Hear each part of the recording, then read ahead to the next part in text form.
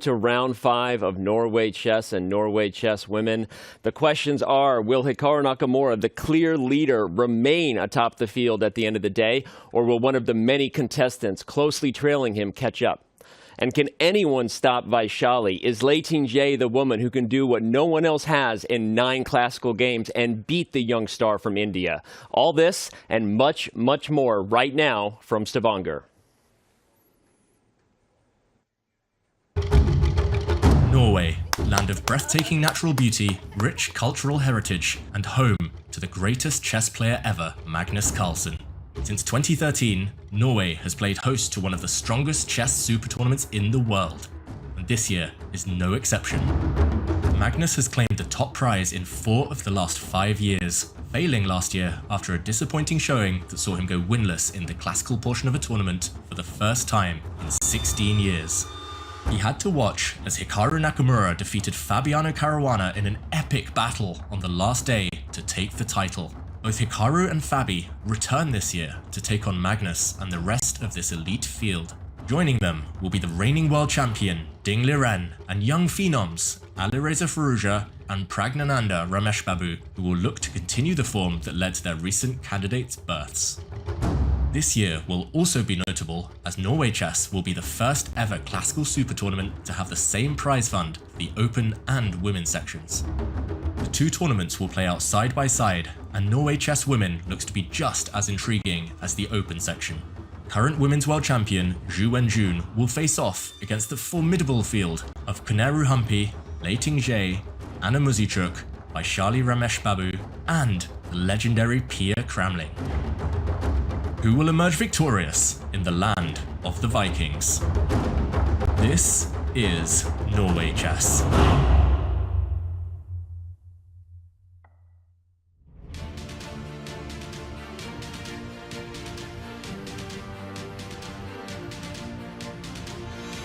Mis amigos, indeed. I cannot believe it, you're doing it again. I am doing it again. This is Norway Chess, as Grandmaster David Howell says every day in our show opener, and this is round 5. And that, some new shots, some new aerials of beautiful Stavanger. It's an amazing city. So much fun was had on the rest day by all. I'll speak for myself and say I had a great time. I know that everyone else got up to some really fun stuff, but we are back and ready for some really fun chess that is going to go down surely here in round 5 as we welcome everybody here to Stavanger. We get set to go down to the playing hall and check out what's going on with the players. No, maybe we'll welcome you into the studio here, but either way, we're getting underway here again. The rest day was awesome. We feel refreshed. We feel ready to go. International Master Danny Wrench, International Master Anna Rudolph, and Grandmaster David Howell. David, your favorite part of the rest day? You get one. A boat trip. Some other chess players were there too. Beautiful, refreshing, you name it. It was fantastic. Anna? Well, I was working on the rest day, but it was very special because I recorded a really, really secret but unique video with Anna Kramling, Anna and Anna. It was great. I can confirm said secret content did go down. Ton of fun. I also was doing some content as well, and we are getting ready for some chess content ahead. So much to talk about here. Round 5 going to get set in just a few.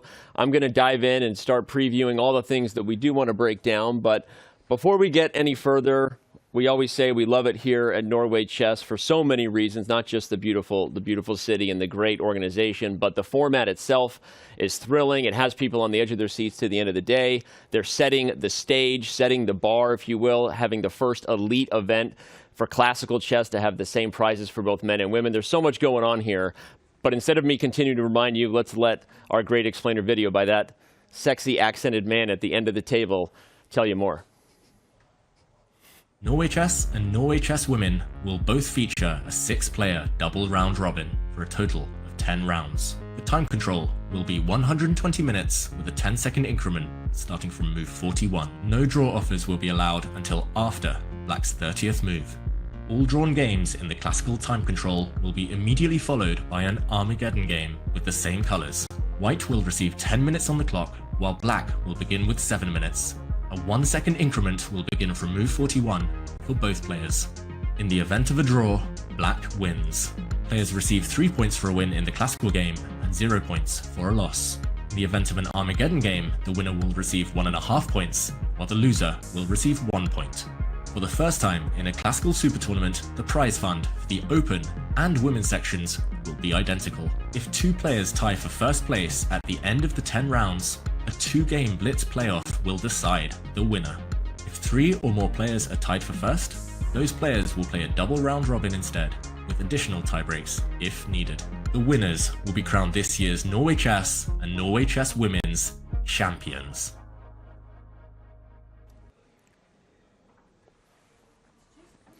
The winners will be crowned the champions of this year's Norway Chess and Norway Chess Women. And to get it done, as we broke down there, they got to do it in a double round-robin format. That means you play everybody, each person with each color.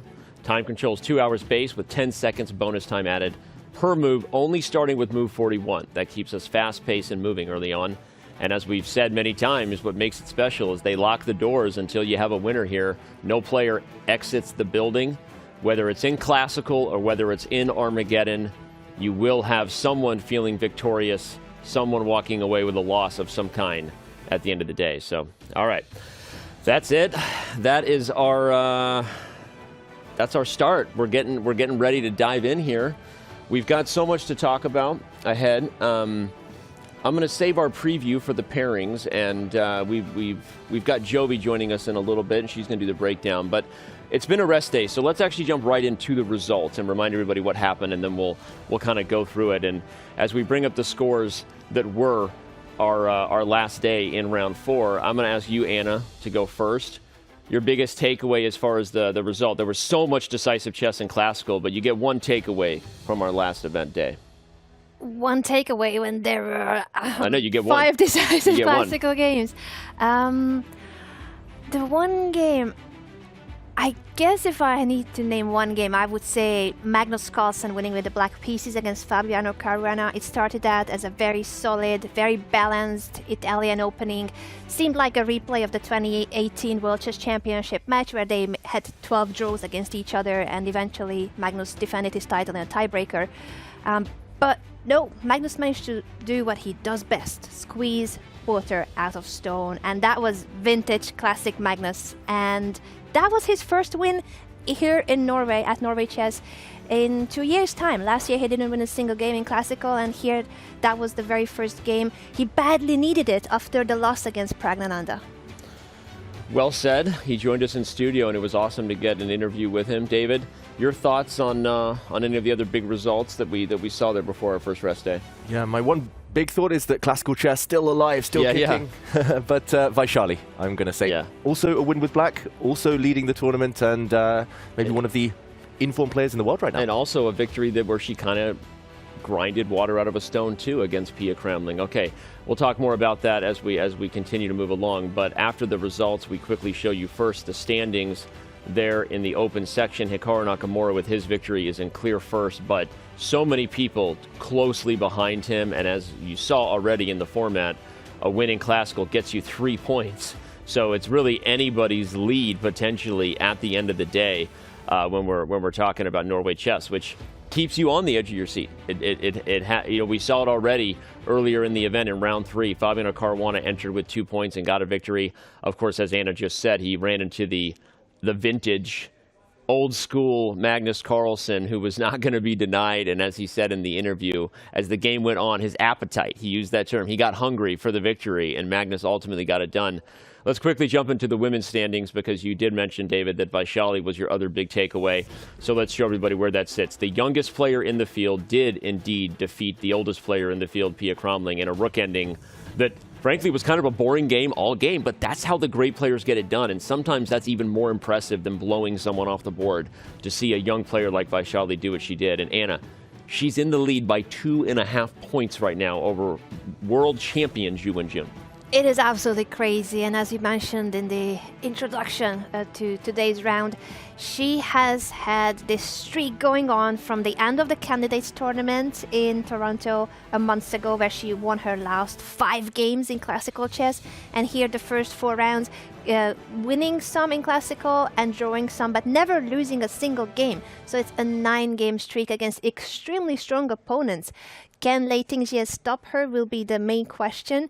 But based on Vaishali's form, I think she is very safe and sound on that first spot. When was the last time you had 9 straight classical games without a loss? It's been a while, Danny. It's been a few years, longer than I can remember. It's impressive. I mean, definitely not at this level, where it's literally the best players in the world. So impressive from Vaishali. So impressive.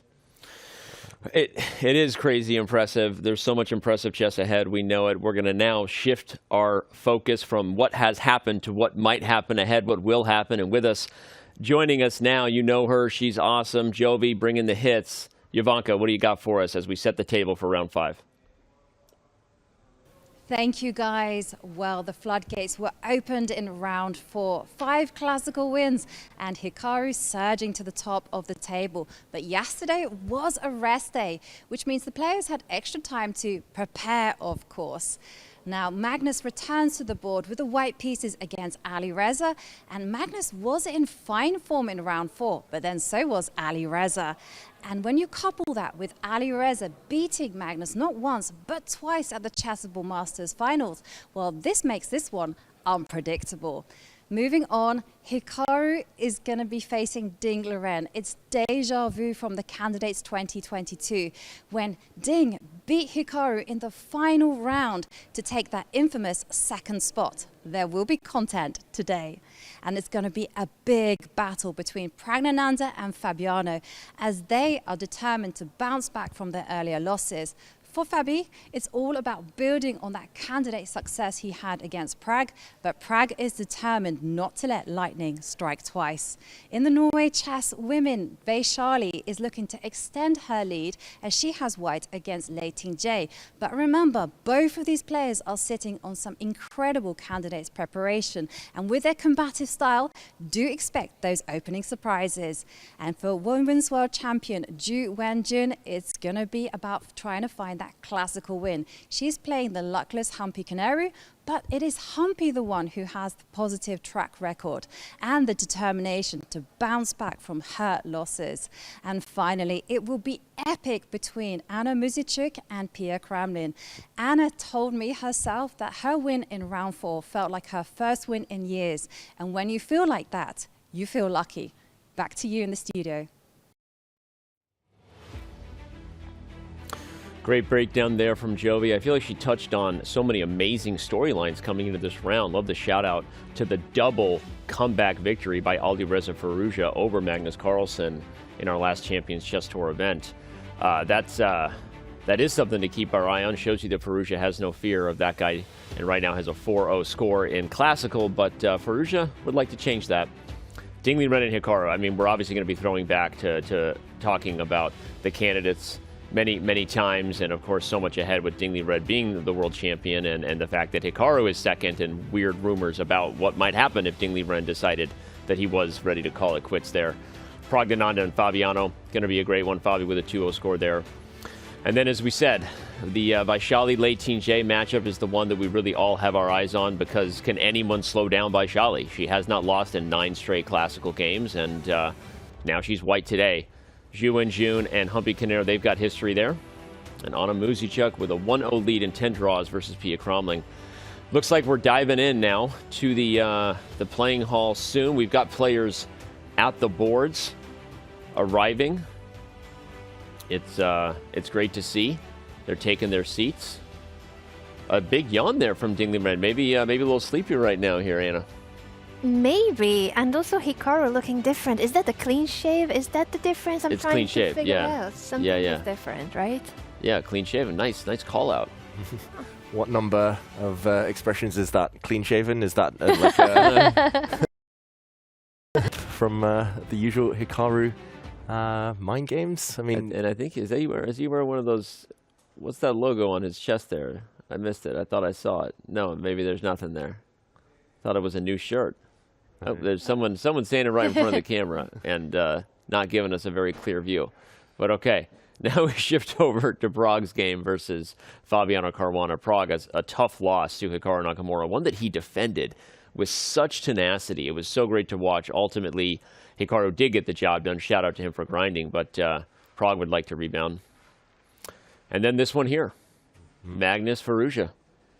Yeah, two players who will fancy their chances. Magnus bouncing back just before the rest day in traditional kind of classic Carlson-esque style, and Alireza has been impressive from day one, I would say. Looks really, really focused. Another player who joined us in the studio and talked about his ambitions.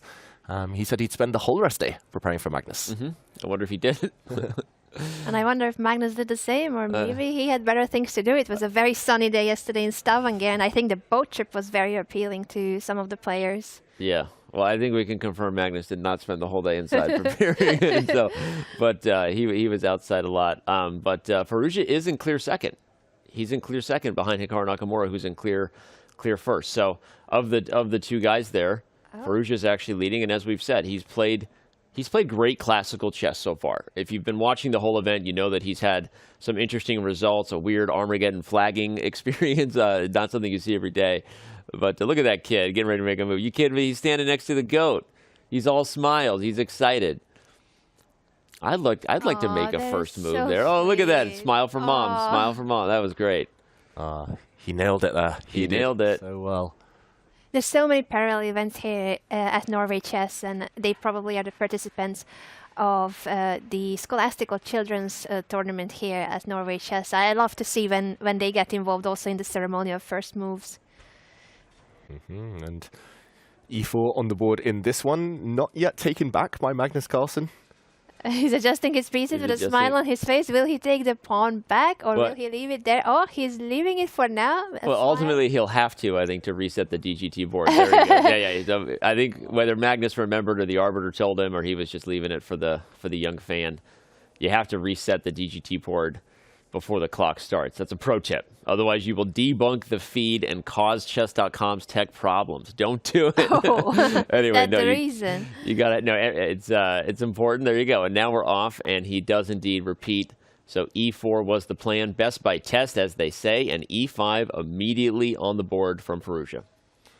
Okay, so interesting start to this game. Firouzja clearly in a solid mood. He's been experimenting with all sorts of Sicilians in recent times, but often when he wants to take big risks. And we see the Roy Lopez, the Spanish opening, Anna. Very classical stuff, and the dreaded Berlin. It is the Berlin. Oh, Berlin, we love you, Berlin. What will Magnus Carlsen do to not go for the Berlin endgame? Because I think he will avoid it, but what are his options? Will he play d3? Oh, he castles. Maybe he's not avoiding it. Okay. Inviting it. Okay, that to me is a surprise. I would have thought that he will go for d3 instead. Well, and we'll definitely talk about that when we get to some analysis, but right now let's back up to the bird's eye view. But I agree, Anna. That's a really interesting nugget to come back to, and David will let you break down why so many players prefer d3 when they want to avoid the most forcing lines. But maybe Magnus came with, these guys all have a bit of a trick up their sleeve, right? They've still got some novelties in the mid-20s in some of these forcing lines. So I'm not going to say that Magnus did this because he's inviting equal play or wants Armageddon just yet. I think that Magnus might have something he prepared and brought to the table. But all right, we look around, some slow starts on some of the other boards. We have another Tarrasch-looking move order. That's an interesting one there between Ding Liren and Hikaru Nakamura. And just to add to Magnus's game, it's his turn, and he stood up for some reason. Yeah. Oh, just to get the coat set up. Okay. He's got to get the Death Star chair ready before you do work, You got to have the intimidating. And then you kneel on your chair because it's more comfortable to think like that. It's not the craziest pose we've seen. That's the craziest pose we've seen from any of the players. Now he's ready.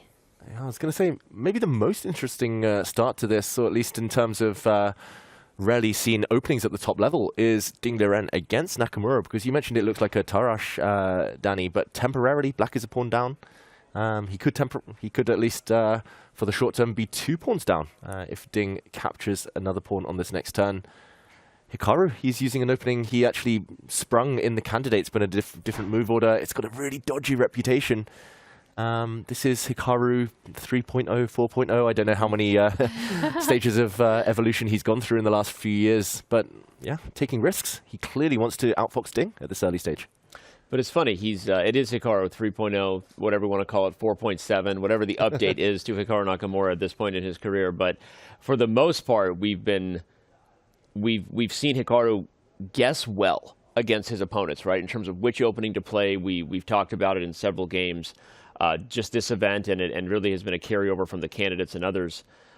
He's doing a pretty good job right now putting his opponents in spots where they're uncomfortable. I mean, the game with Prag that was incredible, we saw because of multiple confessional booth visits by Hikaru. He loves it in there. That he was all the way prepared, pretty much all the way up to where Prag sacrificed the piece. I mean, it paid off there as well, right? So interesting to see what Hikaru comes up with. With Black, you're usually a little less ambitious. Maybe preparation doesn't mean you're getting an advantage that you're trying to push, but I agree. A weird choice. Liren is thinking it over as well. And this choice must mean that Hikaru is willing to risk with the black pieces, go for something that's not the most solid, because Liren has been struggling. Unfortunately for the reigning world champion, the storyline has been really heartbreaking how ever since he won the title, we keep mentioning, but unfortunately for his tournament here, that's the biggest thing, that psychologically, ever since he won the world championship, he hasn't been the same. He couldn't deal with how heavy that crown is, and he couldn't find himself ever since the match.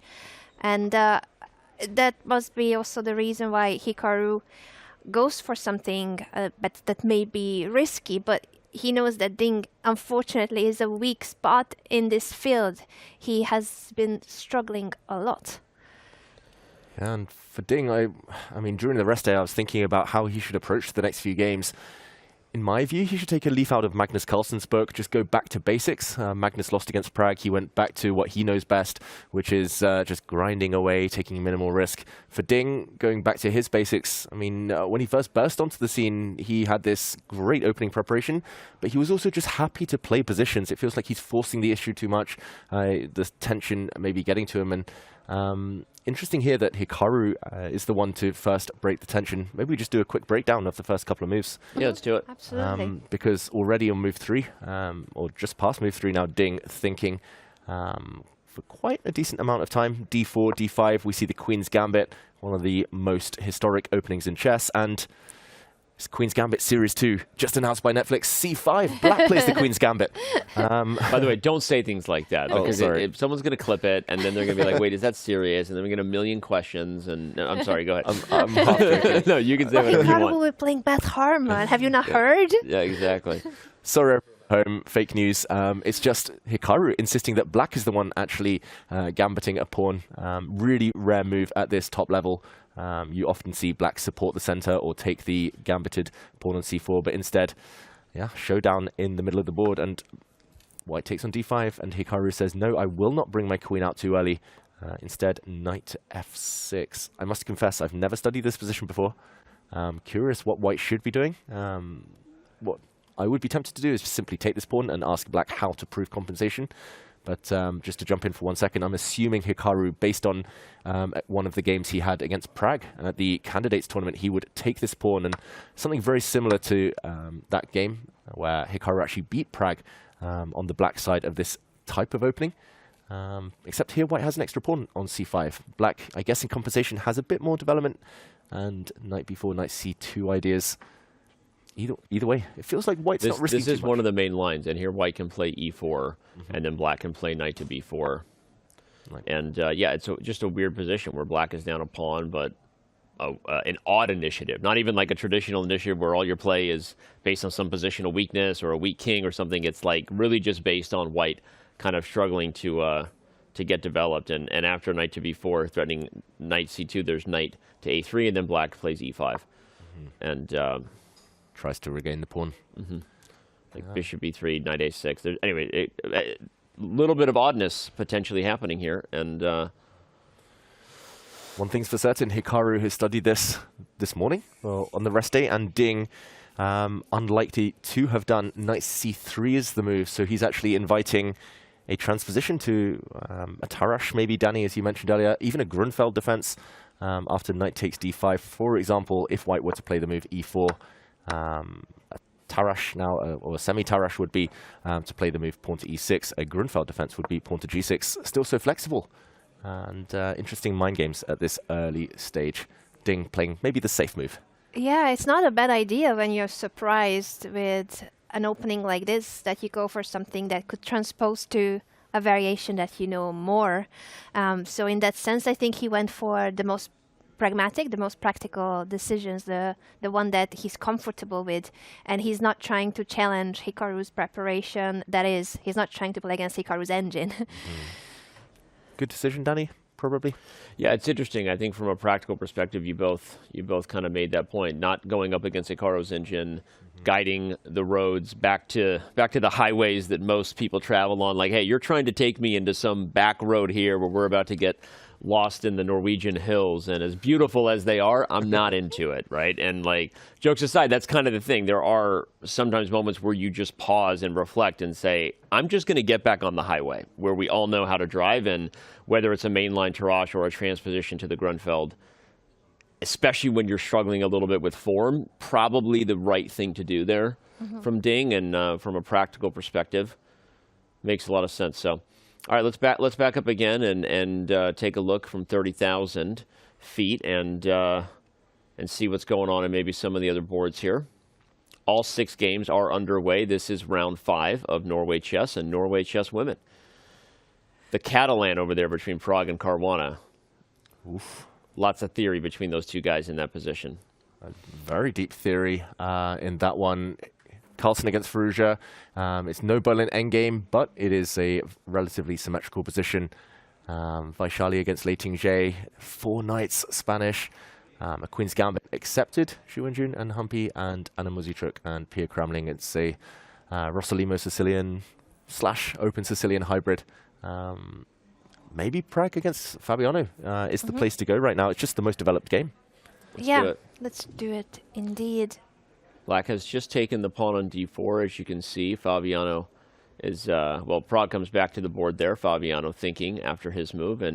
But this is still a lot of theory. Maybe we can back up and just do a quick run through the opening to show everybody. Fabiano, one of the deepest prepared players. His reputation kind of precedes him in all circles. But we'll run through the Catalan here and get caught up with the live game. Ooh, knight takes e6 already played, so we're gonna go quickly and get caught up. Go ahead. Yeah. This is the main line of the Catalan, where white fianchettos a bishop, a really beautiful piercing bishop on g2. Temporarily, black is a pawn up, but that pawn disappears on the c4 square at the cost of a few temp. White's queen losing some time, and yeah, just to catch up with the current position, this is one of the main lines. There've literally been dozens and dozens of books written about this exact position. Therefore, one of the main moves, attacking a backward pawn. Black blocks that attack along the c-file, blunting white's queen's vision towards that pawn. And knight d2, a temporary pawn sacrifice, as we mentioned. Some short-term fireworks here. Knight takes d4, does win a pawn for black, until you notice that the bishop is hanging on b7. Black has to take on g2, and just before black is able to regain the knight on d4, white throws away that knight for the highest price. He takes on e6, attacking the black queen. The knight has to be captured, and the dust has settled here. Level material again, but black has an isolated pawn on the e6 square. Still a slightly backward pawn on c7 that's now attacked twice. Visually, it looks slightly better for white, I've got to say. But clearly both players have done their homework. Anna. Yeah, I think from the time invested in these first couple of moves, it does seem like both of them kind of expected this variation, or both of them have prepared for this line. It is Fabiano who started spending a little bit more time here once we have reached this position. But I think he's prepared. I think he knows what he's doing, and now that the pawn is hanging on c7, most likely he will push that pawn, I would assume, pawn to c5. That will be a 2-in-1. The pawn is no longer to be captured, and it's also doing much better on c5. It's not a backward pawn anymore. I actually kind of like how it's a 3 versus 2 for black on the queen's side. So even though black has this weak pawn on e6, black is doing better structure-wise on the queen's side, and in an endgame that could be a potential pass pawn, while for white it's a lot harder to create a pass pawn. I love that point. Yeah, and it's also true that the e6 pawn, as weak as it is, it's not the easiest pawn to target, right? You don't have an open file, which is the usually the magical sauce you need to get direct pressure. If you put a queen on the diagonal, black's queen is coming to d5, right? And there's actually a fun idea just from the perspective that without the light square bishop around the white king and without a knight there, not that these players are at this level, but you know, from a practical perspective, black can play queen d5 check and slide over to h5, and it's not crazy that black is going to get some sort of attack right over there against the king. The f file is also open, which only happened because you played f takes e6. So it's an interesting position. Fabiano, yes, a little bit down on the clock, but he is as deeply prepared, especially in these variations of the Catalan, as anybody. So he's going to pause 10 seconds for station identification on the Fabiano Caruana opening preparation network. That's what he's going to do. He's going to reach into the bag and shout out his sponsors, and then he's going to dive in. And one question I have, David, is: are you using the d5 square for the queen with tempo? We mentioned the move c5, but there's also knight d5, which the more I look at it, can also immediately be played. And there's a question to that bishop. And if you go to e5, maybe black continues to have some forcing moves there. So dead equal for this one, but not because we won't have a fight. And as we always say, fans, if you're just tuning in, it doesn't matter if we get a draw. It's Norway Chess. We will get Armageddon.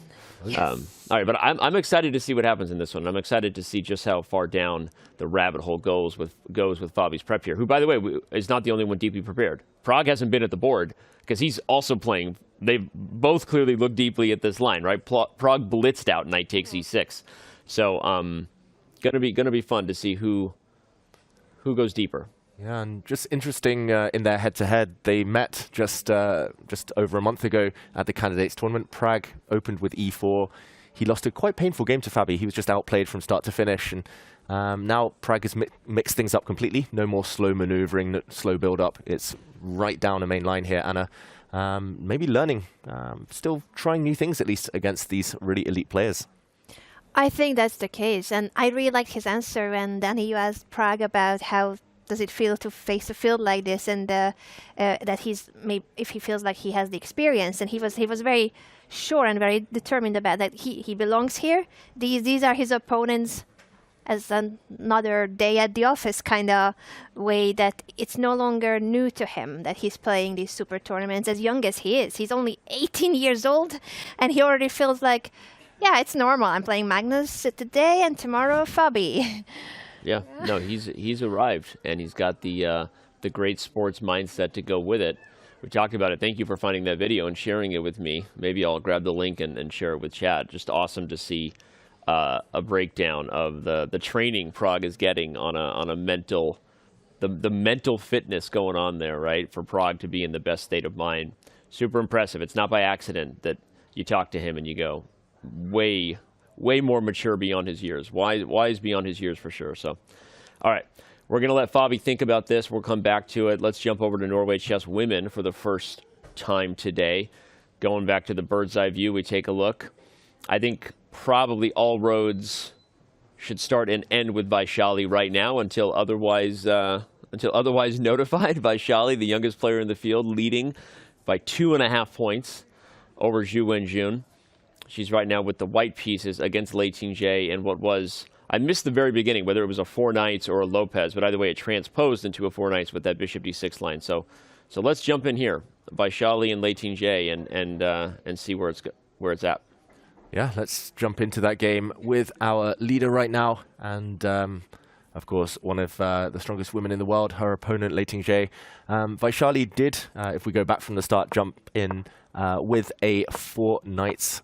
I'm not sure whether it's an opening defense here, but did transpose into the 4 knights Spanish, where the bishop comes out to b5 to pressure the black knight to attack the pawn on e5 indirectly, and bishop d6 was the reply. This isn't the most forcing. There are several healthy ways for black to approach this opening, but it's normally regarded as a move you play if you want to keep the tension, if you're trying to outplay a kind of lower rated opponent, and if you just feel that you want to postpone the tension away from the opening. No forcing lines here, d3, but then knight d4 jumps in. And this is a very common move on the previous turn. It looks a bit awkward with this black bishop sitting on the d6 square. The idea is to simply get the knight off the board, and after a set of exchanges, knight e2, c6, Vaishali's currently mulling over where to retreat her bishop. Both squares viable here. a4 looks a bit scary because you might get hit by a check if we just put this on the board. This looks a bit, it looks like you blunder your bishop, but luckily not. Yeah, luckily not. What do we think? What's going through Vaishali's mind? It looks like she actually on the clock. Both players maybe slightly surprised. Yeah, I wonder who expected what for the opening stage in this game, because they are spending more time than usual, especially Vaishali. She has been so well prepared the previous rounds that she barely used a single second in the first many moves in some of her games. At the same time, it might just be that they didn't expect this variation for today, but obviously it's part of their opening repertoire, so they have analysis on it, they have preparation on it. It's just perhaps not something they reviewed for today's game. They need to dig a bit deeper into their database and everything that they have studied. What do you think, Danny?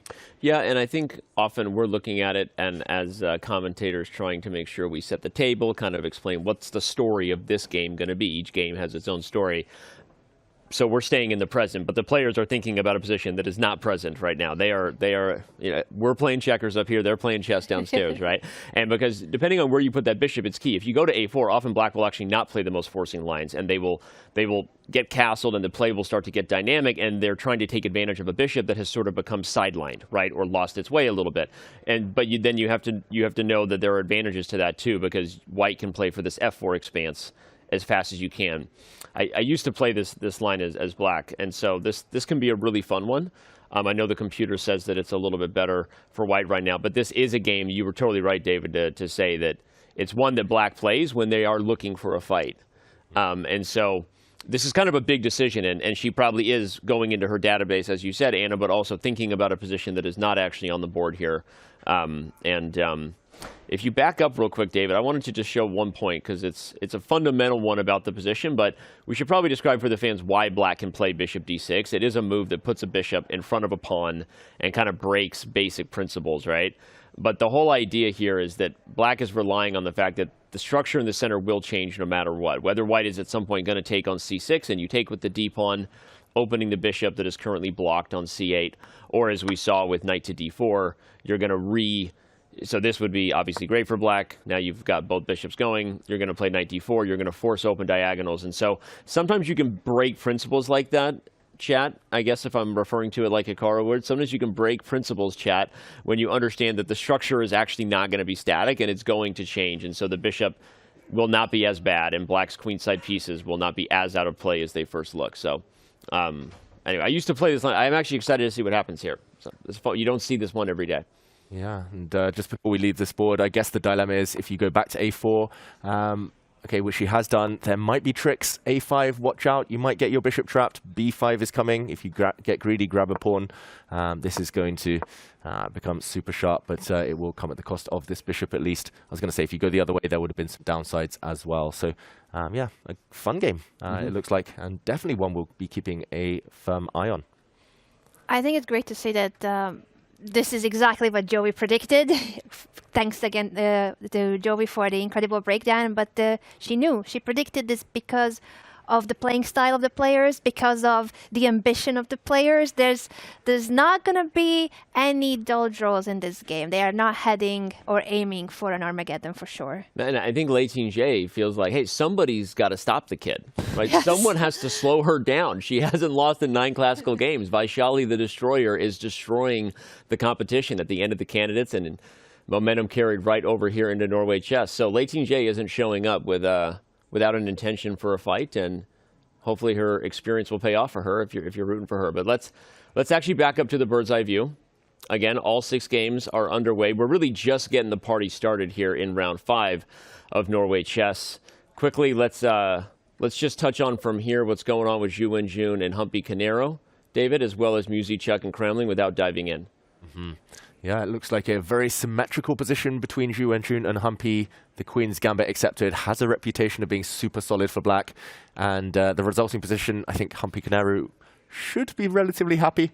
with the way the opening has unfolded. It looks like maybe white slightly ahead in development, but nothing significant, no big visible advantage at least. So Zhu Wenjun will have her work cut out. She'll need to be creative to get anything going there. Muzichuk against Kramling, a bit more imbalanced. The central structure, as in any Sicilian Anna. Anna. Name now. Let's analyze Anna. My name was David earlier, by the way, because the cameras got mixed up for when we were doing our microphone checks. I was very happy with my new name earlier, too. But yeah, with Anna Muzichuk this time, yeah, it looks like a very imbalanced position and still most pieces on the board. Looks like that one will be very tense for a long time.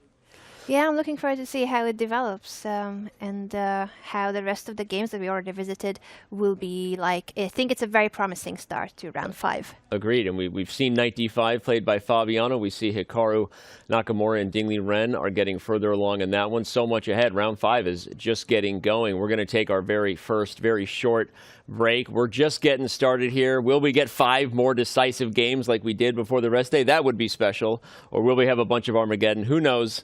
So much ahead. Don't go anywhere. More from Stavanger, Norway when we return.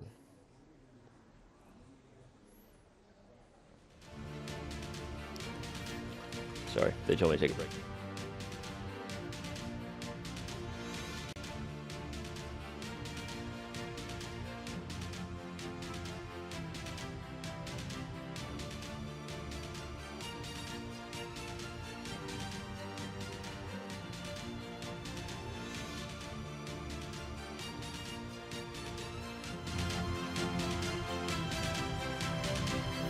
I'm Levi Rosman, and right now I'm joined by Prag.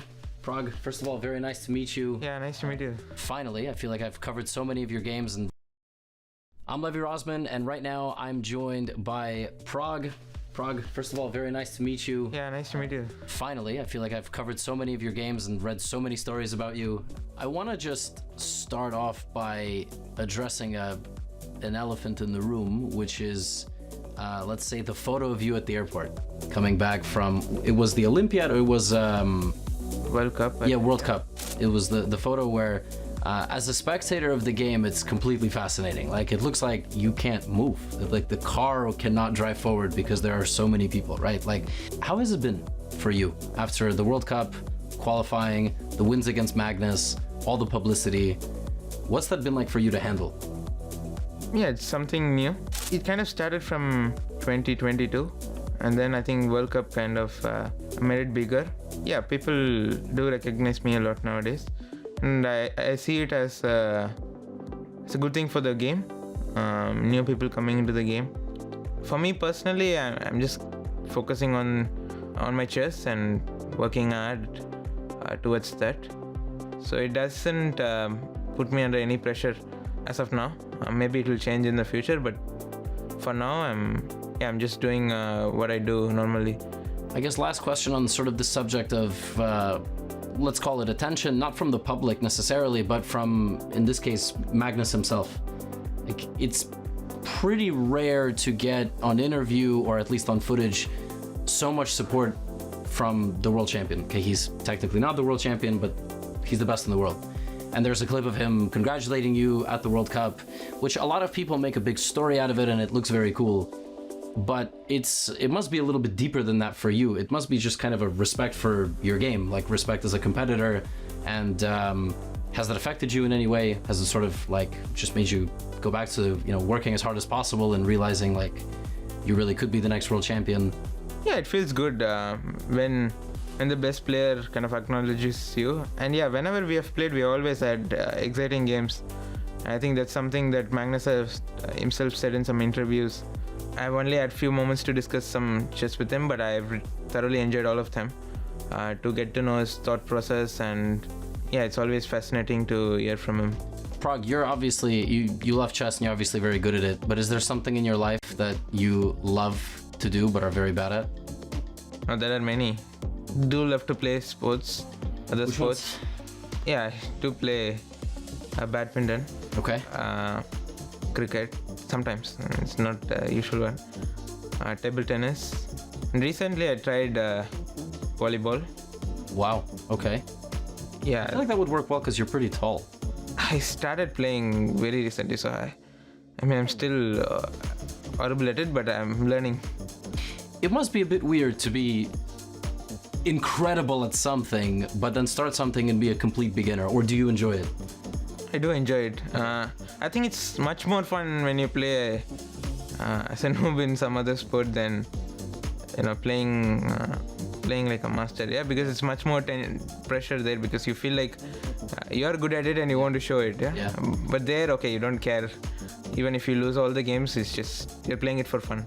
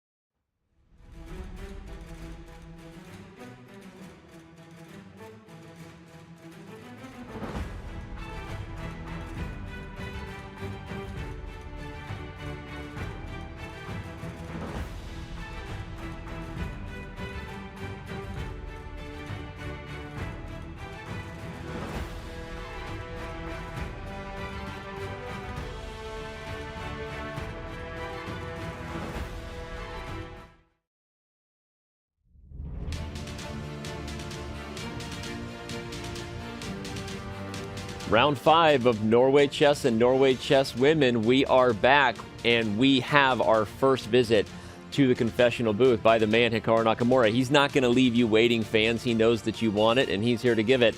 Let's take a listen at what Hikaru had to say.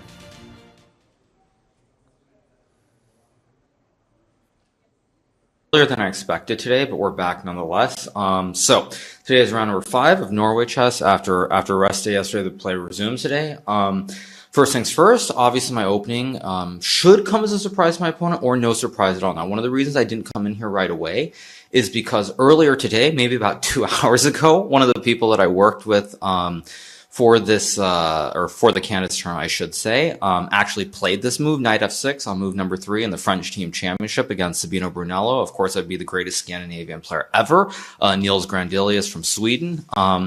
So, like, I was trying to figure out, because this is a relatively new idea, whether to do it or not do it. But ultimately, I decided it made some sense. Also, because when I think about Ding's mental situation in his game against Alireza in round 4, he confused a move order from a game that was played earlier in the tournament between Alireza and Fabiano. So, to me, the notion of him actually looking at like a random online game, being aware of the situation, all these sorts of things, kind of seems a little bit difficult, especially considering the error that happened in the 4th round where he played something that was already played earlier in the tournament by Alireza. So I didn't think he would actually know this. Now, of course, he's only spent 5 minutes here, so he might not be completely surprised. But I do think that if he had looked at this in like the hour or two between the game that was played in the French team championship and my game today, got my game now here at 5 o'clock, he probably would have moved already. So that's kind of why I was waiting to see if he would move quickly or not. He's deep in the tank now. This, of course, is a line that I sort of discovered before the candidates as someone who does not play chess professionally anymore, someone who casually moonlights and plays the serious turn every so often. I think I can say this, but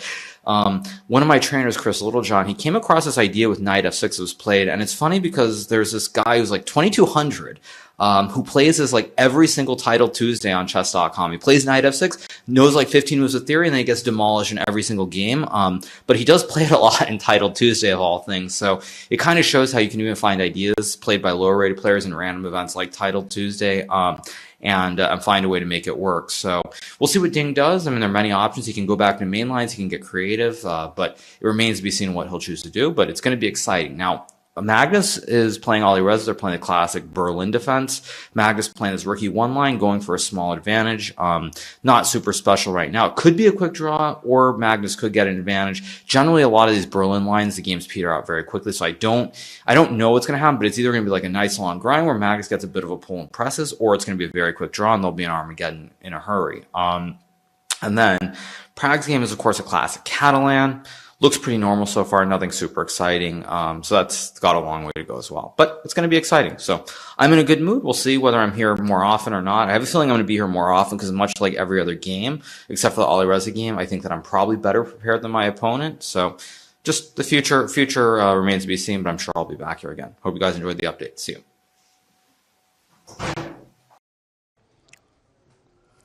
He's in a good mood. He says he's going to be there a lot. Hikaru Nakamura bringing it, not just amazing analysis of his game ahead with Ding Liren, the preparation, the second revealed that he worked with, the greatest Scandinavian player of all time, according to Hikaru, Niels Grandelius. And so much more was shared there, but then he also broke down the other games in progress. But, okay, I mean, David, first of all, did you know Hikaru worked with Niels for the candidates?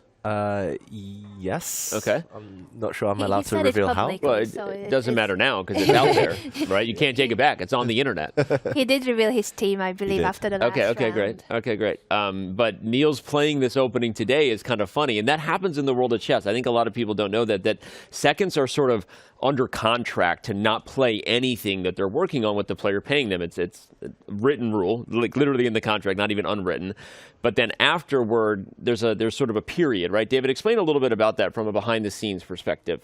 Yeah, you're completely right, Danny. Whether it's in a written contract, whether it's kind of a verbal or moral kind of agreement, yeah, often because people know who works with each other. You know, for example, Niels used to be part of the Magnus team. For a while, he wouldn't be allowed to play. Okay, I won't go into too many details. He wouldn't be able to play maybe his main openings or areas where people know he's strongest because Niels was linked to Magnus. People would study Niels's games to get to Magnus to kind of predict what Magnus might play. And it's the same here. I mean, he named Niels Grandelius. That's the risk if people know your team members. Information travels fast. It literally takes a few clicks on chess.com to find these games. But it does take a very keen eye and kind of a lot of time to kind of, well, a lot of energy in terms of kind of watching everything that goes on in the chess world. So, and shout out to that 2200 who's playing this every week in Title Tuesday, according to Hikaru. And apparently you're doing really good in the opening, and then you're getting killed right after the opening. So whoever you are, curious, work on the other parts of your game. Anyway, go ahead.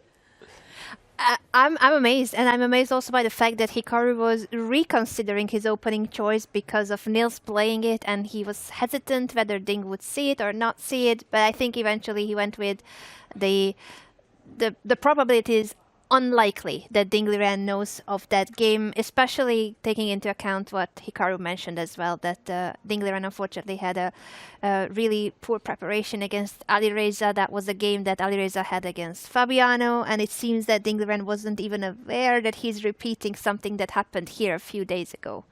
It's always a calculated gamble, right? Yeah. Playing any opening under the size, but especially playing openings that are well known or very, very trendy right now. And yeah, there's so many cases actually throughout chess history, Danny, as you mentioned, of players suddenly starting to play openings that they know kind of very, very deeply, but it's always after big training camps, whether it's the players themselves, whether it's their seconds. And it's no coincidence that most top seconds start playing a bit less because, I mean, they're not allowed to play. They're not allowed to reveal what they've been studying recently. Or they're not allowed to play their best stuff, and that doesn't feel good or fun, right? So a lot of the top seconds do start to make a career out of that, right? Interesting stuff. Well, why don't we dive into that game? We have had a few more moves. Liren and Hikaru Nakamura. The subject of conversation here. Fascinating things about the chess world in terms of high-level preparation, the ins and outs, the seconds, the teams, the camps. But all right, let's do it. Let's analyze what the last few moves were between Liren and Hikaru Nakamura. Yeah, so this is the current position. Let's do a quick rewind. And we left it after knight to c3 from Ding. We said this was the safe choice, not grabbing a second pawn, not walking into Hikaru Nakamura's homework. So very flexible from White. We mentioned knight takes d5. And I was a bit surprised to not see Ding play the move e4 here, at least asking Hikaru, are you going Sami Tarrasch? Are you going Grunfeld? You have a straight choice between those two. Ding kept his options open, but also gave Hikaru more options after knight to f3. Black was not forced to continue development. Black now totally clarified the center, took a pawn, and after queen takes d4, we saw an interesting moment. A lot of viewers at home might be wondering, queen takes queen. Why not get those queens off the board, force black to lose castling rights? But in reality, the fact that black king isn't castled here with the queens off the board isn't the key factor. And actually here, white would have two very weak pawns long term. Instead, Ding retreated, took with his queen. And to catch up, Anna, this is the position where Hikaru's now been thinking almost 12 minutes. Yes, and that's a surprise, because in the other rounds, oftentimes he spent almost more time in the confessional booth than at the board, because as he himself said, he has been the better prepared player in most of his games, if not every single game, except maybe against Alireza. So he was even bored. He said he comes back to the confessional like now 3, 4, 5 times because he had nothing else to do. Today it feels like maybe he will not visit the confessional as often. I'm still hoping, by the way, that once he makes this decision, maybe he will update us. But yes, what does this tell us, though, about how this line went that he chose and Liren's response, which was definitely not the most critical, it was not the most ambitious, but it was a human choice. I'm sure that Hikaru had somewhat looked at this, but maybe the current position is just a normal chess position. It no longer is any concrete. There's no captures to think of. There's no crazy lines. It is just about development, and white is ahead in development, so black needs to hurry up getting those pieces from the back rank. Well, and that's actually one of the problems, just to highlight. The queen is targeting the long diagonal. You would love to have already had g6 and bishop g7, right, if you're black, and get the king castled. So that's difficult, which means Hikaru has to calculate, do I play something like e6 to get the bishop to that diagonal? But that might block the light squared bishop on c8, right?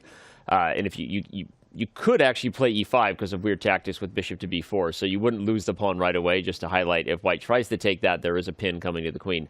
But the point is, whether your point is true, Anna, that Liren has played human moves that has gotten Hikaru and Niels like out of in-gym prep, or whether it's just that Hikaru is officially on his own because he's like, all right, I know this is a comfy position, but I need to remember what are the types of middle games that happen. And David, when it comes to high-level prep, there's always that transition that the top players have from quite literally pulling moves out of the hat, right? And maybe some like to pause before they execute, some play a little more mind games, but they're basically just remembering moves. And then there's the transition to, okay, now I need to remember all the types of middle games that you get. There was this type of position. There was this type of position. And that becomes a little bit more of an abstract process, but it's still prep. And it's like, okay, I remember you want to avoid this and you want to try to get that, right? So do you think maybe that's a little bit of the transition here, right? Maybe Hikaru still has prep, but he's really trying to make sure he gets the middle game that he desired or that he looked at. It definitely feels that way, Danny, that he knows this pawn structure. He knows where the pieces want to be. Maybe there's just some fuzzy thinking, or maybe genuinely he is out of his preparation, and This is the first time his brain needs to click into action. I think it's just a common pattern at the top level. There's always one moment, like you said, it's normally somewhere between move kind of 10 and 20, where there's one big long think, and then the player gets back in their rhythm once they've decided on a plan or familiarized themselves in their mind of what they should be doing. I quite liked your e5 just to get the bishop out with gain of tempo, just to make sure it's fully symmetrical. But yeah, Hikaru mentioned in the confessional that he was feeling slightly ambitious, Anna, talking about Ding's form as well. So maybe looking for other ways to spice it up. I like e5, and I cannot unthink e5. I'm stuck with this move, and I'm like, is there any better option than e5? The queen trick. You love the queen pin. Yes. Let's show this to everyone at home. e5, knight takes pawn, and whoops. Yay! Yay! I'm sure this is in the notes of that 2200. He's definitely studied this one before. Maybe played it in Title Tuesday. But of course, after e5, white will not take. White will most likely castle the king. And the reason I quite like this is because you could gain a tempo for development. You could kick the white queen away. I'm not sure where she steps to. Either, let's say she steps back, and now black can complete development. And I say happy days. I mean, it's just level at the very best for Hikaru. Maybe he wants something, yeah, a bit less dull than this, I hesitate to say. But yeah, this looks like maybe the most safe option for black right now. And it also speeds up development. I think it's important that bishop b4, whether it wins the queen, if white captures on e5, we don't think that Liren would wander his queen, obviously, but it is a threat, which means that this is a tempo. White needs to react to this. Castling is a good way to react to it. You step out of the threat by getting your king into safety, but bishop b4 is still a tempo. It still is a hit on the queen, so you need to move the queen again, and then black gets to castle. And when you're down in the opening in terms of development, I think this is something really important to do at any level, that you try to seek a way in which you can speed boost the development by playing some of those moves ideally with a tempo or two. The tempo, that is, that you win a tempo. I love it. And speaking of speed boosts, we're going to use this moment to call out that it is Speed Chess season. We've got the Speed Chess Championship just around the corner, but it kicks off first with the Bullet Chess Championship. Or did you see the Hyper Bullet Championship that went down? Andrew Tang, that guy is an absolute beast. Shout out to everyone who threw down in that event. Andrew Tang, Danya Naroditsky, and so many people. It was awesome, but the Bullet Chess Championship itself kicks off in just a few days. Find out who is the best bullet chess player in the world. Will Hikaru Nakamura defend his title yet again? Will it be Alireza Firouzja, Magnus Carlsen, or someone else? Use the command BCC. Tune in. One of my favorite events of the year. It's fast, it's furious, it's here, it's gone. Vin Diesel will probably make a movie out of it at some point. But that is the Bullet Chess Championship. And all right, let's come out of there to the bird's eye view. Take a look at what's going on in all 6 games at once. That is the magic of the candy store. So many different flavors that we get to look at. That Catalan game between Prag and Fabi moving along. I like going back to that game at some point, but we should probably go back to Magnus versus Firouzja. I know it started with a Berlin, but it wasn't really a Berlin. We're getting an interesting position. There will be no Berlin draw memes right now, so let's head over to Magnus Carlsen versus Alireza Firouzja when we can, and David will get us up to speed on how we got here. Speaking of speed. Bullet speed. I love, by the way, the fact that the Bullet Championship starts on the 10th and they are finishing the event here on the 9th. They are traveling home on the 9th, so there is no rest for the wicked. All the players from here will be at the Bullet Championship as well. Yeah, including these two. They had some epic clashes in last year's Bullet Chess Championship. It was Firouzja, I believe, who took down Magnus first. Magnus later getting some revenge. But yeah, these are two of the strongest players in the world, two of the fastest players in the world, the fastest hands in the West. And yeah, the opening was blitzed out at lightning speed here. Let's backtrack to this position. We left it after the move rook to e1. We said, ooh, Berlin endgame. Nope. It is a symmetrical position, however. Knight takes e5.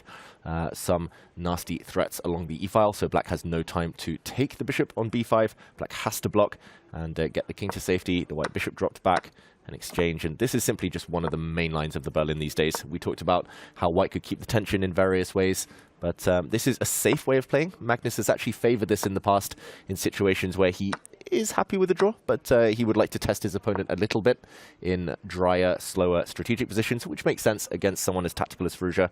And here, Magnus has made moves like bishop to f4 in the past, allowing black to play d5, creating full symmetry, but here a slightly more ambitious move, pawn to d5, taking space in the center, making sure the structure will remain asymmetrical, and a queen trade after queen e7, rejected by Magnus Carlsen. And a few moves down the line, this is the live position. Anna, first instincts, who would you prefer and why? I like white's space advantage, but I'm also a bit concerned that I'm going to need to be holding onto this d5 pawn. And long term, I don't know how do you hold onto it conveniently, because if you do push your c pawn to support the pawn on d5 and create a pawn chain, then the b2 pawn will start feeling a little more vulnerable because of this f6 bishop on the long diagonal. So I actually am curious, what is the right setup here? Do you need to fianchetto this f1 bishop with g3, bishop g2 to strengthen the center and then develop? What do you think, David, is the right approach here? Do you know still this line, and can you tell us what's the right setup? Yeah, I really like your g3, bishop g2 actually, if only because it might create some tricks once your bishop's on g2 along this diagonal. I didn't even see the tricks. I just want everything solid and defended. I mean, that's another good reason to go for it. I love your g3, and it feels like the white bishop holds the key to this particular door. The black bishop is the one locked behind the pawn chain. Like you said, the white pawn is vulnerable. The more pieces that come off, the weaker it might become. But for now, black's pieces are a bit cramped. I guess black's next move to bring the knight out to d6, shuffle the rook across to the open file behind the queen, and black's pieces would all look like they're on their ideal square. So my first instinct was knight b5, just trying to keep the black knight tied down to the c-pawn, but that might get a bit forcing. After knight b5, for example, black could immediately challenge the center with c6. So Magnus calculating, he'll either go for something a bit faster, or he'll go for kind of this slow maneuvering. It's funny, I will say that maybe I'm suffering from a little bit of Magnus bias-itis here, given that we saw him convert that very long, very equal game versus Fabiano Caruana as black. But I'm looking at this position, and I feel like, obviously, 50-50 chances, computer evaluations don't lie, and certainly, you've highlighted well that the position is basically symmetrical. White's advantage really just comes down to the space that the d5 pawn has, and the black's pieces are kind of temporarily passive, right? But at the same time, White has long-term winning chances in these structures, right? There are ways to advance on the queen side, especially if you can keep the d5 pawn, if you can keep a bind, and if he somehow could get the bishop to that diagonal. I love that idea, and if you could get g3 and bishop g2 and maybe be patient before you invite any more trades, right? Whether your bishop goes to f4, e3, you sort of wait for black to commit a little bit so that you can avoid exchanges, even though these structures are totally symmetrical. You can convert here, and you can slowly squeeze a little bit, maybe get your opponent uncomfortable. But, all right, again, a little bit of Magnus bias there, given that we saw him grind his way to a classical victory that was very vintage Magnus in round 4. We haven't seen him win in classical chess here in Norway since 2022. We talked about it. It was a big storyline coming in. He lost to Fabiano Caruana in 2023 last year with black, so he righted that ship, right? So, anyway, just, throwing out there that maybe Magnus is looking at this as a game that he can take all the way in and grind it out. Yeah, I agree. Normally against Firouzja, this is the dream type of position, especially Firouzja at the candidates. I think here with black, he would have got impatient. He would have lashed out and maybe worsened his position. But Firouzja here looks pretty calm.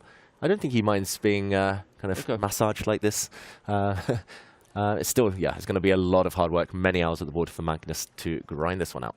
The way you said massage there, I don't know why. I just loved it. I don't know. Sorry, Danny. That's just a massage. Okay, we're going. Okay, Anna, sorry, you got to interrupt this before it continues. No, it's all right. I heard other players talking about massages earlier when we were checking on our Guinness record breakers. Hopefully, there will be a Guinness World Record attempt starting tomorrow morning, and both of the Norwegian players that we'll be introducing when we talk more in detail about the World Record attempt, they actually said how they prepared. Well, how do you prepare for 61 hours of playing chess non-stop with no sleep, no rest? Well, they were trying to sleep as much as they could, and they went to get massages today. So it seems to be the recipe, and whether that was the day off that either of these players had, or just, the symbolic chess massage, I like it. Yeah, it's great. It's relaxing. Yeah, I can reveal the fantastic organizers here at Norway Chess did offer massages. There's a massage sponsor for the tournament. What? They offer for the No players. one told me about this. I love massages. I think for the players, Anna, unfortunately. But I'm not sure which players feel that that's a good part of their preparation. Either way, this position, it's yet to be seen whether Magnus can push it and make Firouzja feel uncomfortable a bit later. I didn't know about this, Danny. Did you? I got a massage on Friday. Okay, now I'm offended. I need to speak to the organizers. They provided. So being the boss. now it's out there. The cat's out of the bag. Open the can of worms. Now you got to spill it. It's out there. I'm sorry. Yeah. All right, let's back up before Anna gets too upset. Head over to... Oh, wait, hold on. No, we're staying right here. Magnus has played knight to c4. The relocation of the sideline knight begins. A knight on the rim is grim, as they say. Magnus didn't want knight b5, David, because of perhaps the forcing invite of c6, as you said, exchanges knight c4, a move that actually prevents black from playing c6, because the b6 pawn will hang. We should highlight that. And depending on what black does here, that knight might even just go to e3, solidly reinforce the d5 pawn, and just try to keep the tension, right? White's advantage is based minimally on the space. But, all right, so there we go. Magnus's idea. David? Yeah, and I expect Firouzja to echo that. Black's knight is on the rim, on one of the edges of the board. I think he'll offer a trade here. Black, as we mentioned, slightly cramped due to white's extra space, so the more pieces disappear, the more it will favor Firouzja. Anna, ultimately, quite level. Maybe time to zoom out? Yeah, and I wonder even if, like, I know it was only a tiny bit, but the evaluation board did move slightly in favor of black after knight c4, so it seems the computer is not even that happy with this knight jump, possibly because of what you mentioned, David, that now that black will be playing knight d6 too, most likely, white is almost forced to trade. You can go to e3 with the knight, but then you're blocking the development of your bishop, and the black knight can jump to e4. In that scenario, it will be black who has the stronger knight, and I don't think Magnus wants that. I don't think he wants to see Alireza's knight suddenly being a beast in the center. Yeah, one we'll check back in on a bit later on. Danny, which of the other boards catches your eye? I'd love to go back to Prag and Fabiano, but I also wanted to pay off the positions that we haven't had a chance to look at yet. We haven't gone to Zhu Wenjun's game with Humpy Canero, but the one that really has my eye, if we had to pick one, is the purple power over there, Musichuk versus Cromling. White has a little bit of an edge there, and I personally feel like those positions can actually get worse for black in a hurry if you don't properly deal with the weak dark squares and white gets an outpost. So maybe let's head in there. And Anna Musichuk, she won her game, her classical game actually, before we ended round 4. Yeah, right. That's right. So a little bit of momentum, and let's go see how she's doing here with the white pieces versus Pia Cromling. Yeah, I was just admiring Anna's attire. I believe this is some of the... I love the sweater. Norway Chess merch. Yeah. I do agree with Danny as well, that Anna Musichuk, after that win just before the rest day, I know on social media she was posting, she went hiking yesterday up Preikestolen, one of the most famous places in this area of Norway, and she looks inspired. I do believe white has an advantage here, or at least in practical terms. Pawn to a4. But yeah, this... looking good for Anna. Sweater's looking good. Yeah, we got to zoom sweater's in there. looking good. The 3-day activity looking good. Ambitions looking good. I also had a chat with Anna at lunch, and I think she's feeling good. But Pia too should be feeling good about her tournament. It's a bit unlucky that she's on 3 points. I don't think it reflects how many opportunities she had even in the classical games, let alone the Armageddons that went crazy. But Pia Cromling has been one of those players that had a better position, if not winning opportunities in almost every single classical game she played, except for against Vaishali, which was the draw. Agreed. And this might actually be the first game where I think she's maybe never going to get winning chance. I don't know. I know the advantage is only slight here, according to the computer, but having played some of these types of positions as black, they can backfire. I see the Grandmaster nodding his head over there in the corner, making this insecure international master feel good. No, but a4, a great move, David. You highlighted it. But the point of these structures is you have c5 as a square, you have a5, you have b6. And white controls the tension. Robert Hess talks about this a lot, meaning the pawns a4 and b5 are staring at each other, but white is the one with the free roll, because if black ever takes a4, it's just horrible. White takes back, and the a6 pawn is weak. The bishop on f1 comes to life. The rooks will double on the a file. So what that means is if the tension of a capture favors you, meaning your opponent can never take without it being clearly worse, you get to build up on that tension like water in a dam. So white can even play like rook a2 here, rook e to a1. You can build up, and you see the bishops facing f1, a6, the e3 diagonal to a7. Again, and the fact that black actually lacks central squares here, David, that pawn on c3 holding d4 means that knight on f8 doesn't even have a real goal in the position. And so I'm just looking at it, observing, you know, the essence of it without a ton of concrete lines, that I really feel like this could be a really tough position for black if Pia doesn't find accurate moves and maybe try to force matters. Danny, I love it when you talk chess. Yeah. You want less dad jokes and more chess? A bit of both. Don't tell Chad that. They don't like it when I deliver value. It's preferred to be the one they gang up on. But go ahead. You broke it down so well. I mean, that's all the strategic points in the position. And Pia, I mean, usually we associate her with great positional play, great field, but it's unclear where she needs to put her pieces. Unclear what she needs to do over the next few moves. Yeah, Anna, just slightly uncomfortable for Pia Kramling right now. Yeah, I wouldn't like to play this position from black's perspective, and I think Pia also is not really enjoying this position. Again, we are saying this is like only slightly better for white, but so much easier to play. The plans are so much clearer, and it is black who will need to play very precisely to make sure that the position doesn't collapse because of ideas like the doubling on the a5, which I love, by the way. Well, let's point out, just to complete the circle of accurate chess analysis, you aren't really threatening rook a2 just yet, because black does have bishop e6, and that knight on b3 is the only piece for white that is a little tender right now. Okay, as long as you don't play rook a2, that knight is ready to move into squares like a5, like c5. In fact, if black plays bishop e6 right away, you would have your choice of either one of those moves, actually, knight a5 or knight to c5. So, and it has to be accurate. You're not immediately threatening to just double rooks on the a file and bring down the house. But yeah, I definitely get nervous about these positions as black. They can quickly run off the rails positionally, and what looks equal quickly becomes a dominant affair. So, all right, well, let's back up and see what's going on. Again, we have now pretty much touched on every game. We've thrown a couple opinions about what's happening between Zhu and Humpy Canero from afar. It's a very tame-looking Queen's Gambit. You see a totally symmetrical structure other than that black pawn on a6. The pawns are completely static. Anything to dive in there, or do we want to go back to Prag Caruana, which is heating up a little bit more? Ooh, maybe Prag's sister, Vaishali, just very briefly, and then to Prag. Okay, let's do it. Vaishali and Liren J. Yeah, we've had. Go ahead. Yeah, it's complicated, Danny. I think of the women's section right now, maybe that's the most spicy of the encounters. Yeah, very hard to evaluate that one. And at least on my screen, I do see that black has maybe just missed something on the last go. Okay.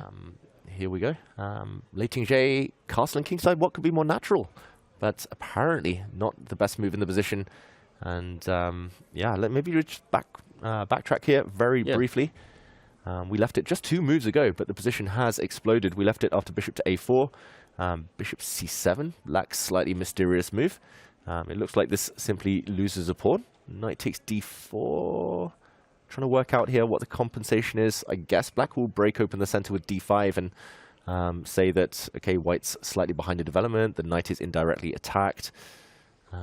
Interesting. I think this would have been the acid test of what black is doing in the opening, but Vaishali said, no, I don't want to test you here. I'm just castling. d5 happened anyway. Bishop f4, and okay, this is the moment that the miss might have happened.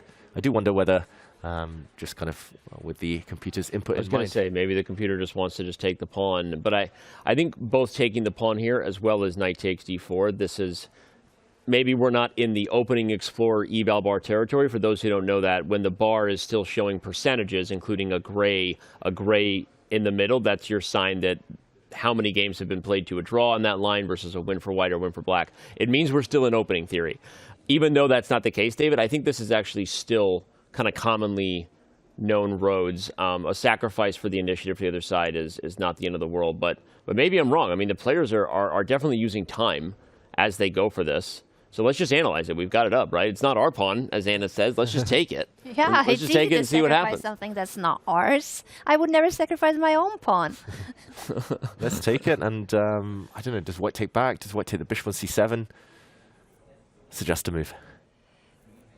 Yeah, I mean, I guess we should. I think the idea is if white takes back, you take f4 first. I think maybe. And then the knight is not going to take on d4. That was my thought, is that white... that could be the And then maybe you get castled, but okay, it says that this is just fine for both sides, still relatively level and equal. So that's not it. So let's just pull up the computer and see what exactly.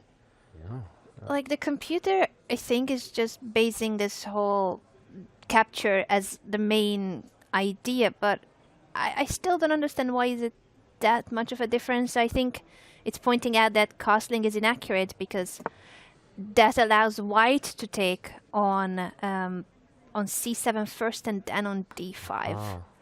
So maybe it's not because the other lines were better. It's just that this was This is inaccurate. yeah, slightly inaccurate now. Okay. You said taking on d5, Anna, and the big question is whether we take this pawn now or whether we kind of just wait and move. And it's a bit like that Carlson game that you mentioned. This pawn is a weakness once pawns or pieces start to disappear from the board. Yeah, I can see why this might be slightly better for white. Yeah, and the question is, can you take that pawn? Like, what happens if you grab the pawn, or is there something better? Yeah, taking the pawn, the bar drops slightly. I do wonder whether maybe you attack the knight first, because the pawn is almost indefensible. Yeah, true. Unless black defends it with her queen. But for example, if she does, then white's pieces, yeah, they have potential. Ultimately, should be roughly balanced with best play. But I think maybe white here is the one creating the threats, doing the running. Let's see if Vaishali goes for this. Good news, at least for her, objectively, after black's last turn. And probably the way to keep things simple, taking, getting everything off the board. Not only is it objectively strong, but it's a good strategy when you're leading a tournament to kind of just keep control, not risk too much. Yeah, 100%. Do you think she will It's like being the chip leader, I guess. Yeah. Poker, you can just lean on your opponent a little bit, right? A draw is not the end of the world. You get to Armageddon, where you know you're at least getting 1 point, even if you lose, protecting the lead. So I don't know that either player is really thinking about that yet. I think this is one of those positions where they're both very aware that they could step on a landmine, right? They could step on a landmine of prep. There's enough tension just in terms of what we can see up here playing checkers while they're down there playing chess, right? We can see that you could blunder a pawn, you could make a big mistake. That bishop on a4 is still vulnerable, and if the structure opens up black getting a bunch of play to the king side, which we haven't talked about, like black gets bishop g4, and you had the knight on d5 before, and knight f4, and the queen comes in, you could be playing down a minor piece on the side of the board where it really matters. So I think the players are just being very careful here to make sure that they don't, as we said, step on a landmine and something goes wrong. And so, okay.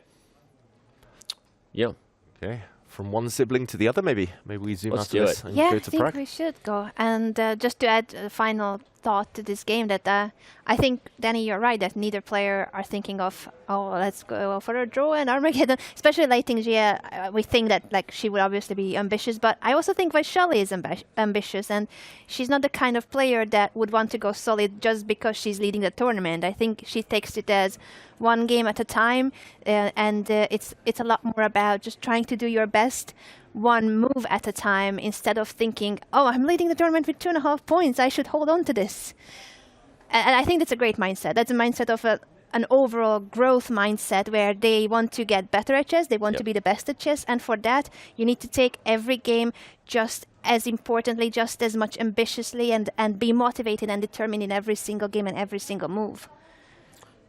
Could not agree more. And I think we know just from what we've seen about the sports psychology literal training that both Prag and his sister are getting, and that a lot of the young Indian players are doing. They are working toward chess enlightenment. What else to call it? I mean, they are literally engaging with sports psychologists and I don't know what to call them, gurus, you know, in terms of handling your emotions and staying as present as you can, right? Because as you said, when you're mindful and you're in the present, those things that are actually objectively out of your control, like the result itself or the leading of the tournament, is irrelevant, right? And I think it's also a thing we saw with Magnus early on. I mean, I remember where I was when I was commentating his choice to go for a win against Levon Aronian at the Sinkfield Cup that many people remember, where he was still so much younger and like didn't have to do that, right? A draw won the tournament, but the moment Levon let the advantage slip and Magnus was now pushing, he kept everybody there for hours and hours to beat Levon unnecessarily. And it was like, you were like, oh,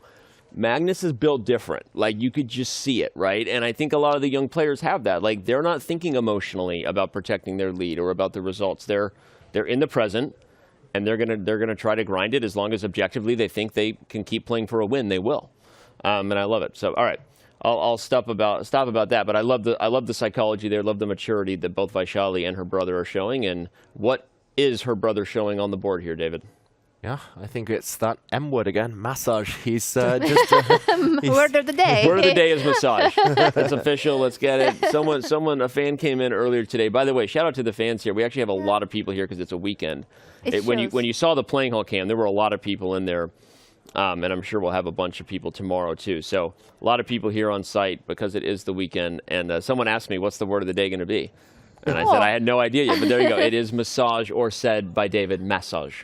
It is massage. If I could go for a massage. Let's do it. Sorry, everyone. I just had to mention that word because here it feels like Prag is just tickling away at Black's weaknesses. The b5 pawn looked like a stronghold. Again, it's a bit like the Anna Muzichuk game. If you're the one holding the key to a certain part of the board, if you're the one who can control the capture, then often you're in control. It's not just that pawn. E6 is certainly a weakness here, and it's one that you have to watch out for the rest of the game pretty much, especially while the queens remain on the board. Ultimately, Fabi should be fine, but now there's a dilemma. Do you touch this b-pawn that's being massaged right now? Do you take on a4 at the cost of weakening your whole structure? Do you step forward, weakening the c4 square eternally? Do you just leave it, but know that white is going to capture at will? The other big question, to trade or not to trade queens, Anna? I was going to ask you, David, don't do this to me. I had the question already planned, and I was like, I'm going to ask the Grandmaster about this queen trade, because that is so hard to evaluate, and it's also key to evaluate. I remember we used to do that at Olympic training camps, that we would go through like, okay, this is the evaluation system, how to evaluate the position, and queen trade was one of the points we added to it based on some of the very known books that are out there about training. That it is crucial to know, does the queen trade favor black? Does it favor white? What happens in case the queens are off of the board? Who is happy with that? That's a very instructive point for viewers, right? It's easy for fans these days to get caught up in what looks like, I can calculate variations like Hikaru takes with arrows. By the way, most of you can't do that. Or let me just look at the engine for the best move, which is like seeing the answer in the back of a math book. It does not improve your ability to find that move or solve it. Calculation systems, ways to evaluate, like Anna said. Another one I always had too as a young player in the training I got. One is who's better in the major exchanges with queens and rooks or minor pieces, and then also always keeping an eye on if all the pieces came off the board and we were in a king and pawn ending, who's winning that? And always having that awareness in the back of your mind too, not only for the magical times where sometimes your opponent just allows a mass simplification and misunderstands that they're just losing in an endgame, but also it affects your decisions earlier, right? It affects which pieces you're trying to trade, and you always have an eye on the king dart. And so when you look at a position like this, you've got a 3-on-2 for black. So white has to be very careful of how quickly that majority could get out of control if the queens came off, and black could focus on doing that, right? But also black has these weaknesses. So if somehow the queens came off and the white king was entering more quickly, what would happen there? So those are the kind of things you have to kind of keep them up here, like posted on your vision board while you're doing the calculation of the current position, right? Anyway, so that's a great call out. And by the way, I also want to know what the Grandmaster thinks. I don't know. Is the queen trade we or not? We know it's important to do it, but who I think it makes sense. Queen f5 looks like an interesting move. Yeah, sorry. Yeah, queen f5 is certainly one of the candidate moves, but is it something that Fabi wants? Do you think black should go for a queen trade? Well, that's the thing. I mean, Fabiano, he's a very different player from me. He prefers to maybe calculate positions. If he can keep tension, he's very, very ambitious. He will. But in this position, it's just the first move that came to my mind because I'm doing a quick comparison. White's queen is perfectly placed. Centralized on an outpost, can never be hit. Big tactics against the e6 pawn in certain variations, potentially. Black's queen looks nice and pretty, but she's not doing that much. She's a bit offside. It's not just that, but we talked about the pawn structure, and Danny, you were thinking about the endgames. If you do play the move queen f5, if we jump in, then a queen trade pretty much forced. White's queen is trapped here, and you can take back with the pawn. Not the rook, I should mention, because this would walk into a double attack. So you take with the pawn, and not only have you recorrected your pawn structure, now these three intact, but also you've created a path for your king. In any potential endgame, the black king will race out of the traps, and queenside majority in endgames, that's another thing you mentioned. It's looking very healthy suddenly. if Queen f5's played, I might have to revise my opinion, but I'm just not sure whether it matches Fabi's mood. That's the question. Would you revise your usage of the word massage? You said somebody's going to massage this position, massage it, depending on the emphasis you put on the right syllable. But guess what? It's our word of the day. Go to social media. The rubbing and kneading of muscles and joints of the body with the hands. That is it. I love these words of the day. By the way, we failed to do a word of the day on round 4. Oh, How could we? Maybe we get 2 today to make up for it. But We we're might giving need away to. diamond memberships. What was I doing again with this? I was saying that we were giving away diamond memberships if you use the word of the day on social media. I don't remember what I was doing, but just always looking for some way to give away something to a fan out there. But we had several people email me actually after the word of the day. I don't know how it happened, but they're just making up. But it made its way to me. We gave away some diamond memberships for that. So That is all right. amazing. I'm always happy to give away diamond memberships, so this is great. Massage. Use it in sentences on social media. Yeah, appropriate sentences.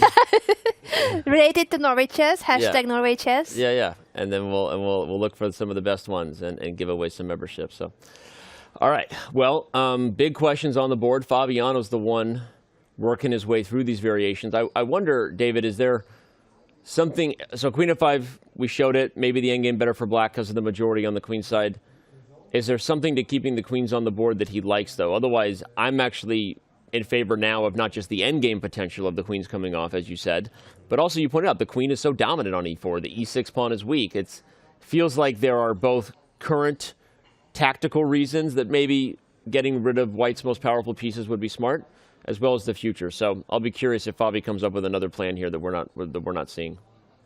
Yeah, by far the most tempting move, at least in my eyes, partly because I like my endgames, but partly because I think here takes all the risk out for black, and that's what you want to do in these classical games against world-class opposition, avoid tactics, especially with black. Big success equalizing straight from the opening, if not more. Plenty of winning chances ahead. So Fabi, long think here, 8.5 minutes. Maybe we leave him with it, at least for now. Yeah, I Let's do think we should. But I'm really curious what other moves he's considering, or is he just getting deeper into the endgame? Because Queen f5 looks so tempting, also for the fact that it fixes the pawn structure for black. The e6 pawn is the weakness, and it fixes it if white takes on f5, and if white doesn't take, well, can white not take? No, you don't have a square for the queen, right? Yeah, it's... Yeah, so we'll see. I'm curious what he does, and now we get to be curious about what's going on in the other games. We saw that Alireza Firouzja played bishop g5, which stops Magnus's knight tour. The tour is on hold right now for that knight to come to e3. I don't know that we need to go there, but just pointing out the move that has been made since we left it. Vaishali has captured on d5 in that interesting position we've left her versus Lei Jie.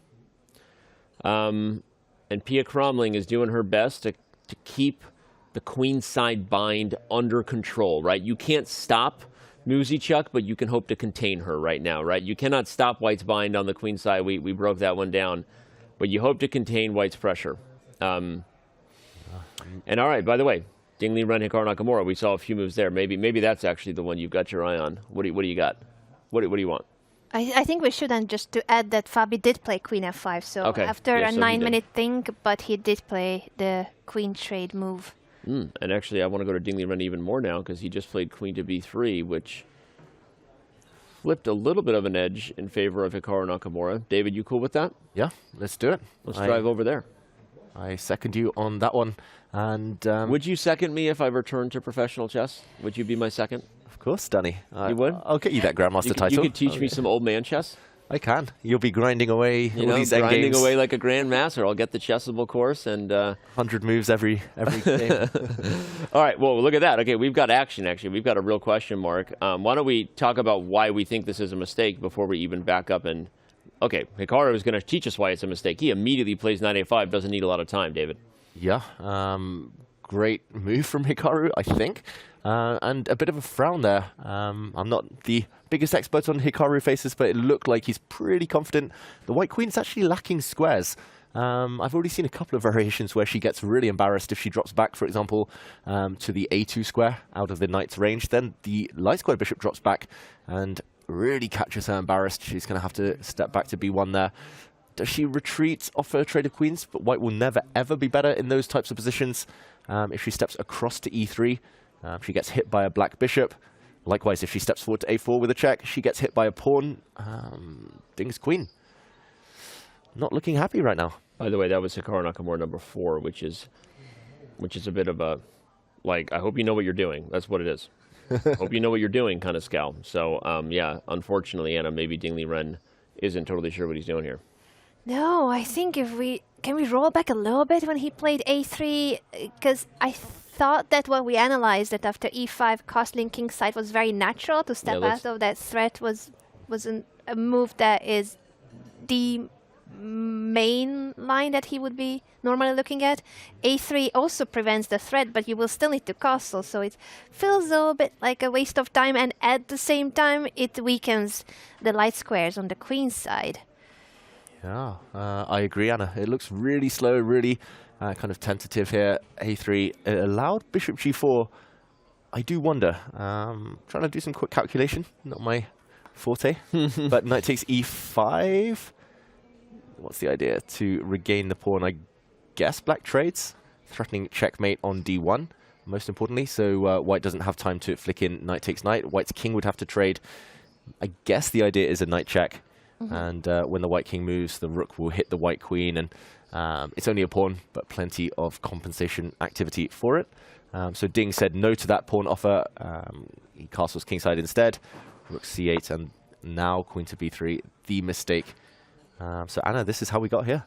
And yeah, Ding, I hope he has some answers up his sleeve. He was yawning again. He doesn't look too comfortable.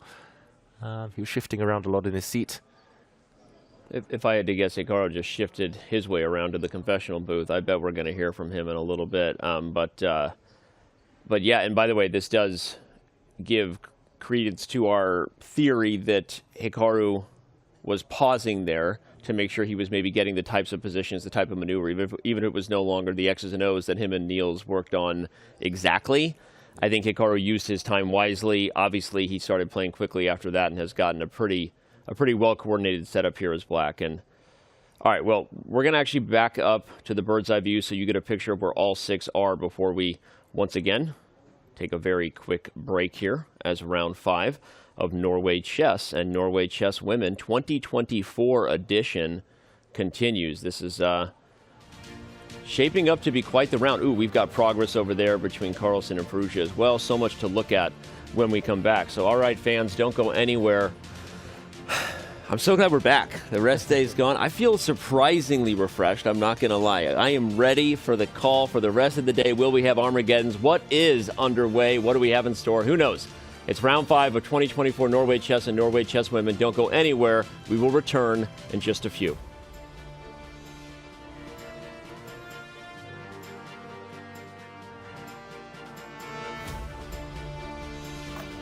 Right, boys, it's back to school time with a quiz. Let me eat first. Detention. How do you spell Nepomniachtchi? English style. Look how he's struggling. He's struggling right now. I cannot write properly, so can I spell it out instead? Okay, spelling bee. You can start first. So it's Nepomniachtchy.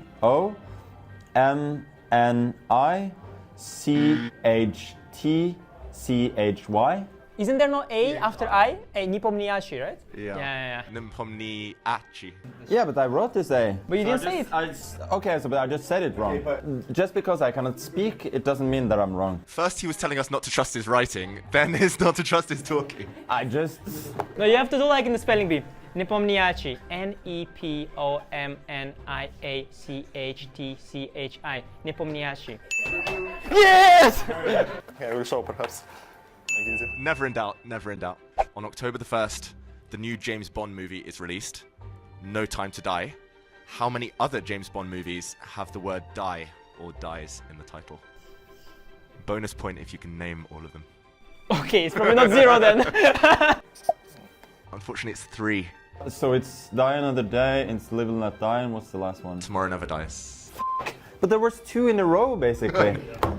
What is the world's oldest currency? Some kind of krona, whatever. Magnus. Salt. I don't have one. Okay. Because that's where salary comes from, because they used to give you your salary in salt. So that was the first. You have a currency, yeah? List as many countries as possible that consist of 4 letters. Yeah, I don't have any idea. Well, I have 7, but I'm sure there are a lot more. There's 11. Wow. I have Peru, Fiji, Togo, Mali, Iran, Iraq, Chad. Okay, 7. Pretty good. And Christoph, you said? Peru and Togo. Okay. How many knights can you place on a chessboard so that no knight can capture another knight?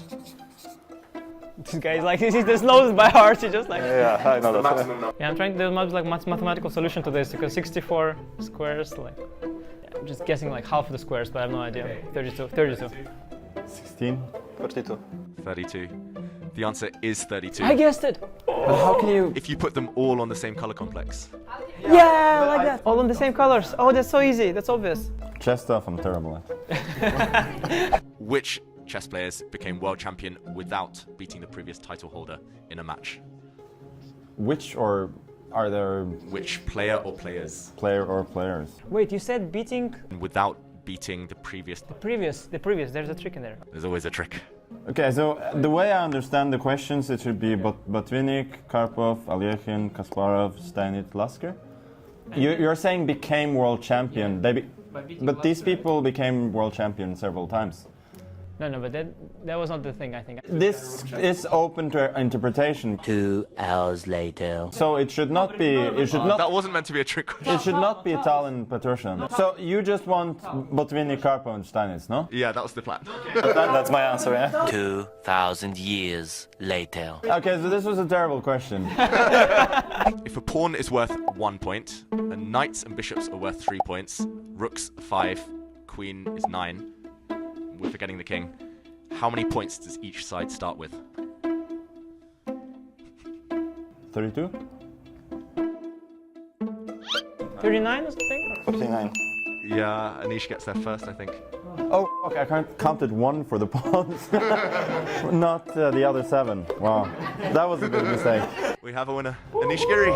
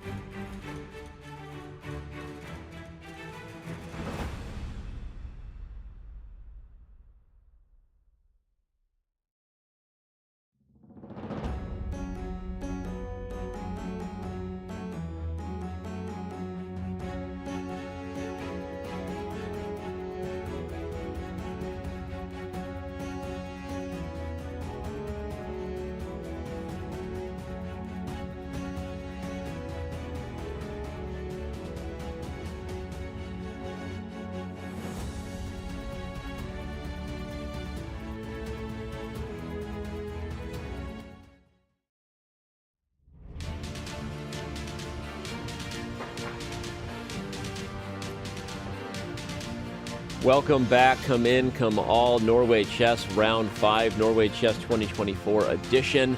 So much going on already in this round. Real quick, around the horn, Danny Wrench here alongside International Master Anna Rudolph, Grandmaster David Howell in the end. Now, we have plans to dive into all the games that are going, but Hikaru Nakamura has visited the confessional booth for the second time already, and I haven't seen it yet, but being told by the team that it gets pretty deep pretty quickly. So we're gonna check in with what Hikaru had to say about his game versus Ding Liren right now and the state of playing his opponent.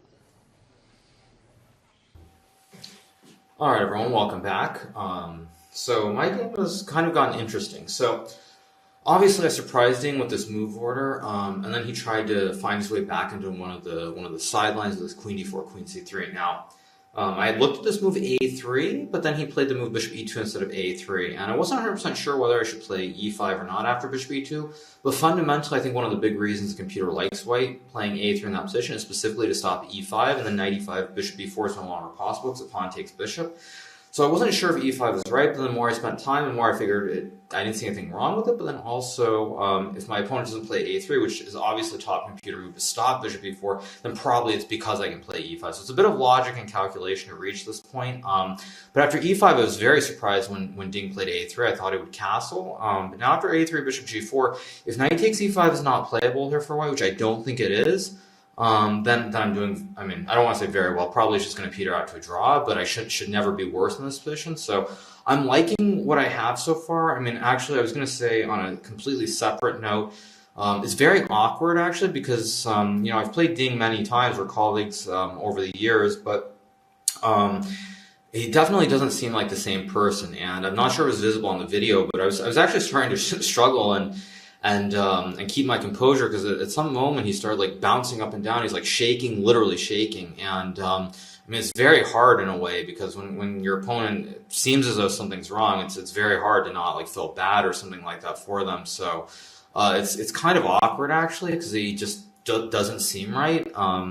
But you still have to try and play the game. So I think I'm doing well here. I mean, if Knight takes E5 is not a move, I think I'm probably going to win the game, actually. Or not win the game, but I'm going to have 0 chances. And then it's a question whether it's a draw right away or I'm simply better. So I like what I have, but you know, we'll see how the game progresses from here. So I'll be back a little bit later on, you guys.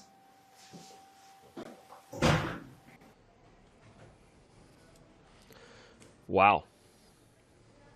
That was there was a lot to unpack there, and you could really feel it too. I don't think, you know, Hikaru was sharing that out of like anything but earnest of like, hey, like this is tough. This is awkward to play someone who's not doing well. And then some bold statements to say that if White couldn't take E5, he thinks he's going to go on to win. Then he corrected himself. Good chess player, doesn't want to jinx himself, knock on wood. He's like, I think I'm going to have very good chances, basically, but he's kind of right, and it's kind of happening. And right now there's a blue arrow on the board. If Hikaru finds B5, he's probably doing great. But Anna, your first thoughts on now we see Ding head in hand. This is just OMG. It's very sad. It's what we've been emphasizing a lot of times, and we need to keep going back to it because this isn't about chess skills. In case of Ding Liren, he knows as much, if not more, than before becoming a world champion. But ever since he won that world chess championship against Jan Nepomniachtchi, it's almost as if that world championship was cursed. He hasn't felt the same ever since. Even the match itself, neither of the players were at their best. And when he won the title, he himself said that he thinks he's weaker since he became world champion. We haven't seen him play not only not at the same level, but not even close to how he played years ago. And what Hikaru said echoes what Alireza felt after beating Ding Liren, that normally you're happy when you win a game, but he couldn't feel happy about beating someone who is struggling, because it really isn't about the chess moves anymore in case of Ding Liren. It goes a lot deeper than chess. How do you focus in that situation, David? Have you ever been there where you're watching your opponent and you feel like something's wrong, but you got a job to do? Yeah, I mean, I've played a few games in my lifetime where I knew my opponent was going through some difficult personal stuff, and it's hard to focus. I mean, it's just testament to how much everyone respects Ding. We've heard it from Hikaru there. We've heard it on previous days. We had Alireza in the studio with us and saying, yeah, something's not up. We all love him. We all see him as a world-class player. I mean, he's a world champion, and we all just want to see him happy at the board. Clearly, he can still kind of compete at an extremely high level, but it's just not the level he's used to. It's not the level we're used to seeing from him, and more importantly, it's not the body language we're used to seeing from him. And yeah, we just want to see Ding relaxed, happy, enjoying chess. Well, speaking of body language, apparently we do have a bit of a clip now referring to what Hikaru was referring to in the confessional booth of the moment that Ding kind of made Hikaru Nakamura feel uncomfortable. And here it is. just kind of bouncing up and down in his chair, I guess, and Hikaru not quite sure what to make of it. Maybe it is interesting. That seems simple, but I think when you're talking about a player like Ding Liren, his body language has been focused.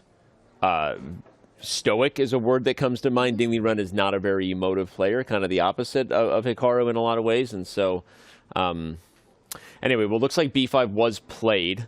The queen has retreated back to d1. David, you've already made the point, because white could have played queen d1 voluntarily, remember. This is not an endgame white wants. Not to say Hikaru might not even play for more. He might. I don't know. He might avoid the queen trade. But this endgame is already, as Hikaru said, a 2-result position for black. Yep, exactly. And let's just jump in very briefly to break it down. I don't think we even need to go into variations here. Nothing too deep, at least. Queen takes queen, maybe the most natural move. If white wants to kind of minimize the damage here, then I assume he's going to take with the bishop. Rook takes looks really sad after the move knight to b3, hitting the rook in the corner. And after rook to b1, black has several ways here to push the advantage. I mean, you could at the very least just develop your bishop, and white is all tied up on the back rank. Maybe there's something even stronger. At least the bar would indicate that. But clearly black's pieces are more active than their counterparts. Black might get the bishop pair. Black controls a nice outpost on d4. So I'm assuming bishop takes d1 if the queen trade happens. And here, yes, this pawn is attacked, but even if black just defends it, I'm not sure how. f6, bishop d6, some very tempting candidate moves. I mean, the pawn structure is symmetrical. Black is way more active than white. Look at these white pieces stuck at the back rank. And knight is already coming into c4. 0 winning chances, I'm going to say here for Ding. Probably, as Hikaru mentioned, a draw still the most likely, but the trend of the game clearly in black's favor. Very much in his favor, and I think he even said that if the pawn can't be taken earlier in the game on e5, then he's winning. Then he corrected himself, but clearly he is confident, and that's also for the many other factors we already discussed. Hikaru is the defending champion of Norway Chess, and he is leading the tournament. If he wins with the black pieces today, that's another 3 points to the standings for him halfway through the event. So looking very good for the 5-time US Chess champion, and we just hope that Ding Liren finds himself, not just for this game, but in general in his career. Alireza said he thinks he will. It's just a matter of time when he will find himself. Magnus recently went on a podcast together with you, David, and he was wondering about it himself.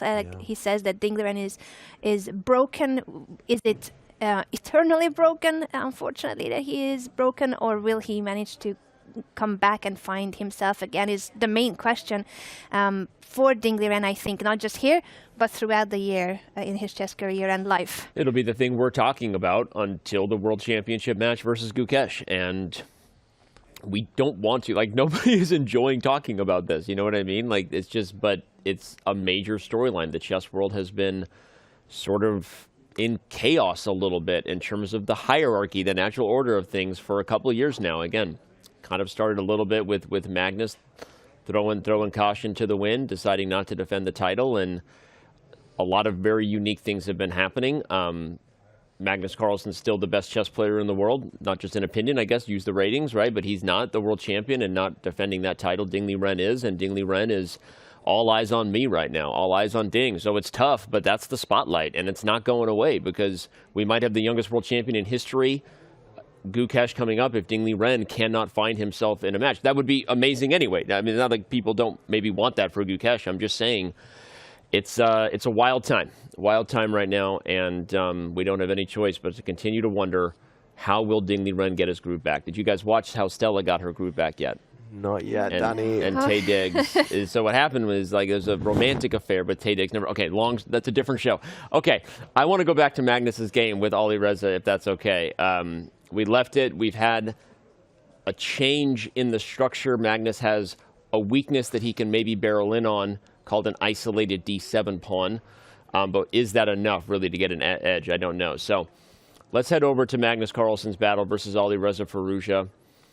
A battle of the second and third placed players. If you're just tuning in, the standings: Hikaru Nakamura, clear leader. Alireza Firouzja just behind him, followed by Magnus Carlsen. So a big one for the overall situation in Norway. Yeah, a big game, and I'm getting flashbacks to 2021 Norway Chess when Magnus had a rocky start, a bit of a wake-up call at some point there with the defeat and then he started winning. Alireza was one of his victims on that run, and it was actually something very similar to this. It ended up as a bishop endgame. Here there's queens and rooks still on the board, but it's only white who can get optimistic here. Let's just do a quick backtrack to the moment we last left it. Anna, you were saying knight to c4, decent move, and I was saying, okay, maybe black should play knight d6, try and trade off this, this active horsey on c4. But he actually tried to trade bishops here, Alireza, and this move was given a question mark. Objectively, I can understand why as well. In the process of trading this bishop, black loses some valuable time and his pawn structure gets broken. Magnus flicked in a really clever intermezzo here before trading the bishops. He attacks the black queen. Black is forced to just get this pawn off the board as quickly as possible. Knight takes on d6, and after some trades we see the white queen land on a beautiful square, regain the material balance, and Danny mentioned the weaknesses here. Rook to e1, Magnus's last move, controlling the only open file. The pawn is up for grabs on a4, but if the pawn is taken, white will win the b6 pawn at the very least. And yeah, two isolated pawns. Looks like one-way traffic, but so reduced material here that maybe a draw still the most likely.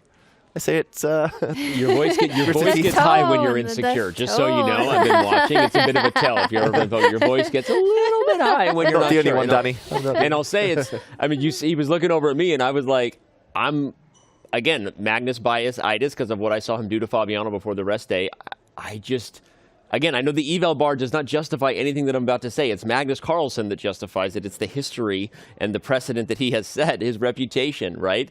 It precedes him, and I feel like, at the very least, Magnus is going to do everything he can to win this thing in classical, not go to Armageddon. Small advantages, yes, the d7 pawn and b6 pawn, but they are advantages, and this is a Magnus-esque position. I think the same. I think that this could be another vintage Magnus game. Not that Alireza hasn't been doing well, and he could very well defend this game, but he will have to be defending this game for a long time if he wants a draw. And I think that bishop g5 is a move that he already is possibly regretting. It's not that he's in any big trouble, but the position has gotten slightly uncomfortable for him because of missing that pawn push, that beautiful temporary pawn sacrifice d6. If he had played knight to d6 instead of the bishop trade offer, there would have been no such thing, and the pawn structure would have been healthy for black. Yeah, right idea, just wrong order potentially, and now a bit of suffering ahead, or dare I say it, a bit of massage ahead in the endgame. Queen to f6, the last move offered. To trade or not to trade is the question for Magnus. That would wreck the black pawn structure, but without knights on the board, it's going to be hard to take advantage of those ruined pawns. Yeah, it definitely feels like Firouzja doesn't like, he's not enjoying the tension here, Danny. What kind of massage are you getting where you're suffering? I mean, I know there's some deep tissue massage. Painful, something painful. Deep I mean, you're just like suffering massage over there. You and I are gonna talk about this when the cameras are not rolling. Where you guys go for a massage? Like, everyone's getting a massage here. Apparently, it's free even, and I wasn't in on this. Okay, well, next time. All right, well, I agree. Will it be a bit of a massage, a long Magnus massage of the position? There's a visual for you. A long Magnus Carlsen massage. Let's back up to the bird's eye view before I take this any farther, and take a look at the other games. But Magnus going to decide: will I trade queens? Bad structure, but maybe lose a little bit of my bind in the process, or find a way to keep the queens on the board. And okay. Still plenty to go there, and of course Firouzja does have great drawing chances, right? Don't get us wrong, but we'll see how Magnus tries to keep pecking away at a small advantage. Sorry, I'm just spying around. If anyone sees anything they want to jump to, go ahead and shout it out. Vaishali late Tingji, I thought we could check back in because that's a really exciting position.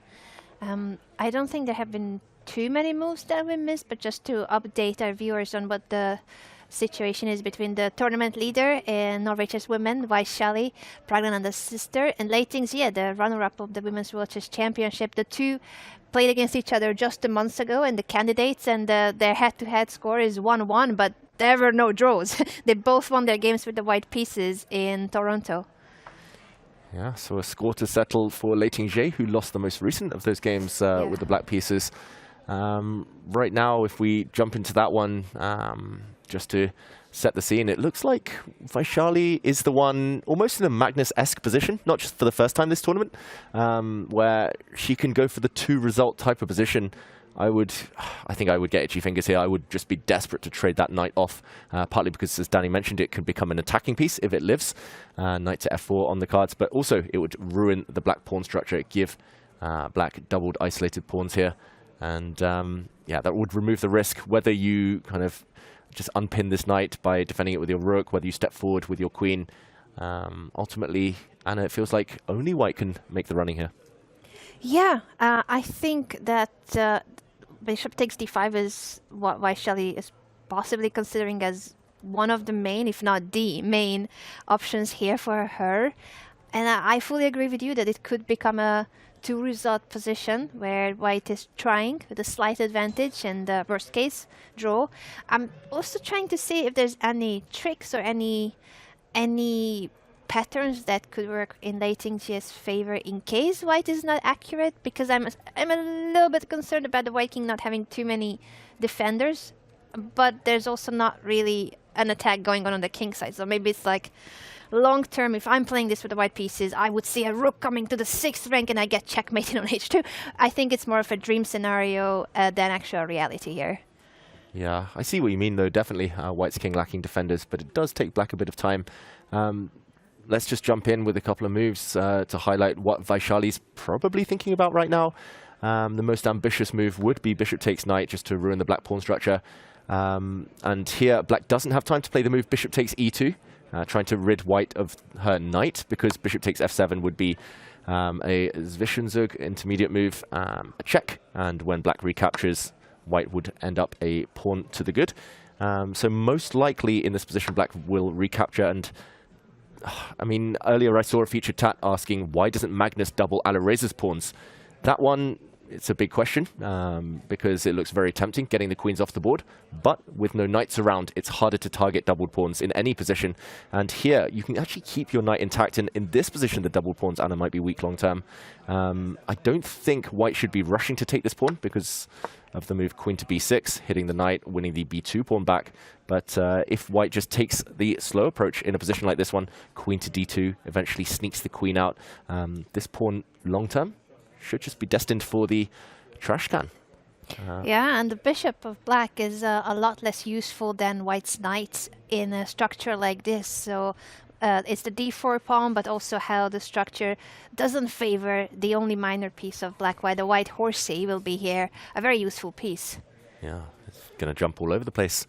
Well, let's jump back to the white position real quick here, just to reset, because we want to remind everybody, this is the current position on the clock, Vaishali thinking about it, and just quickly show those moves without a lot of analysis, but f3, bishop h5, takes. The line we were just showing, like, that's on the board if Vaishali wants it. Like, she can go for bishop takes d5, followed by f3, as you said. And yes. She's already in the driver's seat. Big time. Yeah, yes. Safe long-term advantage. Note that she can't play f3 first. I was making a point because black can play knight to e3 and fork the queen and rook. But of course, as David already pointed out, you can take d5 first, and black has no intermezzo on bishop takes e2 because the bishop takes f7. So, all right, well, Vaishali in the driver's seat. If she wants that forcing line, she's going to get it. But I want to back up and swing it over to Ding Liren's game with Hikaru Nakamura, because unfortunately for Ding Liren, it feels like the rain is continuing to pour out of the frying pan into the fire, whatever you insert metaphor of things are getting worse. Things are getting worse for Ding Liren. He played king f1, which has increased Hikaru's advantage, and I'd like to bring up that board and dive in and see if we can break down why. Yeah, let's do just that. We see the question mark appear, Ding's last move. The blue arrow, also, I don't think it's the first time today, but it's maybe the most significant time today. There is a threat. King to f1 has unpinned white's knight, so the king defends the bishop on e2, freeing up white's knight along this diagonal, so knight takes pawn. That's on tap next turn, so f6 may be the most logical move in the position. I guess it's just a bit slow, and I'm not sure what white should have done instead, but yeah, it's just sad. Look at the pieces all sat on the back rank. As we mentioned earlier, in comparison, in contrast, Black's knight, Black's both bishops here, just dominating. Anna, this is feels tough. like the position was already uncomfortable. Like King F1 is a mistake, but it's a mistake because there was already so much pressure on White's position that it's not easy to find the best move here that doesn't have your position collapse. I think the computer preferred, instead of King F1, a pawn push, A4, to try to weaken the black queen side. And it makes sense once you see the move suggested by the engine. It's like, oh, of course, it's obvious. But this game goes way beyond what's obvious on the board. And Ding Liren, before his current form, would have played a move like A4 possibly after 2 seconds of thinking. But Hikaru has played F6, not quite after 2 seconds of thinking, but very quickly. Right on cue from that featured chat comment we had, which was Hikaru is a tough opponent. That is an astute observation. No, I'm kidding. It's like, thanks, Captain Obvious. No, I'm teasing it. He is a tough opponent, and like I like to say, because he plays really good moves very fast. And that's what he did there. He played the best move really fast, and yeah, it is true. And tough stuff for Ding Liren. We know Hikaru's confident. He might have already visited the confessional booth again. I have no idea. He's getting up from his chair a lot. He could very well be there right now. Could be there right now. And I wonder if A4 is still possible for Ding Liren. Anna pointed out that idea. David, is it too late for A4, or is that a way for Ding to liberate a little bit of the pieces? Yeah, I mean, once we've seen it, we can't unsee it, as Anna said. And it pretty much looks like the only active move. Otherwise, you just suffer passively, and that's the last thing you want to do in chess in general, but especially at this top level. Let's jump in and ask ourselves, is it too late? Can Ding free himself from the black bind here? Pawn to A4. Oh, the bar does drop. Oh, it drops a lot, so it might be too late. Why is it too late? Let's take a look on captures. I assume we capture, and this is the moment where I guess our rook is attacked. Maybe we just shift it. I mean, the problem is I just don't see anything for White to do. This pin is really annoying. I'm guessing there might have been a difference to do with, for example, if the White... oh, look at Ding on the camera. I was going to say if the White rook could shift up to D5 and E5 wasn't protected, as it is now, one move previously, then there might have been some counterplay. But I think that's the key, David, and I think we should show it, because that is a huge difference, that in the other position there would have been no pawn on F6, and there are ideas of getting the rook out of the pin of the G4 bishop, and then the E5 pawn is hanging because of both the rook and the knight. Yeah, but I mean, the position is secondary right now. Let's just go back to the live position. It's all about Ding on the camera. I mean, he looks despondent, Danny. Yeah, very sad. Hikaru talked about how tough it feels to play Ding right now, and everyone wants to win, but some wins maybe feel better than others. We talked with Magnus how some wins are maybe greater than others, like grinding down Fabiano Caruana, his longtime rival with Black. That feels good for Magnus, but beating someone who, when they're down, like Ding Liren, doesn't really feel good to players. Alireza Firouzja was with us in studio. He talked about it. Hikaru has already said this doesn't feel great. But one silver lining for Hikaru, a fun anecdote for those Hikaru fans out there, is that if Hikaru wins this game, he will be back over 2,800 FIDE classical, which is, you know, the 2,800 club is a club that Hikaru has been a part of before. He's one of a few players. It's a threshold that very, very few pass. But if Hikaru wins today, indeed, he is back over 2,800. Shout out to our featured chatter there. Thank you for that info. I'm reading it without fact-checking the math on that. Going to assume you've done some of the live rating calculations. But at 2794, I think he is coming in. Or no, that was his official rating. I think he's a little higher than that now, yeah, with the games that have happened here. So yeah, there you go. Something for Hikaru to shoot for, even though, as he already said, he's struggling right now with his opponent's struggles. Yeah, I can confirm Hikaru before today's game, classical, 2798, sorry. 27 in the live ratings, right? Live ratings. So okay, yeah. Confirmed, 2,800. There's a lot at stake. I mean, there's a lot at stake every day here in Norway Chess, of course, but that would be a nice point of pride for Hikaru Nakamura, and I have a feeling we're going to see Ding go into the tank here. He's still got 1 hour on the clock, but a lot of the damage has already been done. It's just limiting that damage, trying desperately to trade off the right set of pieces, but uphill struggle now. Very much an uphill struggle, and the problem is now the position really is like so uncomfortable that even if Ding was in a better shape, it would still be a difficult position. Knowing how much of a struggle everything has been for him makes it multiplied difficult to hold this. Yeah. Ah, Ding. My heart is melting. I honestly don't even want to watch it anymore. Yeah. Like, honestly, let's back out. We'll go to a different game. It's tough. Let's do just Our that. heart goes out to Ding, and sorry to make that call, but this is really hard to watch, and he's really struggling, and you just want him to enjoy chess.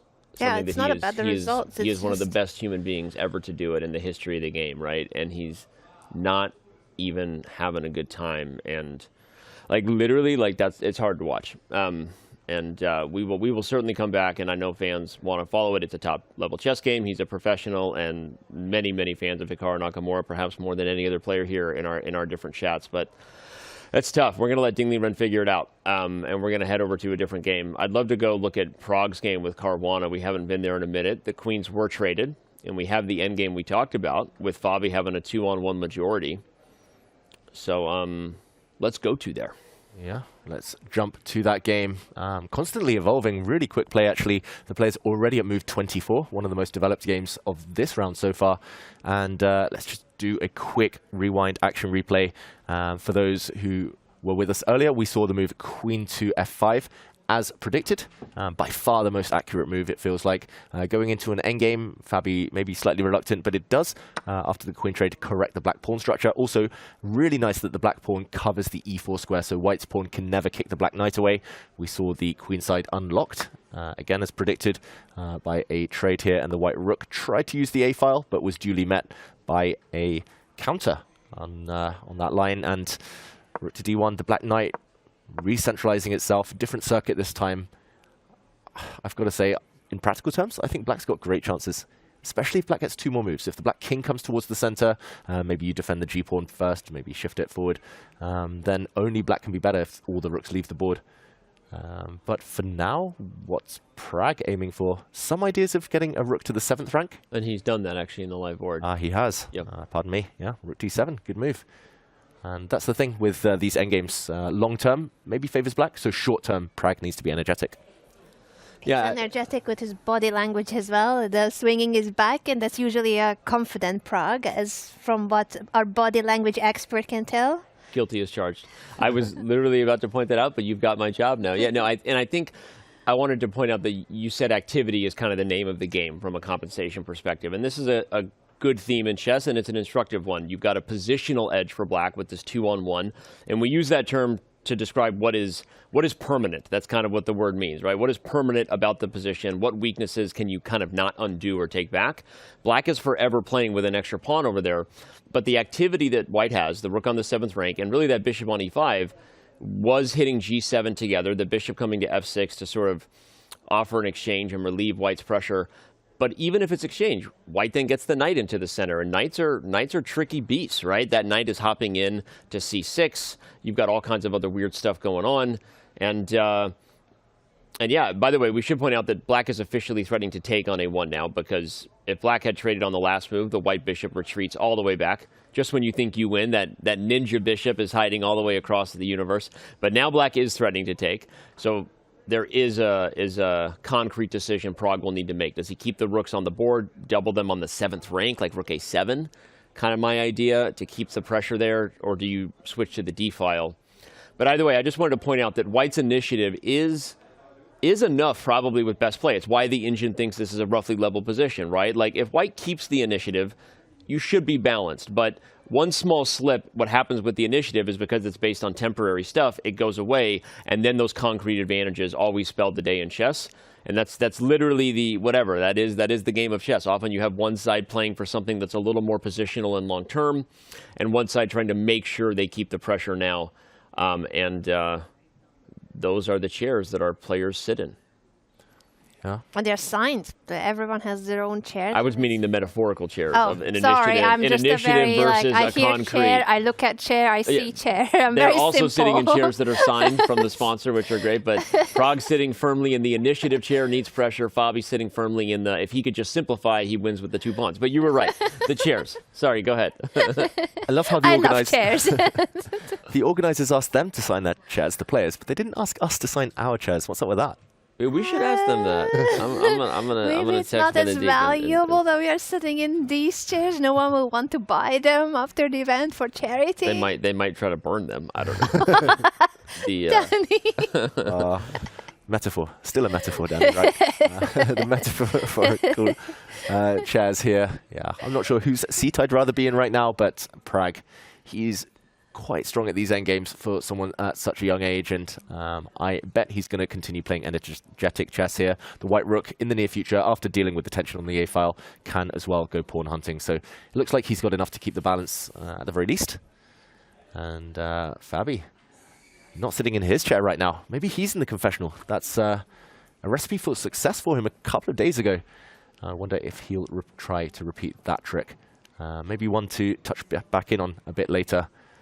Armageddon, though, maybe likely, Anna.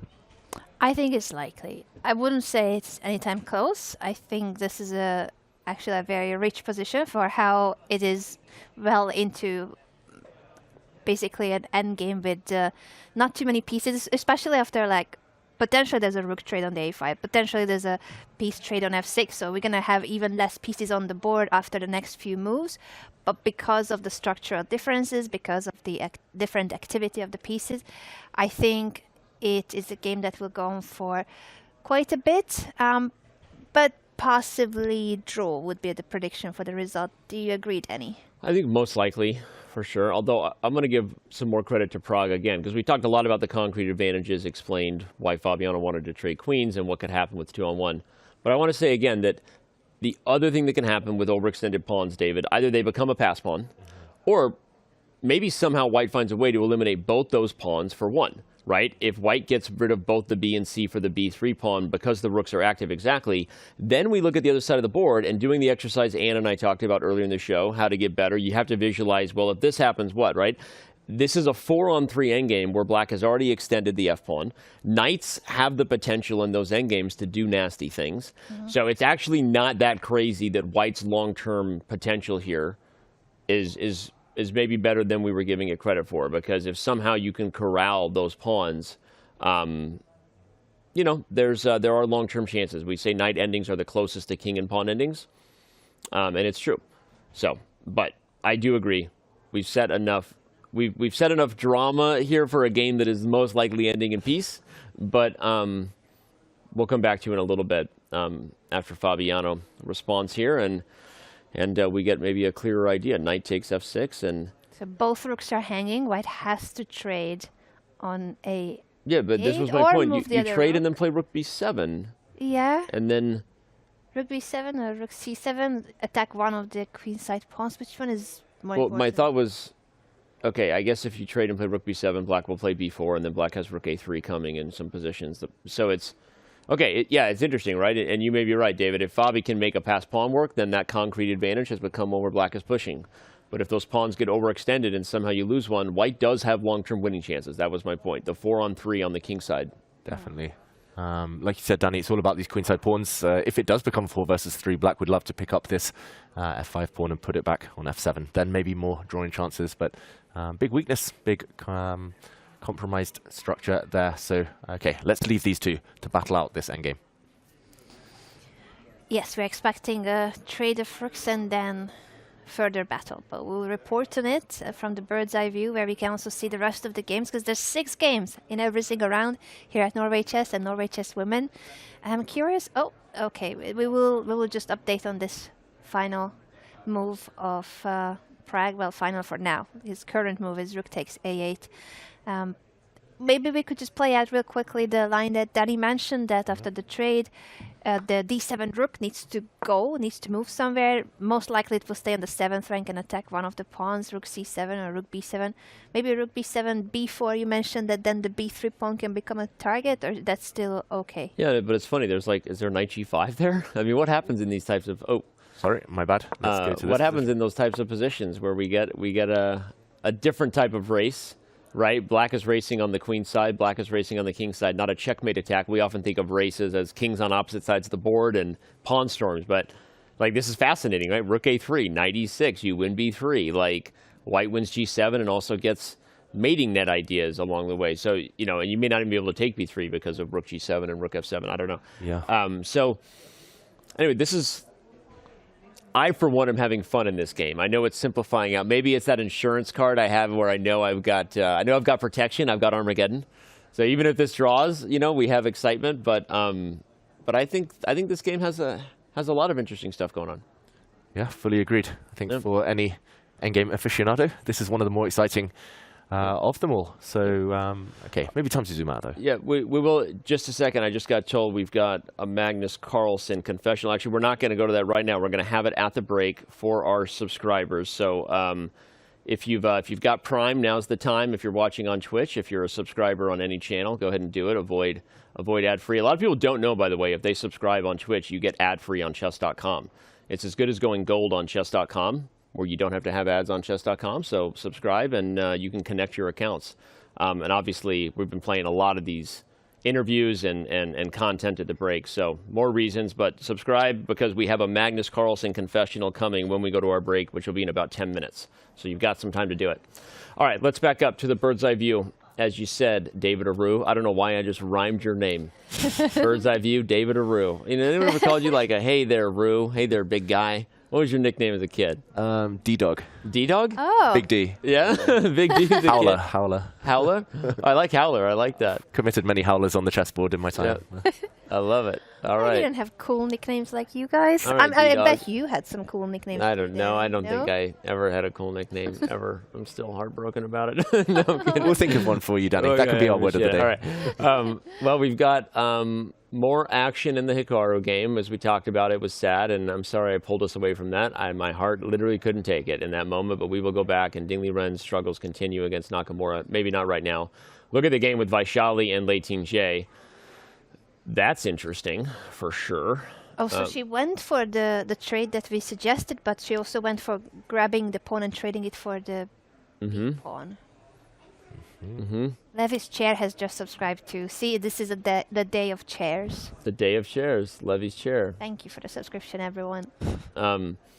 We can also go check out Anna Music's game versus Pia Cromling. The bishop pair will be able to flex from now for a while, but I actually like kind of what Pia's done. She's eliminated some of the pressure there, even though the bishop pair will be tough for her to play against, I think, for the rest of the game. So, David, you have the mouse. You're in control. I'm driving with no hands, so you decide where we're going. Okay, let's do it. Vaishali against Lei Ting-jae. She's our leader. That game has changed and will likely continue to change. And then maybe back to Magnus, where a lot has been clarified. A lot of tension evaporating. So a quick check-in on our leader in Norway women's chess right now. Anna, I was going to say impatient decision from Vaishali maybe, but she's clearly got something in mind with this queen exchange. Yeah, I think she calculated it. She took quite some time before she even started the whole sequence of moves with bishop takes d5. So she clearly has invested quite some time and energy in making this decision, and she potentially wanted to force this queen trade. So queen b3 was her idea at the end of the line. Is it obligatory to take, or can black keep the queen on the board with queen to d2? Do you want to trade queens as black is a question. Yeah, I think I would be reluctant here. Some calculations always needed, of course. Like you said, black has two options. It's a 50-50. If you keep queens on the board, you have to calculate, I guess, what happens if white starts grabbing pawns. I'm not sure which pawn the black bishop would be attacked either way. So this would be a temporary pawn sacrifice. I mean, from strategic point of view, trading queens here even looks horrible for black right now. partly because of a bad bishop here. It's a good knight versus bad bishop scenario, but also because there's a clear target. The isolated pawn in the center long term is going to be a bit of an issue. I think this is last resort territory. If you can keep the queens on, you should keep the queens on. It's just whether Leiting-J can calculate her way out of this and thinks that she might be getting her pawn back potentially long term. Tricky, Danny, 50-50. Yeah, but I definitely like Vaishali's position, like you said, for all the long-term advantage reasons, right? The positional reasons, a dominant knight in the center, some weak pawns. Feels like a position that's easier for white to play, right? Whether she converts it and makes it happen or it goes to Armageddon or not. And I don't want to announce two-result territory just yet, but it feels like this position is going to be much harder for black to win. And yeah, I expect Leiting-J to try to keep the queens on the board because of what you said, but I still like white. Yeah. Just as we say that, of course, the queens come off. Okay, I'm totally wrong, and she decides the endgame's okay. I'm surprised. I thought it was quite an unpleasant endgame to play. I wonder if she's calculated something super concrete, like, is there a way to play rook f(c)8 with a tempo? Remember, black is hoping white plays a move like c4, because then you get to exchange your weak isolated pawn, right? So just remember, that's kind of the key point, is black can put pressure. You're hoping white plays c4, which means white has to play a move like rook fc1. And is there something concrete there for black to play like rook c5, David, to kind of stop you before your rook a5 plan? As I say it, I see b4 for white, so I'm not sure. But maybe rook c7 even, as you know, the bishop does guard squares. And what I'm trying to get to is if I can bring enough pressure to the c file quickly, right, I can force you to play c4. What happens there? Well, we're just exchanging. And so as much as for us it looks like maybe white has an edge, perhaps she's tried to calculate something concrete here. Yeah, maybe the idea is to create an outside pass pawn, maybe black in the near future. I like your rook fc8 maybe first, but a5, b5, a4, try to throw it forward. Again, it's what we referred to earlier in the Prag versus Caruana game. If long-term you're suffering, here black long-term has a bad bishop versus a very strong knight, then try to accelerate the play. Be energized, create some counterplay. So still within the realms of equality, roughly, Anna, but I think we all pick white here. I say with my high voice. I think we pick white. It's not that high, but it's just a little bit. Okay, she does go for rook fc8. I like it, and then I like your plan too. I like our plans together. If our plans come together, they can make a good chess move. Baby, I don't know. Okay, we're going to move on. David, we're doing great. Anna's the third wheel. You know? Anna, just stop us anytime. We're having a great time. Okay, let's back Why up. am I sitting between you two? No, This is like, it makes it even more awkward. These two keep flirting with each other all the time. All right, we're gonna back up. We're gonna back up and go to the bird's eye view, and continue to have a great time. This is what commentary should be. You know, all of us having a good time, friends hanging out, and more chess games to look at. Where to go next? We wanted to go to Carlson, Firouzja, I believe, unless there's any... No, I'm with you totally. I think it's the right call. He did trade queens, as we see, the doubled F pawns for Firouzja, but without the queens on the board, now black can start thinking about getting his king in the game and those things. So let's head over there. Magnus Carlsen versus Alireza Firouzja. As I said the last time we were there, these are the second and third place people in the standings, respectively. Alireza with a half point more than Carlsen. Hikaru, of course, is in the clear lead with 7. So, all right, David, take it away. Where are we at? Yeah, let's just do a quick recap of the last few moves, because there's a lot hidden beneath the surface here. We left it after black offered the queen trade, and I did see that feature chat saying, why can't white just double the black pawns? That did indeed happen. Queen takes queen.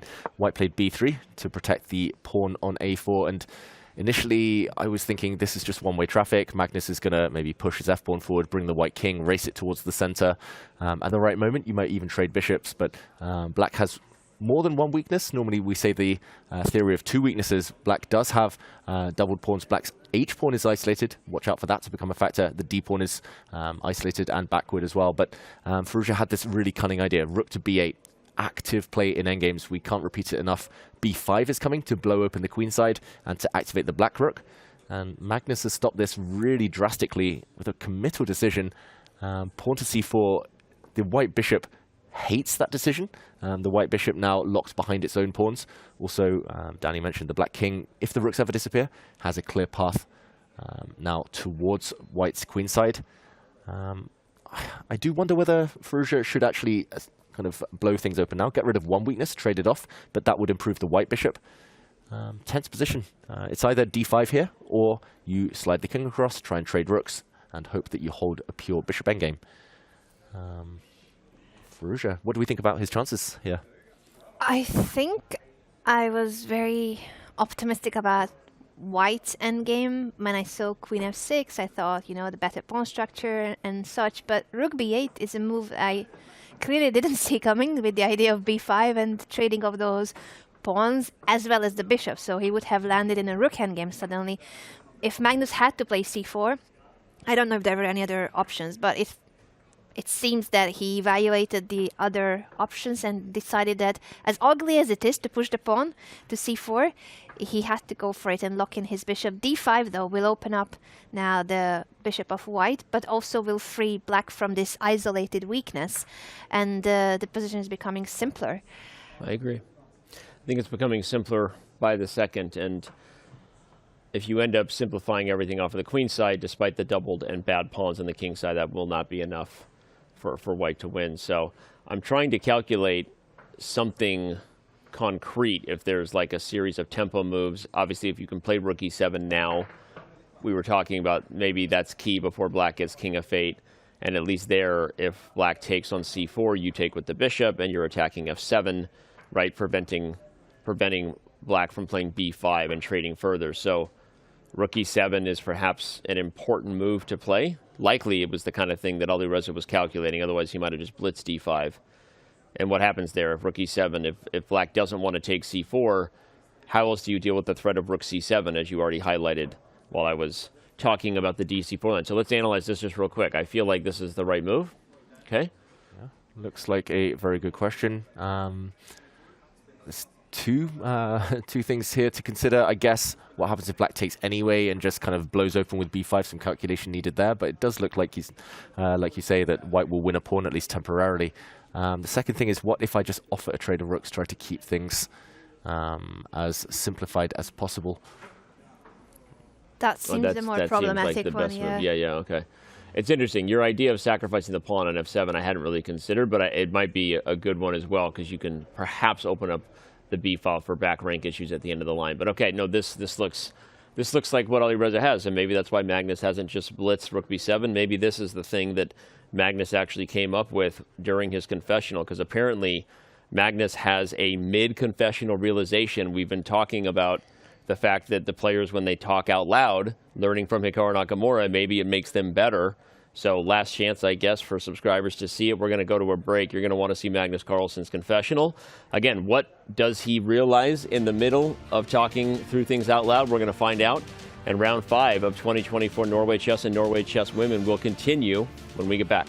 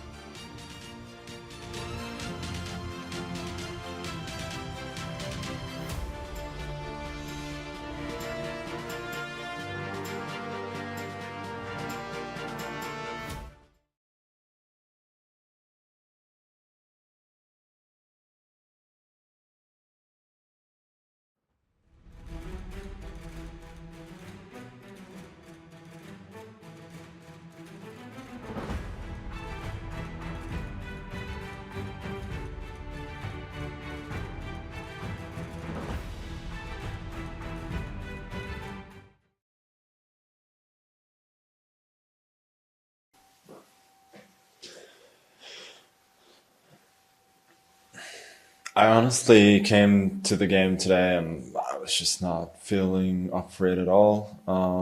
Just really, tired for some reason. I don't really know why. And also I don't know why I played that line in the opening, because yeah, I mean, I intended something else, and then I was like, yeah, I can't be bothered. So let's try and play something solid, but I didn't really know it that well. And honestly, it felt from the opening that I wasn't remotely better. Then I sort of woke up a little bit now. I have some hope that if he doesn't play precisely over the next few moves, I might get some chances to win. For instance, now Queen c5 is a logical move, but then I think I'll take and Bishop b5, and it might be a little bit better. I think what he should do now is Queen d5. Then if Queen c7, there's Queen b3, and I don't think there are any tactics for me. Maybe there's Bishop a6, and yeah, I don't think so.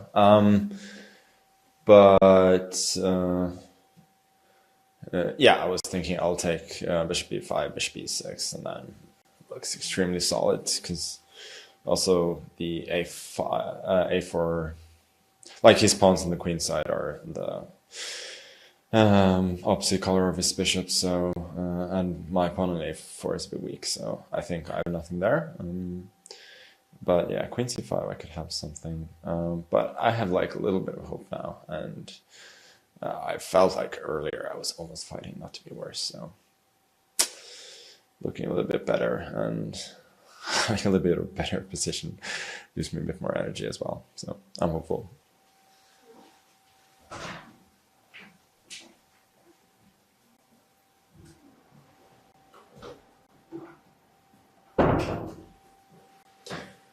Yeah, just a slight update. I just discovered Queen d5, Queen f4 with the idea of Queen b3, Bishop c4. So yeah, Queen d5 doesn't fix it, so even more optimistic.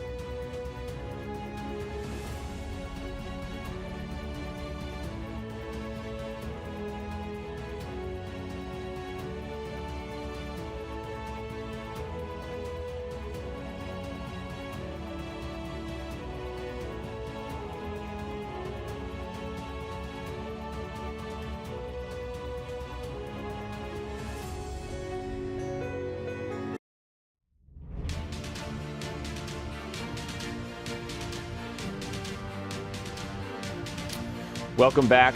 Round 5 of Norway Chess continues on here at 2024 Norway Chess and Norway Chess Women. Magnus Carlsen visited the confessional booth, had some mid-combo realizations. David, what were your takeaways there of Magnus's real-time banter?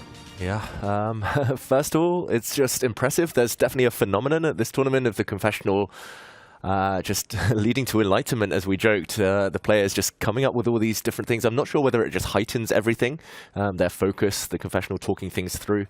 Yeah, also interesting to see how confident he felt, because suddenly we see him on the camera and there was a shake of the head and maybe the game not going down the path he expected after all. Anna, do you think that? Do you think that maybe he's changing his mind based on what he shared in the confessional?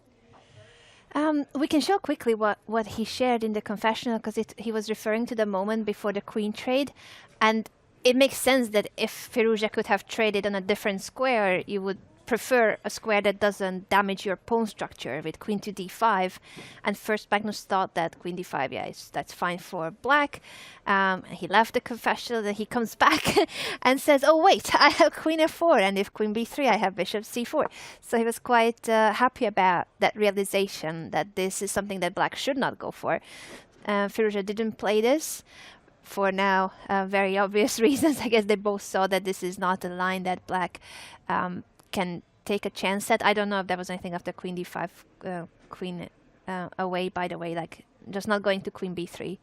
Maybe there are alternatives there, of course, but Firouzja wanted to force the queen trade. I guess that's the point, that the only way to force it, the only way to force white's hand at this trade is by allowing that your pawn structure on the king side will be damaged. It's doubled pawns, it's isolated pawns, they're weak, but material is really reduced. And what Firouzja found next move was, I think, a key move for simplifying the position or forcing Magnus's hand as well, because he played rook to b8, which is a very, very strong idea for how simple the position is. I think it is a key move to make sure that white either allows b5 and further simplifications, and the rook endgame would have arisen from that, or you have to play c4, but then you lock in your own bishop. c4 is the only way to not let black push the b pawn. Which allows also d5, right? So it locks in the bishop, but it also allows black to get rid of its only big weakness, that isolated d7 pawn. Okay, I don't want to say only big weakness, there are actually multiple other pawns, but the biggest problem on the board could be that weak d7 pawn. So, but Magnus did play rook e7. The move that we anticipated at the break might be met by rook b7. So now that it's on the board and we see the idea of rook b7, let's play it, because I've been calculating kind of while we were going through those variations and getting everyone caught up at what Magnus shared in the confessional. And I'm wondering if Magnus has the bishop endgame in mind. If he thinks that he can trade rooks, and I don't know if it's the next move is an f4 to try to run the king at the risk of black keeping the passed pawn, or even f3. You don't necessarily have to go all the way to f4, but my thinking is that at some point, if white gets the king going and that bishop comes to d3, black, I guess, has weaknesses over there on the king side, and there's, you know, a draw is the likely result, but white can push there for a little bit.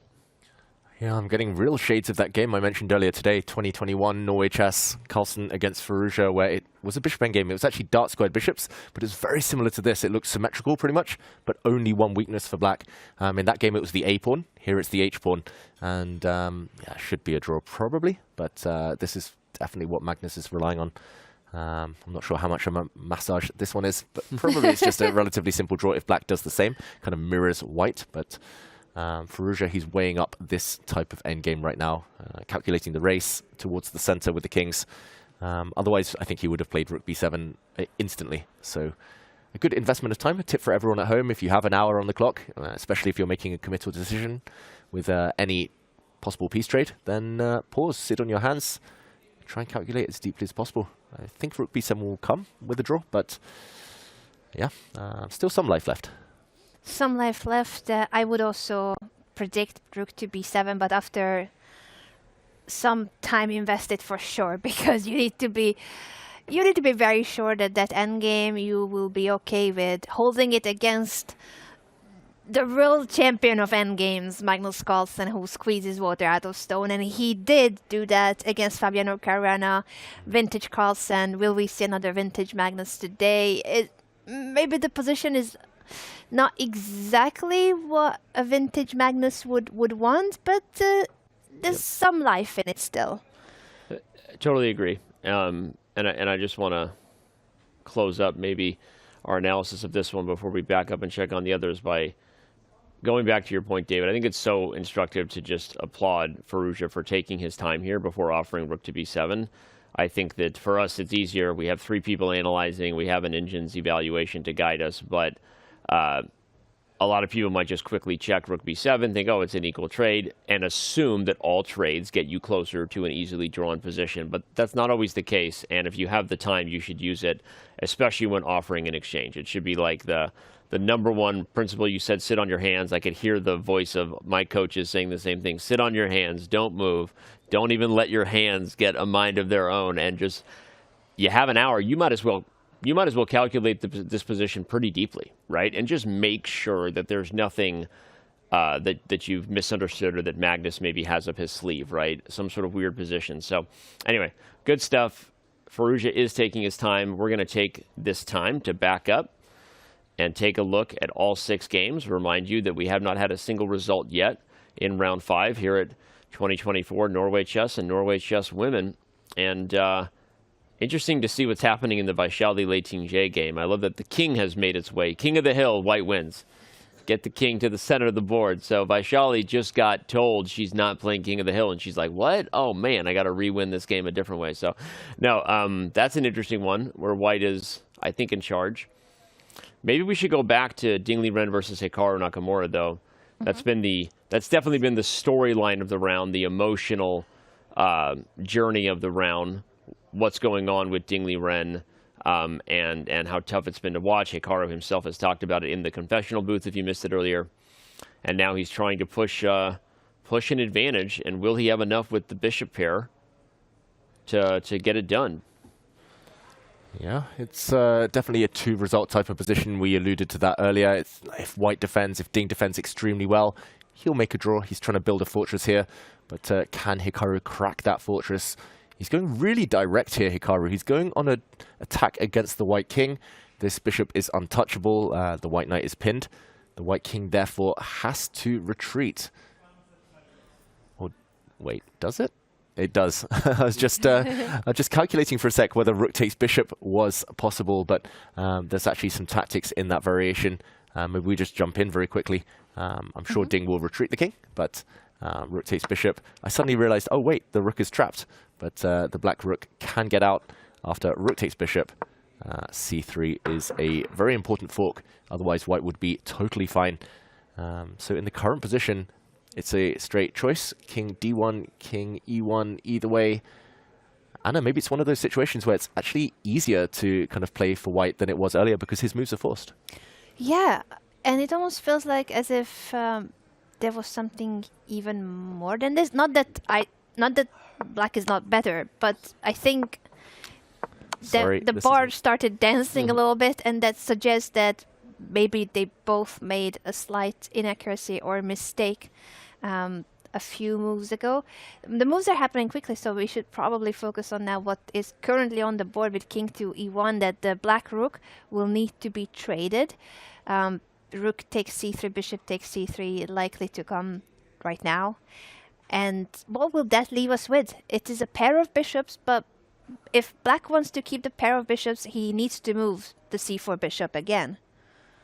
Well, the interesting thing is that black is probably playing with house money here, and that you could even play a move like rook c8. Okay, wow. Oh, wait, he's not trading? We didn't necessarily see coming. Okay. And he's even willing for the opposite code bishop ending, which is the big question, because if Ding takes the bishop, which he just might have to, Hikaru will take the knight on d2 with check, and we have an opposite code bishop ending. In theory, this should increase Ding Liren's drawing chances, just from just a general statement without anything concrete. But white's pieces are so bleeping passive there, and black owns the d file. That's actually a really tough position there.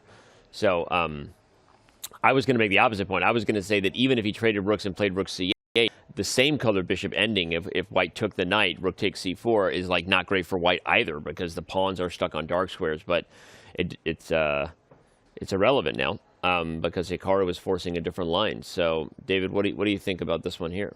Yeah, firstly, this is incredible. This is why Hikaru is so amazing in all kind of facets of chess. He knows when to change the pace of a game. We were thinking positionally, slow, kind of incremental gains, but no, he wants to go direct on the attack.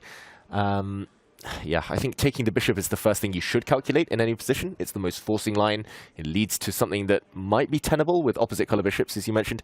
King to d1. I'm trying to work out exactly what Hikaru has in store, whether there are some tricks, some traps there. If I had to anticipate, we'll just do a little bit of analysis, and then I've been told we actually have a confessional from Hikaru, so we're going to throw right to it. We're not even going to wait for a break. We'll get Hikaru's thoughts, but I think the line was maybe just king d1, rook c3, bishop c3, and then the rook comes to c8. And I think, okay, or d8. d8 would pin the knight. Okay, maybe this is why he wants to force the king to d1. Now it's making sense, right? This pins the knight. How much better is the endgame if you just go rook c8, by the way, just to see if I'm completely misevaluating and can learn something, or if it is still better. Okay, apparently it likes white's drawing chances now. Maybe it's just because the white king will be sitting. The white king is there, and so black... My point was that bishop is still trapped, and the pawns on dark squares aren't great. Black is still controlling the cards, but apparently this is not enough. Because the king comes up, and then what do you have to do? Trade bishops. Okay, makes sense. But now we understand Hikaru's deep idea. Bishop f2 check to force the king to d1 is to play rook to d8. So look at that. You're never losing when you learn. So showing that line that I didn't understand, it's good to understand that transition was not enough for Hikaru. And this is a fascinating thing to see, Hikaru being super accurate. Let's throw to the confessional that he gave us. More thoughts. Apparently he went pretty deep in the game, continues to talk about Ding Liren, the 2022 candidates, and a bunch more. Hikaru Nakamura, you have the microphone, sir. Hello, everyone. Welcome back. I keep repeating that phrase every time I step in, because I'm not sure what my first sentence should be. Yeah, so my game, Ding has played a couple of very confusing moves. Now, here's what I think is going on in his head. Of course, I could be completely wrong. Is that after I played e5, I think he recalled that somewhere in these lines he was supposed to play a3, which is why he played a3 after e5. Now, again, this is my assumption. I could be completely wrong, but I think he probably recalled that he's supposed to play a3 somewhere, but he wasn't sure of exactly which position. So once I played e5, then he played a3, and then I went bishop g4. Or sorry, I had already gone bishop g4. So after e5, he went a3, if I have it correct. But now in this position after a3, rook c8, queen b3, knight a5, I think it's very, very hard for white to play here. Either he's going to have to play queen a4, queen a2, or queen d1, I think. I mean, he can also go queen d3. But I would say that basically in this position, if he plays queen d3 or queen e3, I can always just trade the queens, go knight b3. I can never be worse. If anything, I'm the one who's better. If he goes queen a2, which looks very strange, I think bishop e6 should just be great for me. If he goes queen d1, I mean, at the very least, I can trade the queens, queen d1, bishop d1, and bishop f3 takes a knight b3 and make a draw if I really want to, or go for more. So I'm very, very pleased with the position, especially with the black pieces. We're only on move number 12 or 13 here, so I really like what's going on in my game. I would say that unless this piece sack with queen a4, b5 takes, is good for white, then I should be fine. I mean, there are a couple of possibilities I have there, and I'm not sure which one I'm going to opt for, which is if he goes for it, I can play knight c6, knight e5, bishop d7, knight d7, queen d7, bishop e3, bishop e7, followed by queen e6 and castle short. And I think I'm probably fine there. That's one option. That's probably not my preferred choice at the moment. Probably one that I'm more likely to go for is takes queen b5, and then bishop d7, queen e5, bishop e6 like this, because I still keep knight c4 and knight c6 alive. And then I think maybe is queen b5, bishop d7, which is a repetition, or queen b5, knight c6. And I mean, if anything, I'm the one who makes a decision about whether to play on or not to play on. So I feel pretty good. And I don't know what's going through Ding's head. And it's, as I said, it's a very, very strange situation to be in, because, you know, you hear all the stories about Ding, this, that, and the other thing, but I haven't actually played him. since the candidates, I think in 2022, that fateful game where he outplayed me in the middle game and won. But you hear this stuff, and now like seeing him in person, it is very clear that he's not the same person that he was back when I played him in 2022. It's just everything, the body language, everything just really, it doesn't feel right, I guess is the way of putting it. When you play against these guys for so many years, there's certain things that you get used to. So I would say, as general commentary, I would be very concerned for him in this upcoming match against Gukesh, because he just doesn't look right. So hopefully he'll be fine. Hopefully he'll be competitive. But I have to say that you hear everything, but then seeing him in person and seeing this, it's very awkward, because obviously I'm a competitor like everybody else, but you still feel bad for the guy. You want him to do well. He is the current world champion, and so it's very, very awkward being in this situation, I think, is what I would say. But overall, I'm happy with what's going on in the game so far, which I guess is really what my mind should be on more than anything. But yeah, it's what it is. So that's my game. Magnus has a small advantage in the late middle game against Alireza. I don't know if he's going to be able to squeeze it in classic Magnus fashion, but he's the only one who has chances. So he's very slightly better. I think Alireza is probably going to draw the game, but Magnus will push forever, literally until the 6th hour or something like that. So long way to go in that game. Fabi's game, I think, looks reasonably balanced right now. So I think that's pretty stable. I haven't really looked at the women's games yet. But yeah, it's looking good for me today so far, unless I've just missed a tactic. So I'm feeling good. See you guys.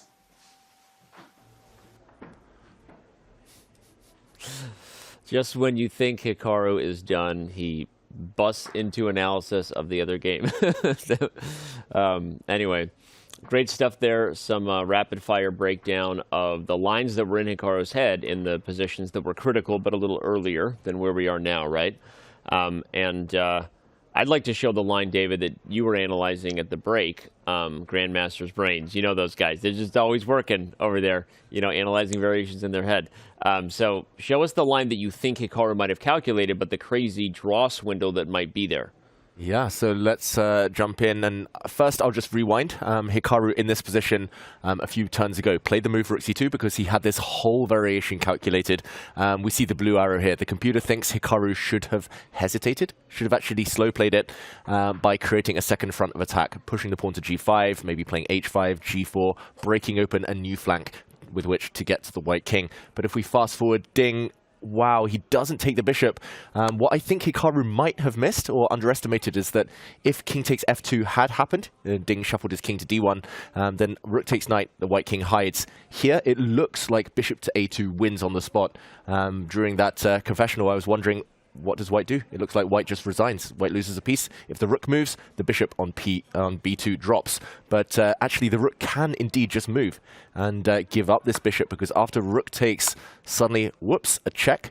And black's king is caught. This would have been a full turnaround. Oh my god, that's beautiful. If you step forward, either checkmate on the 6th rank, yeah, or you win the rook on the back rank. And this would have turned the tables completely. This would have been a skewer. Hikaru wouldn't have needed to go for this, but instead, the current position, let's catch up. King d1, rook takes rook, a trade, rook d8, as we predicted a bit earlier. And white is tied, bound. This is really horrible. This is a really awkward pin to get out of. Rook to a1, Ding's move. Yeah, he plays rook to a1 because, as you said, there's pins everywhere and he can't move the king. He couldn't go to c2 because of bishop d3, picking up the b1 rook. That's why he's stepping away. And king c1 wouldn't have been much better either, because then bishop e3 will further pin white's pieces. So he steps away, hoping to play king c2 next move, but this is looking really not okay. Not okay at all. And it's hard to know what white is going to do here. I guess a4 is at some point a liberating move if you can get it. But tactically, it doesn't work at all right now. Obviously, the bishop would be able to go to b3 with check, either before or after capturing. So maybe king to c1 and king c2 is in the future, followed by maybe getting a4. But black is in control of everything.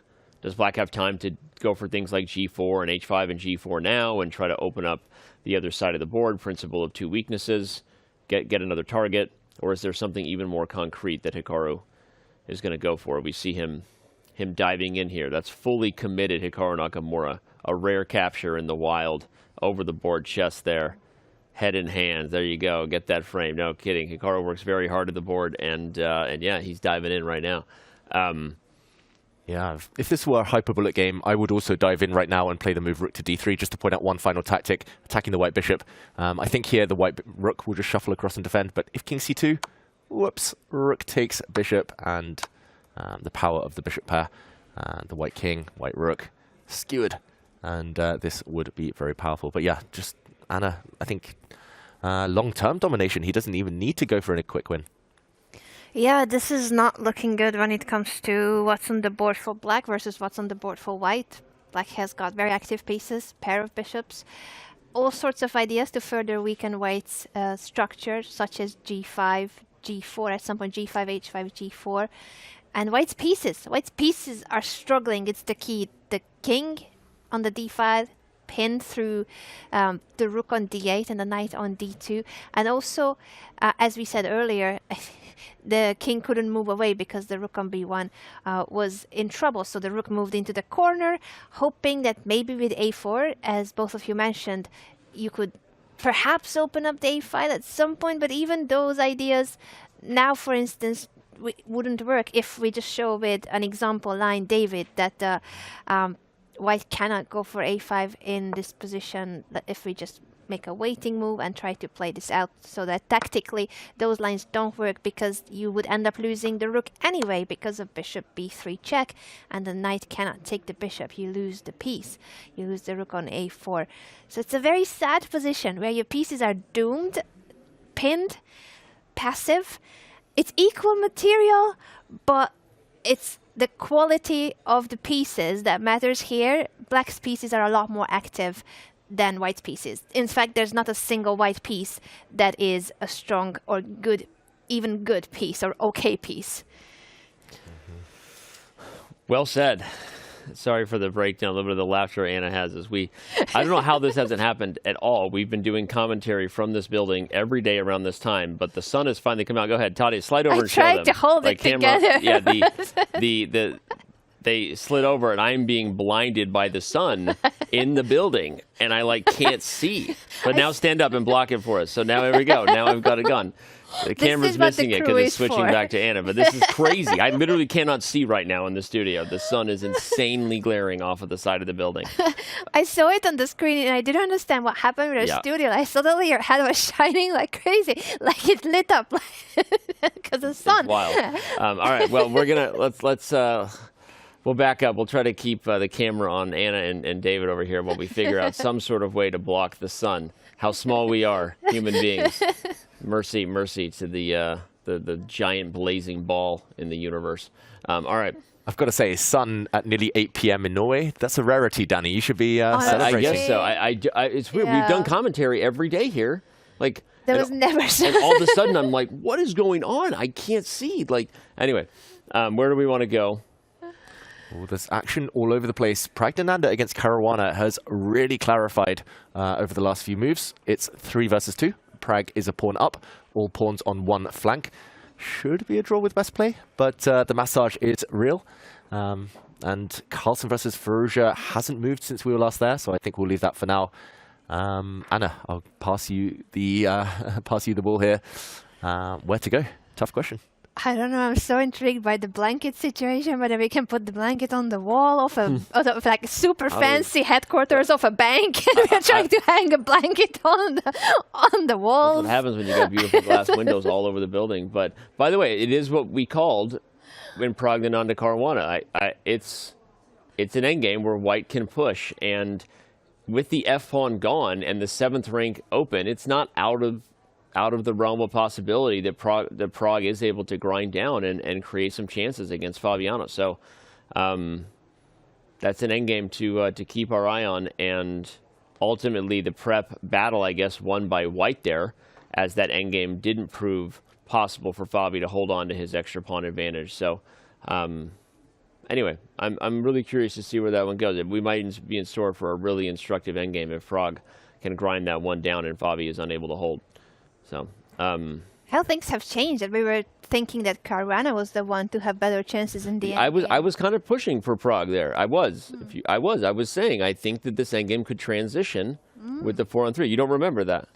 Well, now that you mention, you're giving me also said that. like you don't believe me, but I was calling for that. I was actually more inclined to believe that those pawns would disappear and that white would have more chances in the long run, and it's happened. I got you, Danny. I remember. Thank you. Maybe I just erased every good idea of yours, and I only remember the bad ones. Hey, you wouldn't be alone in that. You wouldn't be alone in that. Anyway, but I don't know that we have to go there. We could check in on any of these games. I kind of want to go to Vaishali's game, the older sister and clear leader of Norway Chess women, older sister of Prag, of course, just because I'm fascinated by the king on d4 and the knight on f4 and how she managed to pull the switch there. Let's do it, Danny. Let's jump in. And maybe we backtrack because the King of the Hill, it is my favorite variant of chess as we sort out the sun situation. The sun is shining on the white king in this position.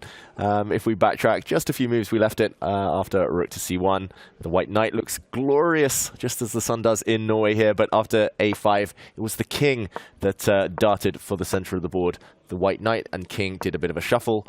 And after the square was vacated, d4 is the king's nice new shiny home. And this is the current position. The white king, black king sitting in opposition here. The white knight clearly superior to its counterpart, but ultimately black has counterplay. Black has the open e-file, black has the a-pawn. I think those might balance out all those factors. Anna, we've sorted the sun. I'm sorry, I'm so distracted, but I find it hilarious. Our crew, honestly, they are the best at everything they do and more, because to solve this sun situation in this, first they stood in between the sun and Danny so that Danny could see. They stood there. They were body blocking the sun, and now they're building a wall out of all the equipment suitcases that we have. It's actually very impressive. It came together rather quickly, actually. Yeah, so resourceful. Yeah. Shout out to the team. Shout out to the whole crew making Norway Chess happen, the chess.com team and everyone else. A lot of people working hard to make this event possible. I posted a behind-the-scenes video today and walk around the whole thing. It's so amazing. So 3 different live broadcasts happening here. Tomorrow, the Guinness World Record attempt will be going downstairs. There's going to be we're just getting started here in Norway Chess. And all right, David, what realistic winning chances do you give white here? I know that the computer says it's equal. Maybe I'm a little bit too excited about white's chances, but I feel like it's a position where white can just keep pushing, and when time pressure comes, it's hard to hold this spot as black with d5 being targeted.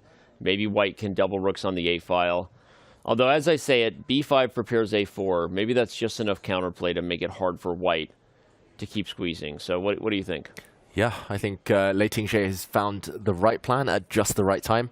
I mean, my favorite variant of chess is King of the Hill, so I'm also biased towards King of the Hill. Oh, it's so good. I'm also biased towards white's position. Yeah, you're right, Anna. It's just the best game ever. But here, I mean, it's just tough to see what to do against pawn to a4. That will tie down at least one of the white rooks. And black's bishop, they do say even the worst bishops are the best defenders, and it keeps the d5 pawn covered long term. I just don't really see a plan. And for example, trying to trade off all the rooks in this position would only favor black, because knights are notoriously bad at stopping these corner pawns. Anna, who would you rather be? I like white's position, but now that you're marking the a-pawn being pushed and becoming a pass pawn, there's counter chances. I still feel like I'm the kind of person that sees a good knight versus bad bishop. I'm just like, yeah, please give it to me every time, every day. But it's not as simple as that. There's dynamic factors in the position, such as creating a pass pawn for black with a4, and I think that's what makes this evaluation board be at around halfway mark, approximately equal, if not 0-0-0 by the computer, that there is that factor. I think if the pawn structure was in a way, for instance, if we move white's c pawn to the a file and black cannot create an a pass pawn, then I think it would be a lot more obvious that white is the one that can play this for win. Unfortunately, unlike us, the players can't move pawns to different flanks or different files, but I totally agree, Anna. Like, that's kind of the only problem for White's position, but a significant problem, the fact that Black can create counterplay here. Danny, how do you see this? I agree with everything you said, and I think it's a great point, actually. It's an imaginary chess point. You can't move the pawn from c3 to a3, but it's an instructive one for the viewers. But I think Lei Ting-Jie is getting just enough counterplay and pressure where, despite the optics of a dominant king, king of the hill, a great knight, a bad bishop, right? I guess if you want to call it the classically bad bishop, hen behind the center pawn, but the specifics of the position are that Lei Ting-Jie has a very concrete plan, and it's to make a pass pawn on the a-file, and it's going to be enough counterplay to make Vaishali's life hard. So she did grind down Pia Cromling, the most experienced player in the field, with a very, very small edge. So that was a rook ending where conventional wisdom is like, oh, yeah, be happy. You have a rook ending draw with Black, and you're leading the tournament. But she didn't. She kept pushing and won as Black, and still probably didn't get enough praise for doing so. So I don't think she's going to let this off easy. She'll see if she can make it tricky, and we'll come back to it. So let's back this thing up. Check on the other games. Hikaru Nakamura is continuing to progress toward what looks like a principle of two weaknesses approach, right? As I was just going to ask, what does Ding Liren do with the G-pawn? He advances at 1 and not squares, but this is how you do it. You poke and prod on both sides of the board, your opponent's pieces that are passive, and feeling the heat everywhere. Eventually, a mistake is made, or you lose a pawn, maybe two. So, okay, so Hikaru is going to keep pushing that. Alireza Firouzja, we applauded him for thinking. He's still thinking. It's been how long? 40 minutes. Alireza Firouzja is really going deep here. We said, hey, use your time, young man, right? Sit on your hands and make sure you don't transition into a tricky endgame against the GOAT and he swindles you. But now Alireza, maybe he heard that advice from up here and he's really taking that seriously. Very seriously. Is it confirmed 40 minutes or so? I just did the math in my head. I don't know, but it's... I think almost, yeah. Almost 40 minutes of thinking whether to play rook b7 or not. Wow. If not rook b7, what are the alternatives, David? Yeah, it gets to a point in every chess game if you've been thinking too long, which I'm often guilty of. Ultimately, you just want to go for it, whether it's good or not. You're just like, I've been calculating this for 40 minutes. I haven't even looked at any alternatives. I think luckily for Firouzja, there is a backup plan. He doesn't actually need to react or force a rook trade. White isn't necessarily threatening anything directly. But yeah, he's calculating, I have a feeling, some pawn races. Bishop endgames, king and pawn endgames, they're always the most critical. He actually looked at us there on the camera for a second. He knows we are calling him out and we wanted him to think for a long time, but now we are getting concerned he's overthinking it. Yeah, and keeping the rooks on now. If he drops down to 10, 15 minutes, suddenly Magnus will start applying the pressure. He'll ask some more difficult questions later. There might come another time when you have to calculate a race. And remember, in Norway Chess, yes, you get an increment, but no added time after move 40. Yeah, and the increment is only 10 seconds per move, which for classical chess is a very short time. Yeah, so maybe we just try and figure out what's in his mind. Yeah, 38 minutes confirmed, and Magnus is looking at the score sheet. Magnus is like, oh, when's the increment kick in? Can I flag him? But yeah, right now, it looks like, I mean, rook b7 or not rook b7, you just need to move. I was wondering whether you can play a move like rook c8 just to stop the white rook coming to hassle the black bishop and then try to evict the white rook with king f8, but it looks a bit slow. It's not Firouzja's style. Okay, let's bet, Anna. Rook b7 or not rook b7? I mean, I think I said like half an hour ago rook b7, but now that he has spent almost 40 minutes on this decision, maybe not rook b7? Is he thinking rook c8 to avoid rook to c7? I actually loved that feature chat a moment ago. Alireza is stalling because he knows Magnus is such a big football or soccer fan that he's going to miss the Champions League final. Honestly, that is a good point. Do you think Magnus is getting nervous that he's going to miss the match? I know he has plans to watch it, so... What time does it start? So in just over 1 hour. But Magnus is the kind of guy who doesn't want you to talk about a sports score of a game that he hasn't seen from a day before. So he will make sure the room is waiting on pause with no spoilers, if I had to guess. But yeah, that would be, talk about meta. Talk about playing 5D chess if you're Alireza Firouzja. Like, hey, I am going to make this guy worry that he might miss this game. I don't think that's the case, but if it is... I'm worried that he's more worried about his endgame than the actual football match. That is Alireza. I also think he's not stalling for that reason, but that was a good point. Yeah, everything matters. For Alireza, what matters is, do I trade rooks or do I not trade rooks? And he will need to start getting that decision on the board. Whatever he has been calculating, whatever he has been analyzing, he will need to execute the move, because it's getting a bit too much of thinking. He's down to 22 minutes, and this is move 26. So 14 more moves, still the increment. Yeah, 15 if you include this one for black. But even, yeah. Yeah, right now. Okay, let's try to jump into the mind of Alireza. Quick calculation here. Rook b7. Let's assume this is what's going through his mind. The rook trade, guaranteed. And now white, I think the move might be f3 to run the king forward. If black does the same, there is an issue. If the king runs, let's calculate here. Suddenly, what does black do? If you ever trade off your pawn, there's uncomfortable pressure now on d5. If you ever trade, then whoops, you have an eternal weakness fixed behind its other doubled pawn here on f7. This is a real problem. Another variation to calculate, for example, would be, what if white goes the other way? King g3, king d6. I mean, you have to look literally 15 moves or so into the future. It looks like this one's good for black, but you can see why this one is a bit of a race. The white pawn running really fast up the board.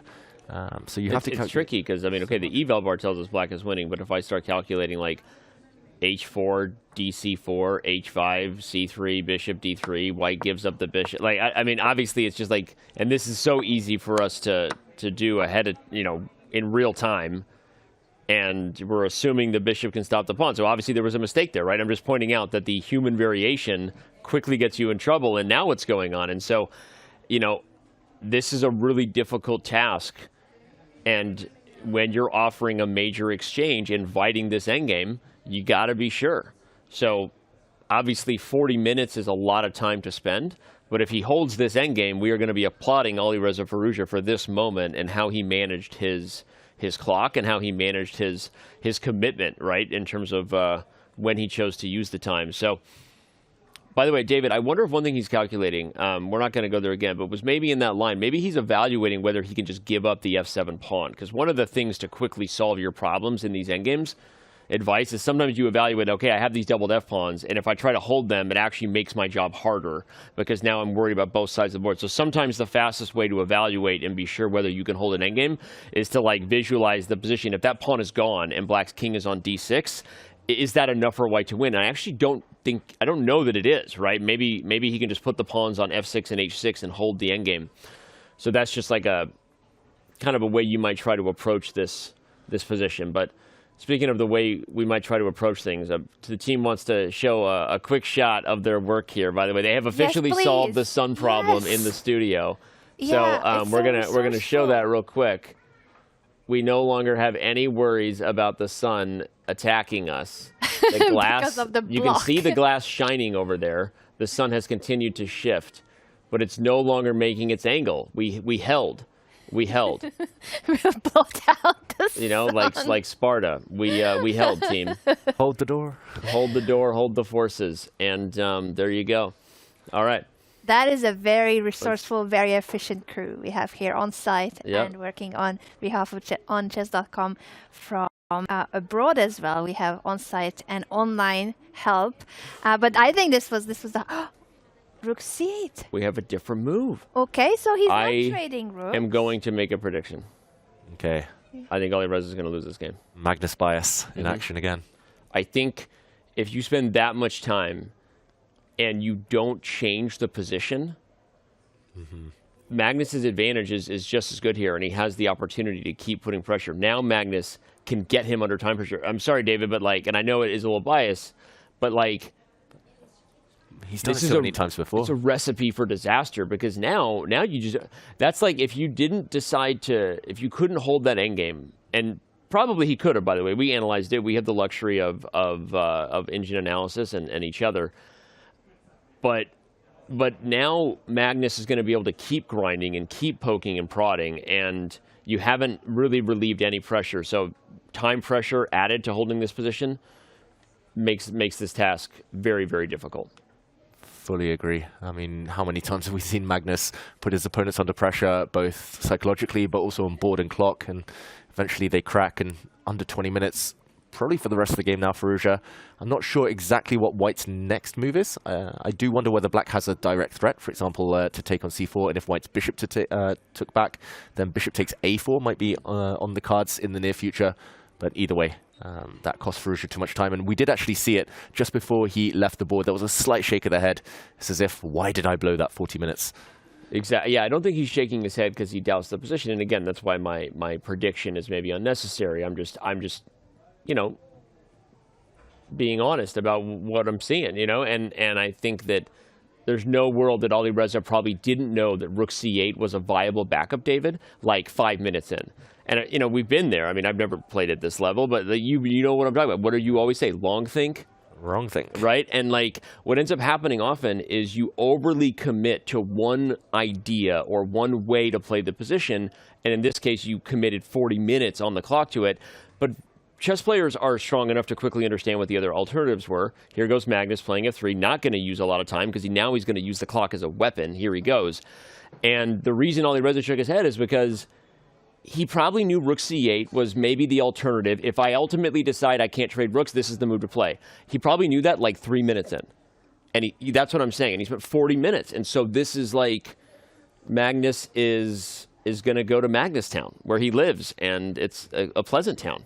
Yeah, and Magnus doesn't have tunnel vision like some of the others. He'll play the most practical move. It's the same thing with Hikaru. He'll happily play maybe what he regards as not the best move, just to save a bit of time for later. But in the meantime, I was going to say, I do worry for Alireza if he didn't reply instantly, but surely he's calculated this whole line now. And bishop takes a4 on the board. Yeah, which is the best move. So if the pawn takes the bishop, the white bishop will fall. Therefore, bishop takes f7 should be played first, but then the king moves and attacks the white rook. You don't have time to capture the black bishop. Wow, hanging together by a thread for Black, but he is eliminating pawns. Materials flying off this board. Yeah, initially I was wondering about rook takes f7, but rook takes bishop would remove the defender of that white rook. So I think your variation is forced, Anna, and it continues. After bishop takes pawn with a check, the black king will shuffle, hitting the white rook will have to move somewhere. And okay, unless Magnus can play rook b7 here. Ooh. My idea was that I don't have to go for that line. If we play rook b7 now, you have to deal with f7 hanging and the bishop hanging and the pawn hanging. And if you play bishop e8, I take b6. Yeah. But then maybe you have a4. Okay, simplifying everything. Let's quickly show this on the board. Rook b7 would be a nice way to keep all options open. Bishop to e8, and unfortunately for white, just in time, Black's able to create counterplay. Okay. All right. a4, undermining the bishop. Wow, Firouzja trying to prove us all wrong here.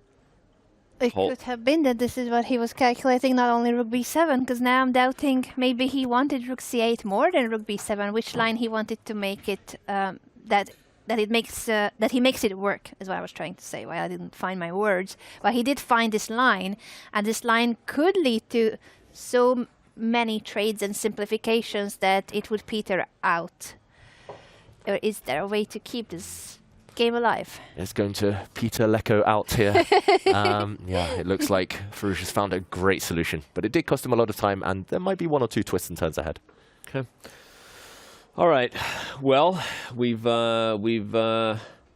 set the table for this one. Will Firouzja hold? Will Magnus grind and take advantage of the time pressure? We're going to head to the break here in just a second, but at the break, we are officially releasing our trailer to get people hyped for the Guinness World Record attempt that is going on downstairs starting tomorrow morning, and it runs until Tuesday night at 10. They're going to try to play 60 straight hours. I want to get both your thoughts on this, and we're going to quickly throw to the trailer and go to the break. So, Anna, how excited are you to see these guys go for it? You're going to go to bed and come back twice, and they're still going to be downstairs playing. I know, I cannot believe that they are up for this, that they want to do this. But from what I know, it's a tradition in Norway. Some of the previous records for this exact same format, the longest chess game ever, were held by Norwegian chess players. And now it's two very good friends and the two casters of the Snack podcast. Did I say that correctly? Good pronunciation. Really good podcast. I listened to the episode with you and Magnus on it. It was the only episode in English, so that's the one I listened to. But they're amazing hosts of the podcast, and they're gonna try to get this world Guinness record. I'm so rooting for them, and I wonder if it's possible, to exist for 61 hours straight without ever sleeping or resting properly. David does that pretty much every month. Does he? We call that a David Bender. We call that a howler. David, talk to us about that. Exactly. All those blitz sessions on chess.com. I've got to say, the two world record attempters, they're two of my best friends. They've been talking about this for pretty much a year now. They've been training for it, taking it so seriously. I'm really rooting for them. It's going to be a challenge. They know that, but that's part of the fun, and I can't wait to see it start. All kinds of craziness going to be going on, all kinds of rules we've learned. There will be, I think, an official Guinness rep on site watching them in every moment. It's going to be awesome. But all right, we've got a lot of awesome chess games going on. We know you want us to head to break so that we can come back and not miss a moment. Don't go anywhere. Round 5 continues. 2024 Norway Chess and Norway Chess Women rolls on.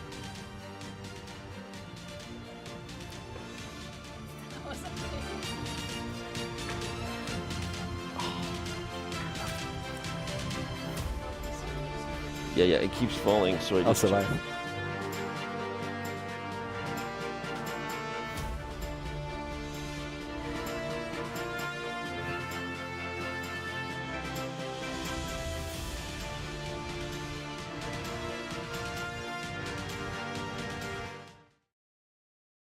Take one, action. When you're best friends with Magnus Carlsen, you can feel a bit of pressure. You look at yourself and ask, what have you done and what can you be proud of? On June 2nd, we will attempt to set the new Guinness World Record for the longest chess marathon. It will be a grueling experience with many obstacles along the way, both mentally, physically, and on the chessboard. So you're symmetrical, but a bit fat. My name is Odin Bikavea. I used to play soccer for Viking, but I started pursuing chess at the age of 15. When I was 19, I took second place at the Norwegian Junior Chess Championship. Now I'm a happy father of 2, but I'm really falling in love with chess again. My name is Askild Bryn. I used to be a talented chess player, but somehow life happened and I never really got to see how far I could make it as a chess player or how good I could become. Now I'm 36 years old, married, have a successful career, and a beautiful baby daughter. But is it too late to achieve something great in the game I love? Maybe not. The current Guinness World Record set in 2018 is 56 hours and 9 minutes. Another team set the mark at 60 hours in their attempt earlier this year. Our goal is to play hundreds of blitz games for 61 hours straight and crush the old and new record. This is happening during Norway Chess, and finally, Askild and I can feel like chess superstars for a couple of days, playing in the same venue as Magnus and the other chess greats. This record will be a testament to a lifelong dedication to the game. Tune in on chess.com stream and support us as we try to cement our names in chess history. Looking for some cool merch or a gift for that person who loves chess? We've got you covered in our all-new merch store. Literally, from head to toe. Whether it's a hot date or just hanging out, it's always chess time somewhere. Just ask Mittens. Okay, well, Mittens is just a stuffed toy, so maybe don't ask Mittens. But you can check it all out at chess.com/shop right now. Looking for new ways to enjoy chess? Check out our schedule of chess.com community events today. Mondays, play Rapid Opening Roulette and expand your opening repertoire with a new opening each month. Tuesdays, compete against other Untitled players in Untitled Tuesday. Battle your way to the top in Arena Kings on Wednesdays. Join the crazy fun of the Variants Community Series each Thursday. And finish the week off each Saturday with the blistering Community Bullet Brawl. All happening in the community club on chess.com.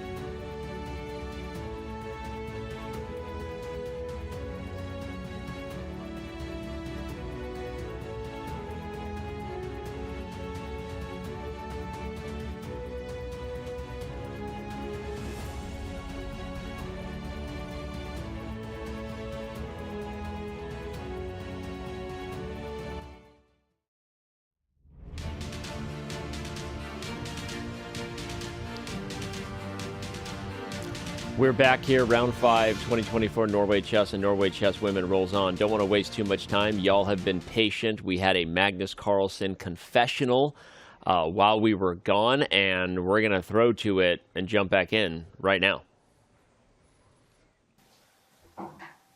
I think this is a really agonizing decision for Alireza. That's why he's spending so much time.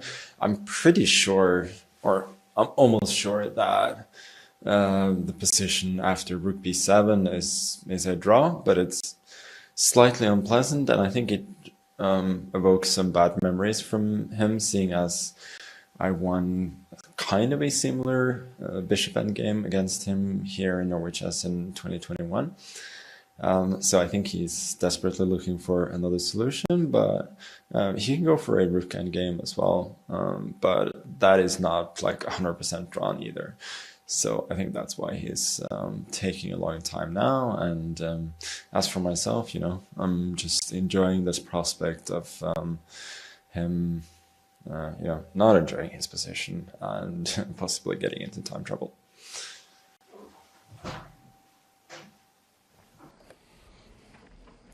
Well, David, you called it. You already referenced that victory Magnus had in the long bishop ending, dark square bishop ending, but it was from 2021 Norway Chess over Alireza Firouzja. And Magnus, of course, remembers that pleasant memory all too well. And Magnus kind of says, like, hey, I'm enjoying the time advantage I might get. And now he might be pushing. Yeah, that's the thing. The trauma of that memory stayed Alireza's hand. It made him tank for 45 minutes or so.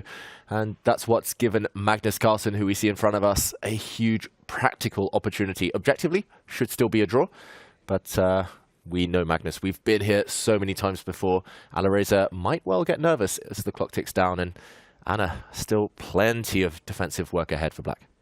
Plenty of defensive work. Magnus again looking at the score sheet. Move number 31. I think that Anna's mic might not be on, so I just jumped in just to repeat what she was saying. Apologies, I think I turned off my microphone accidentally. It's okay. Now, I was trying to recover for you, but go ahead and repeat. Redo. No one was watching, by the way. There's not 17,000 people on YouTube and 15,000 on Twitch. It's okay. No one saw. No one saw it. Thank you, guys. I'm very clumsy.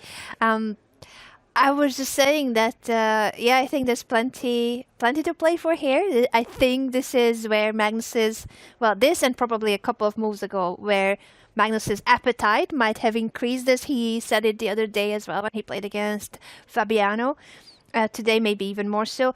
When he went to the confessional the first time, he said he wasn't feeling well for several reasons. But I think during the game, he started feeling better and also more ambitious because of what's happening on the board. That even though this is still close to equality, but he is the one who can try to squeeze water out of stone again.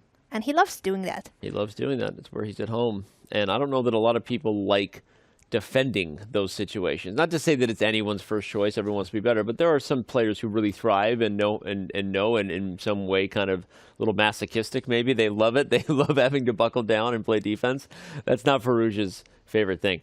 And yeah, we could probably highlight a little bit of why there are winning chances. The weak h7 and f6 pawns. I'm kind of calculating right now and wondering if bishop to e6 is already a threat to try to play rook f7 check and rook takes h7. But obviously, the thing about this endgame that really gives Alireza great drawing chances, David, is that there are so few pawns left.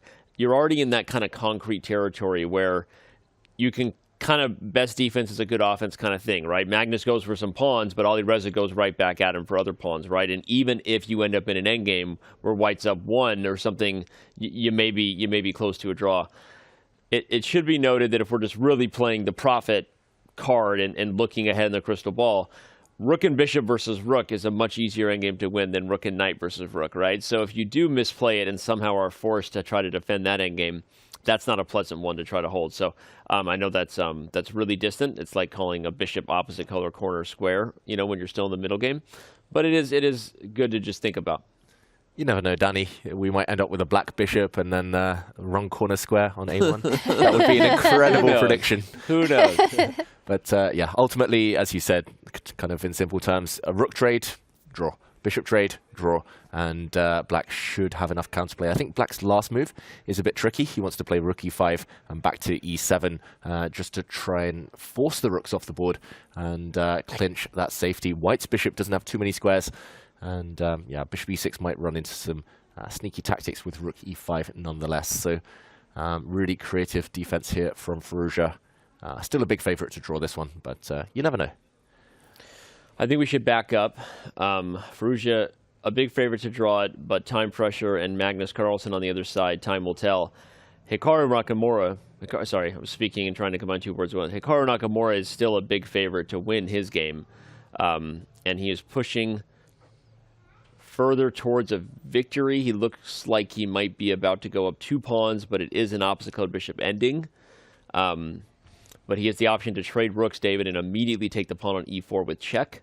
Remember, Hikaru Nakamura is your clear leader, and he's also your Norway Chess reigning champion. He is defending the title here. He won Norway Chess last year, and seems to be feeling good right now in Stavanger. Yeah, big decision ahead, though, for Hikaru Nakamura. He's got 11 minutes left, so not that much time on the clock. Will he trade rooks? Will he not? He looks torn in 2 minds there on the camera. Let's jump in. Hikaru, as you mentioned, Danny, can win a second pawn. Rook takes. Rook right now would win the e4 pawn by force. But this is where we joked about it in the other game. You do have a light squared bishop. You do have the wrong colored rook's pawn. It promotes on a dark square. So if white is able to trade his bishop and his white pawns for all of black's pawns on the king side, it's simply a draw.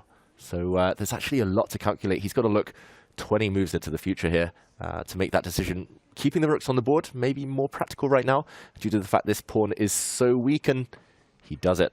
He doesn't trade. That's indeed what he does, but he shook his head earlier, just before making this move. Which Hikaru faces that, Danny, and what does it mean? I admit I missed it. I was oh no! I was looking at the chess moves. I know, shame on me.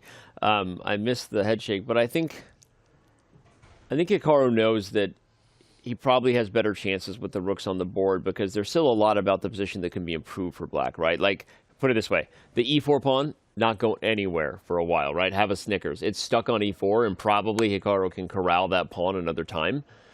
But improving the other parts of the position, whether it's activating the black king or even figuring out some way to advance the majority with g5 first, I think he's just like, hey, I can probably corral and coordinate to win that pawn, but I want to figure out if I can poke and prod, whether it's tricks or improving the king position first. I will make one observation that's kind of interesting. Hikaru is down on the clock here. For the first time in this entire tournament. Yeah, I mean, by a full 20 minutes, it's a pretty significant time disadvantage. It is one where he's holding all the cards. It's a 2-result position for him, but maybe that's what the head shake was that I missed. Maybe he's just like, hey, man, speed up a little bit. I don't know. Yeah, similar to yesterday where he was also, oh sorry, not yesterday, the day before the rest day even, where he was winning against Prag, but he let his clock dwindle down so low that we started to doubt him, Hikaru Nakamura. He's winning here as well, but his clock's ticking down. That being said, I think it was a good decision not trading rooks, unless you could 100% calculate to the end, which no human probably was capable of doing. Then this one he's going to be able to massage away forever. This white pawn is going nowhere. White is utterly stuck. Ding's going to move his king forward, and then it's just about whether Hikaru can improve his pieces enough. I think still a big favorite to win this game, Hikaru.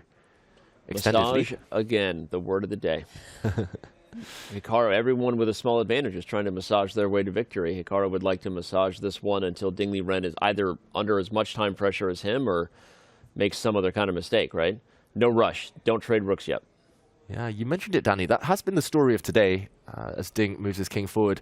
Actually, all 6 games still in progress, but all 6 of them feel really tense, really edgy. Nobody's going for direct attacks, no real tactics, no real special kind of... no fireworks in any of the games. It's just the long grind and king to e6. This one's going to go on for a long time. It will, and it's just so hard to play it as white because you really cannot do anything other than just trying to keep everything protected. And the rook has to go back to e3. The king needs to make sure that you are not... Like on c3, you might even get checkmated if the bishop moves away and you have a rook on d3. There would be a rook c2 checkmate. So there's a couple of things to watch out for, and your pieces are really passive. Indeed, and I wonder if Hikaru is even considering that he doesn't need to win that e4 pawn as long as his king can dart in. Just visualizing a position where you put the bishop on b5 and you play for f5, because if you do get your pawn to e4, you can sink your bishop on d3. And you're guarding a6 and e4 together, and maybe then your king can come into g4. Again, you don't really want to trade off a permanent weakness if you don't have to, but Hikaru is kind of preparing that, because this is the other way to do it. As you play f5 and you get a passed e-pawn, still you put your bishop on d3, which is just so, oh my gosh, talk about paralyzing, right? A thorn in your side, like a thorn in your shoe. I feel like David used a more violent term of that. I think, was it not thorn in the side? Was it not bone in the throat? It was a bone in the throat, that's right. The bishop on d3 is just like a bone in the throat. You can't get it out. Yeah. So Ding is just he's gonna shuffle. Mm-hmm. You can still set up the self-mate now that the bishop is away from the second rank, just saying.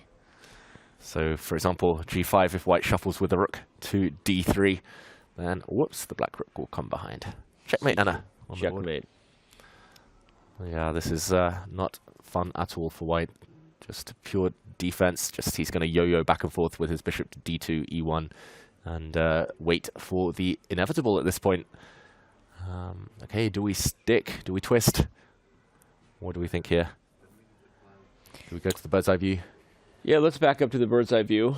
I guess we can do that. You made a point that the word of the day being massage, which is an actual thing if you're just tuning into the broadcast. We've got some people throwing tweets our way with that word. We're going to give away some diamond memberships. But every game that we talked about is not just a small advantage, David, but it feels like one player is kind of in the driver's seat for the most part. I guess other than Ju Wenjun versus Humpy Canero, which really looks like hard to say that either side is blinking there, and the Rook Knight endgame, they're in the middle of your screen, brown board.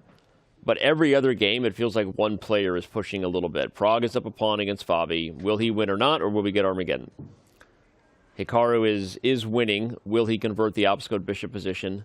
Magnus, we think, only person who could convert on that. And by the way, Firouzja now under 10 minutes. And Vaishali, okay, that one's become a little more double-edged, right? But likely results in a lot of these games are draws, but I would still say that Vaishali probably the only one with real winning chances there. And then, yes, Anna Muzichuk, also with a bishop pair advantage against Pia Cromling.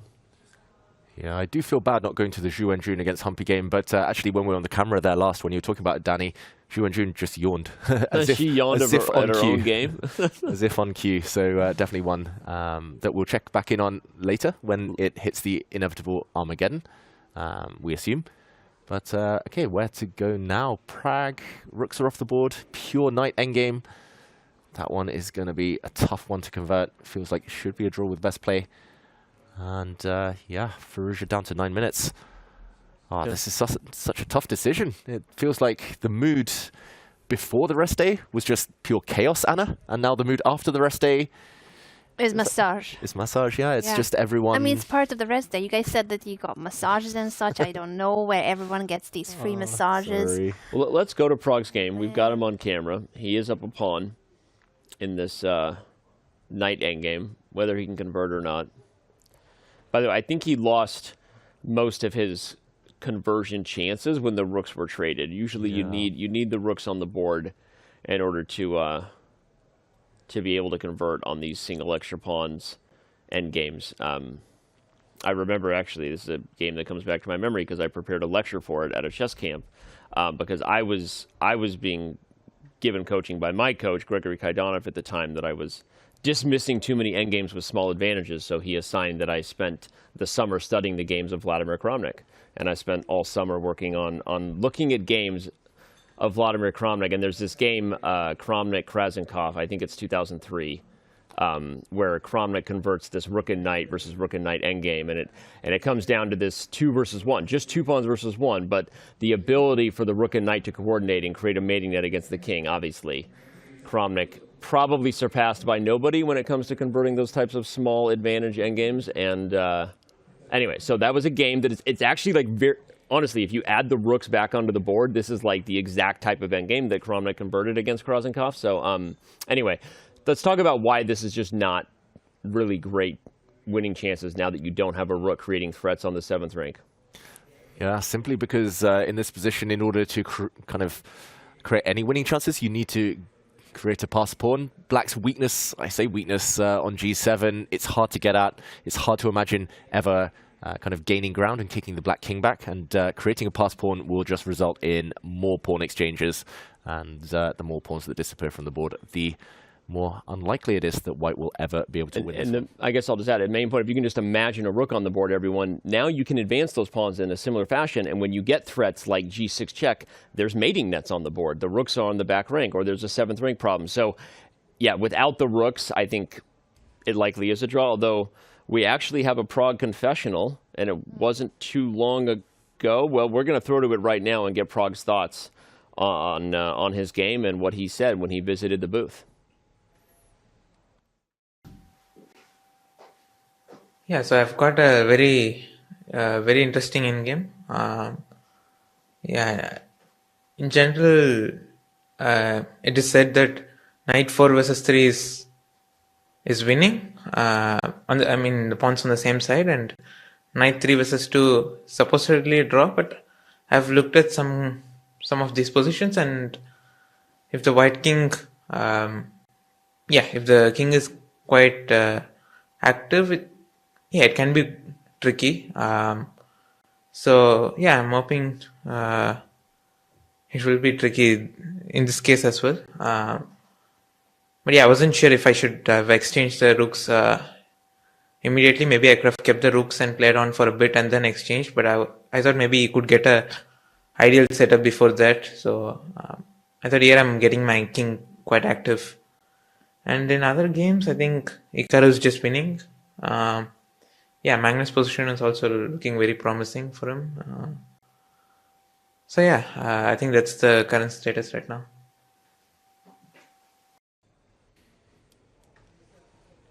Prag doing his Hikaru impersonation, given his thoughts on the other games there. But as he laid it out, he kind of said the knight 4 versus 3, a lot better winning chances, not really here. Yeah, it's interesting actually. I'm just having flashbacks. It feels like ages ago, but about, 12 months ago, I was giving some online, or I was running some online classes with some really strong players, and Prag was sitting in one of them. We were playing through some games, and one of them was an example of Magnus Carlsen against Vaishali, and it was 3 versus 2 on the same side, and we were talking about, okay, which pieces do you want? Bishops? Do you want bishop versus knight? Do you want same-colored bishops? Do you want just pure knights and all these things? And Prag was discussing some of his ideas. He was disagreeing with me, which is fair enough in these types of positions in practical, in practical games. And it's going to be fascinating to see whether his evaluation here pays off, whether he is able to cause any trouble to Fabiano. Yeah, and he did say that he has been looking at these. He forgot to give a shout out to you, David, sure but he did recognize that he had looked at these and studied endgames like this.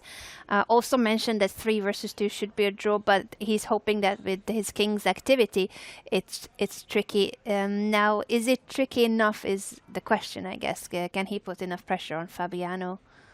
By the way, we have our first result, which means we have our first Armageddon around the corner. Ju and June and Humpy Canero did indeed draw their game. Big surprise.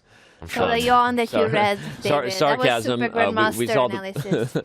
When the players are yawning on camera for their own game, they're like, all right, this was not a very feisty affair, and we're going to go to Armageddon and get it done over there. So usually it'll be about 15 minutes, we will have our first Armageddon battle of the day. And you know what happens? I feel like when that happens, everyone just like stretch, get ready. Because once we have one Armageddon, by the time that's done, we usually have more, and it's kind of just a wild ride for the last couple hours until we get a ton of decisive results and fun. So I'm excited. Yeah, and something about the playing hall as well. It's been slow, it's been kind of really edgy, and as soon as one Armageddon starts, Anna, the other players will sense it. They'll hear the pieces being banged, and they'll speed up. They'll get a bit kind of on edge as well. So yeah, I agree, and it is. I think it's great that they're playing it on the exact same board, so the players will be back in the same playing hall at the exact same board, exact same color, just playing with a lot shorter time control. And someone has to win. That is the Armageddon time. That is the Armageddon format. Well, too bad Prag didn't give you a shout-out, David, for the Endgame training session. But pretty sure he's studied it several times this time of Endgame. I kind of translated it more, and maybe I wasn't paying close enough attention. I took it more as he knew the 4-on-3 had better drawing chances, better winning chances, but he didn't know what his winning chances would be here besides his more active king and see what he can create. But okay, I don't know if that aligns with what his views were in your training session or not, or if you want to reveal more of that, or if we move on. Yeah, we were discussing just practical values of keeping pieces on the board or whether to trade off, and it actually does kind of echo what he said here. Trading rooks off in a favorable way as quickly as possible, just kind of going towards a position you know is favorable rather than just keeping the tension. That's where I'm from the old school. You know, you just keep the game going, keep waiting, probing, and you can trade rooks at a later point. But he was very much saying, okay, no, go for this now. Test the opponent here and now. And that's what he's doing with Fabiano. Big threat on the board already. Knight to d5, for example, would be a winning transition to a pure king and pawn endgame. So he's very much of the school, okay, direct. Play it direct. If the opponent defends well, great. Game's over. I'm from the grinding school of chess. The longer, the better. Would you say you grind like a grandmaster? I have been known to, but... And should people look up your Chessable course with Magnus and also buy your book with Magnus? Honestly, I need a copy. Can I get an autographed copy of the book? I'll sort you out, Anna. I'll find one for you. Thank you. All right, well, let's back up. We'll take a look at the bird's eye view. You will see firsthand that we have a result in the books. As we already discussed, Ju and June drew her game with Humpy Canero. And we'll get an update on exactly when that Armageddon battle is set to commence. But for now, Hikaru continues to push along. Sorry, can I ask one last question about the Prag Caruana game? Because after knight f4, I was just wondering, can black force further simplifications with g5? Because ideally, black wants to trade the remaining 2 pawns of black for 2 of white's pawns and then sacrifice the knight for the last pawn of white, and that's a draw. So can he force trades with pawn to g5? That's a good spot, Anna. And again, that's where like certain players, myself included, would lack. We would just be trying to hold the fort, but actually forcing the issue, being direct, trying to trade off pawns immediately. It's definitely Fabiano's style. You heard Magnus say it when he joined us in studio, that Fabiano... Okay, you were talking about Prag's approach maybe from the conversion side, where you're better, just go for it, test your opponent here and now. Fabiano, when Magnus talked about him, is very much if I see a forcing approach, I'm going to take it if I feel like I can calculate it through, and especially from a defensive perspective. And Anna was right. Fabiano sees the most concrete path might just be to get the pawns exchanged, and I like it, actually. I think it just makes the most sense here. And as you pointed out, there is no knight trade because then black takes h4. I don't know. Does black win? Probably not. Probably a draw. But and if you take g5... You take with the king. Yeah, black takes with the king. You avoid the knight trade and gets a little closer to a draw. Yeah, looks like a great choice from Fabiano, and Praggnanandhaa unlikely to get the win that he was hoping for. And in the meantime, it looks like there might be some action about to happen between Carlson and Firouzja. Only 1 or 2 moves in that game since we left it, but I'm wondering whether we go back because the clock situation is quite desperate. And again, this is the Magnus Carlsen school that he went to, courtesy of David Howell, grinding like a grandmaster, and he's trying to create as many problems for he can for his opponent, who now has less than 5 minutes officially. Let's pull up the board and take a look at what's happening between Magnus and Alireza. Yeah, and in his confessional, he wasn't shy about admitting the fact that he would try and hustle Magnus, he would try and speed things up, and that the clock would play a huge factor here. Rook b7 does threaten to win a pawn, and yes, it would transition into a pure rook and pawn endgame, but rook takes pawn, attacking the black bishop. That is a bit of a threat right now. I think with pawns still on both flanks, that one would give white decent winning chances. If the whole queenside were to disappear, just like the Caruana game, then maybe with pawns just fixed on one side of the board, easier for Firouzja to hold. But right now, not easy to even see a move for Firouzja to hold the balance. 4 minutes. Yeah, I think he has to go for this rook ending. He needs to move. He's on move 34. Oh, no, he doesn't. He doesn't have to go for it. I was wrong. Sorry, Anna, go ahead. Oh, I was just going to point out that he needs to make 6 more moves before he starts getting increments. So he has 4 minutes, and that's all his time. And even with the increment, it's going to be only 10 seconds of increment. No extra time, just 10 seconds per move. Agreed, and he's feeling the pressure, maybe regretting that long 40-minute plus think he had, that we went from applauding him to questioning him, and now we're concerned about the clock for him. But the reason I didn't think he could go for this, David, is I thought bishop d5 was possible with a double attack on rook f7 and rook takes b6. I see you nodding that grandmaster head, you know. Although black has rook e5 in that position, and maybe it's just not exactly clear. Yeah, not quite getting the job done. I was wondering the exact same thing, Danny, and maybe we just jump in to show that. Magnus, I think he might need to move his bishop right now because black does have a threat suddenly. If Firouzja gets one more move, for example, if white just plays h5, then rook e7 would turn the tables, forcing the rooks off the board due to this double attack. And suddenly, we talked about the 2 versus 1. The black pawns run and most likely will outpower the pawn on b3. Black is the only one with winning chances here. So big threat, you need to move the white bishop. There's 2 directions, maybe bishop h5, I thought, but then the black rook can drop back to e6 and defend its pawn. Note how Firouzja has planted his bishop on d3, defending h7 from afar. So just holding by the skin of his teeth here. And the other direction, as Danny mentioned, bishop d5. The only way black can hope to defend is to hit the loose white piece, keep chasing it around.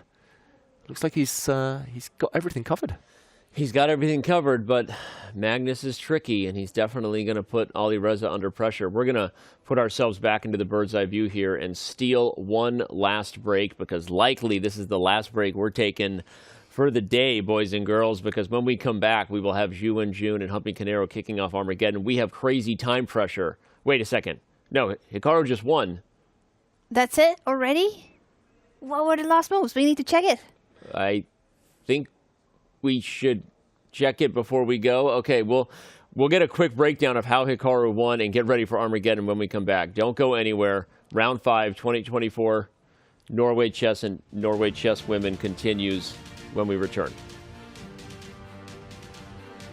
Wow, Hikaru won. Just now? That happened.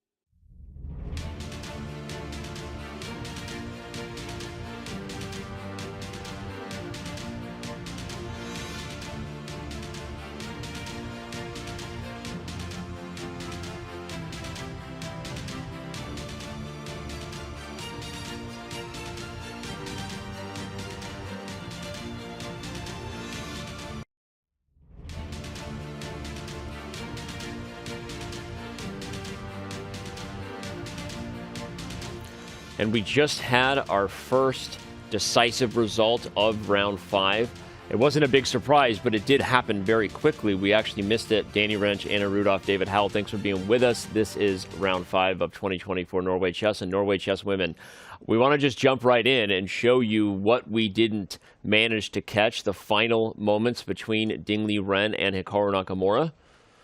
It was kind of a sudden surprise. Hikaru was a little surprised there, I think, too. And just like that, despite having gone under 2 minutes, Hikaru had successfully found a very accurate plan that also completely limited any counterplay. David, you were saying that at the break, just how good Hikaru Nakamura is at converting those types of positions. So take us through those final moments real quick, David, and that plan he started with G5 and just how perfect that was.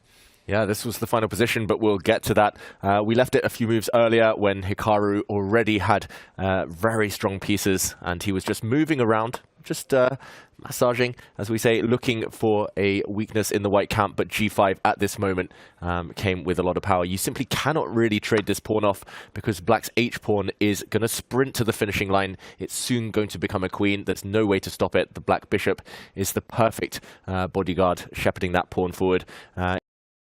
And tried to just sit still, do nothing, bishop to d2, but unfortunately this created a second weakness. Now it's 2 isolated pawns on the king's side, and it was the fall of that second pawn that decided the game. Bishop to f1 check. I should mention king to e3 looks like it suddenly wins material for white. The rook attacked, the bishop attacked, but rook to f4, and the white king is actually totally trapped here. The black bishop would soon relocate. Instead, king c3, bishop to e2, and the final 2 moves here, rook h2, and bishop to b5. Simply no way to defend h4. A second pawn falls, and Ding's resistance was ended. What a sad story for Ding Liren. It continues, unfortunately. We need to keep highlighting the same thing, but it is the case that he is not himself. Hikaru himself said it in the confessional that it feels like he's playing against a different person. And if we look at the candidates, 2022, last round, that was a very different Ding Liren who beat Hikaru Nakamura to win second place at the candidates. No one knew for sure what that meant at the time, but shortly after, Magnus Carlsen announced he wasn't going to defend his title. Therefore, Ding Liren with a second place gets to play the World Championship match and he wins it. And that was because he beat Hikaru in the last round in Madrid on demand. This is a very different story today. Totally different Ding Liren. Totally different story today.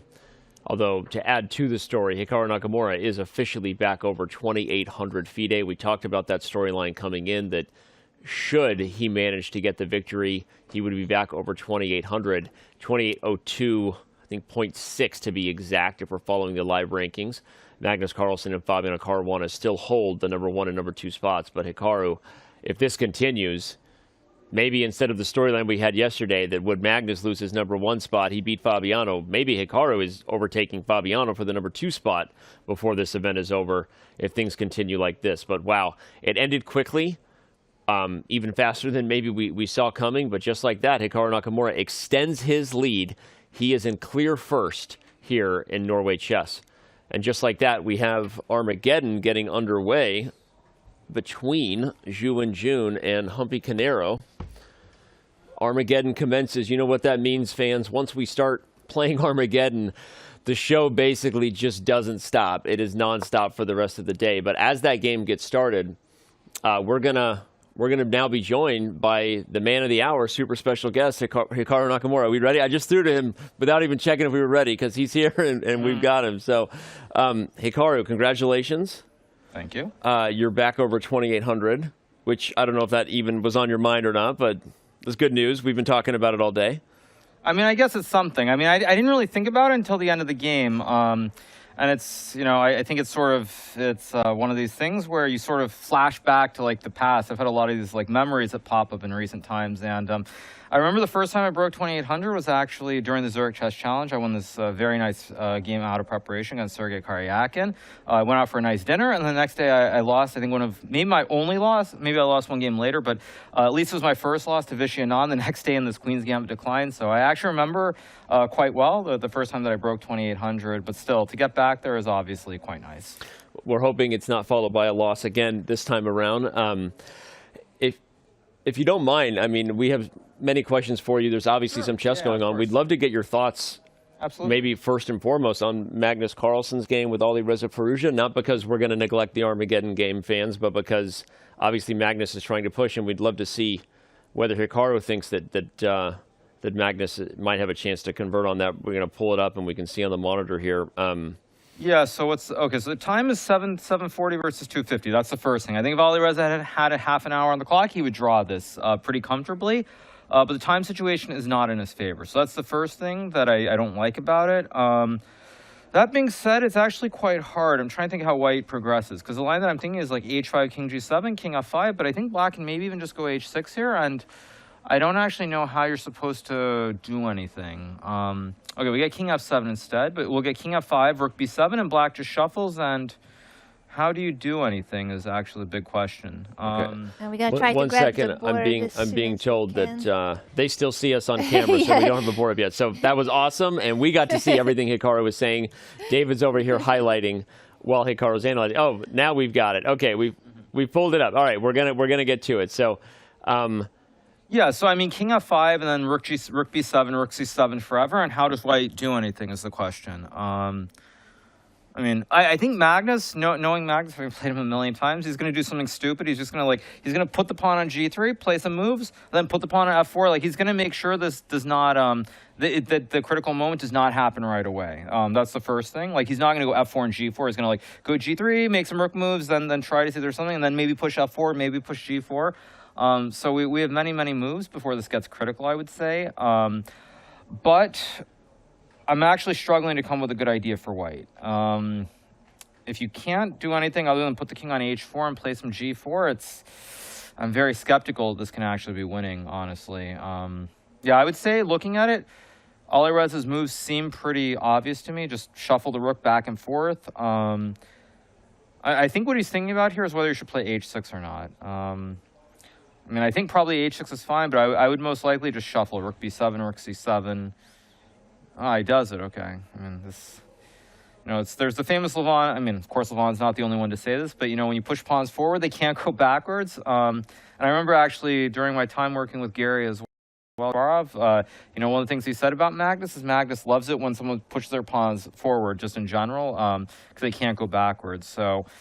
Yeah, I mean, this should be a draw with perfect play, but, it is Magnus after all, and we have a long way to go. Actually, I know what he's going to do. He's going to put the king on h4, go g4, and then he's going to work the king back. Yeah, he's going to eventually put the king on h4, go g4, then work the king back, put the rook, on d5 or something, and try to do something. That's what's going to happen. Whether that happens in 5 moves or 30 moves is the big question. Okay. But, I mean, I would say this should be a draw. I'm struggling to find a situation where Alireza has a move that's not obvious. I mean, basically is to keep the rook on the 7th rank and just shuffle. So because of that, he should be able to build up probably 1 to 2 more minutes on the clock, I would think. Yeah, so he plays rook c7 right away.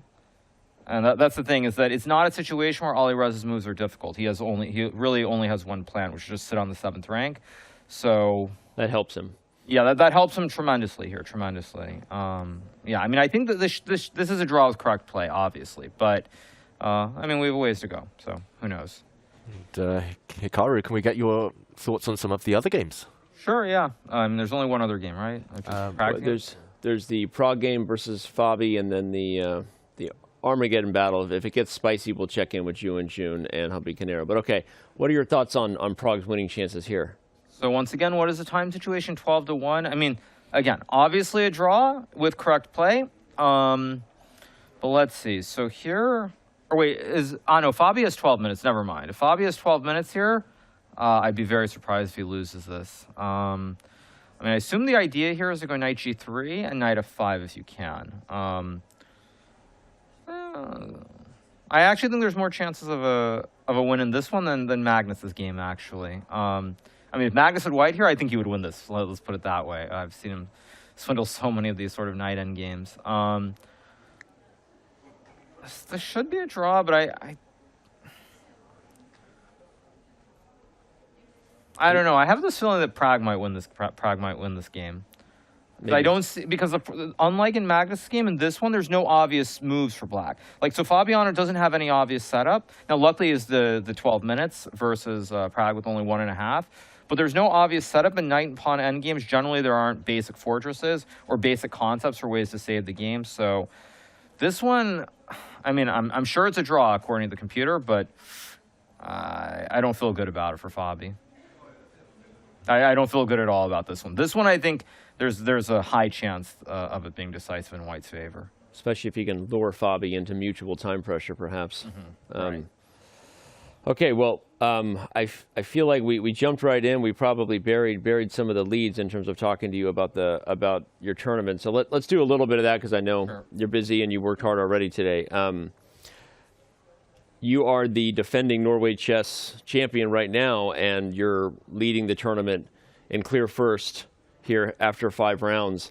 Is there something about being in Stavanger? Do you like it here? Or are you just feeling good here? Or what can you say about what your chess has been over the last couple of years here? Well, I think, first of all, the rounds are quite late, which is nice. No other tournament in the world, I think, has rounds that start at 5 o'clock, which is definitely, I think, to my advantage. I'd also argue it's to Magnus's advantage as well. I know he likes it when the rounds start very late as well. So probably the late round helps, but just in general, it's a very nice place. The people are very, very welcoming. And also, frankly, I've been here so many times over the years now that, in a way, I don't want to say it feels like home, but it's somewhere that I'm very comfortable with.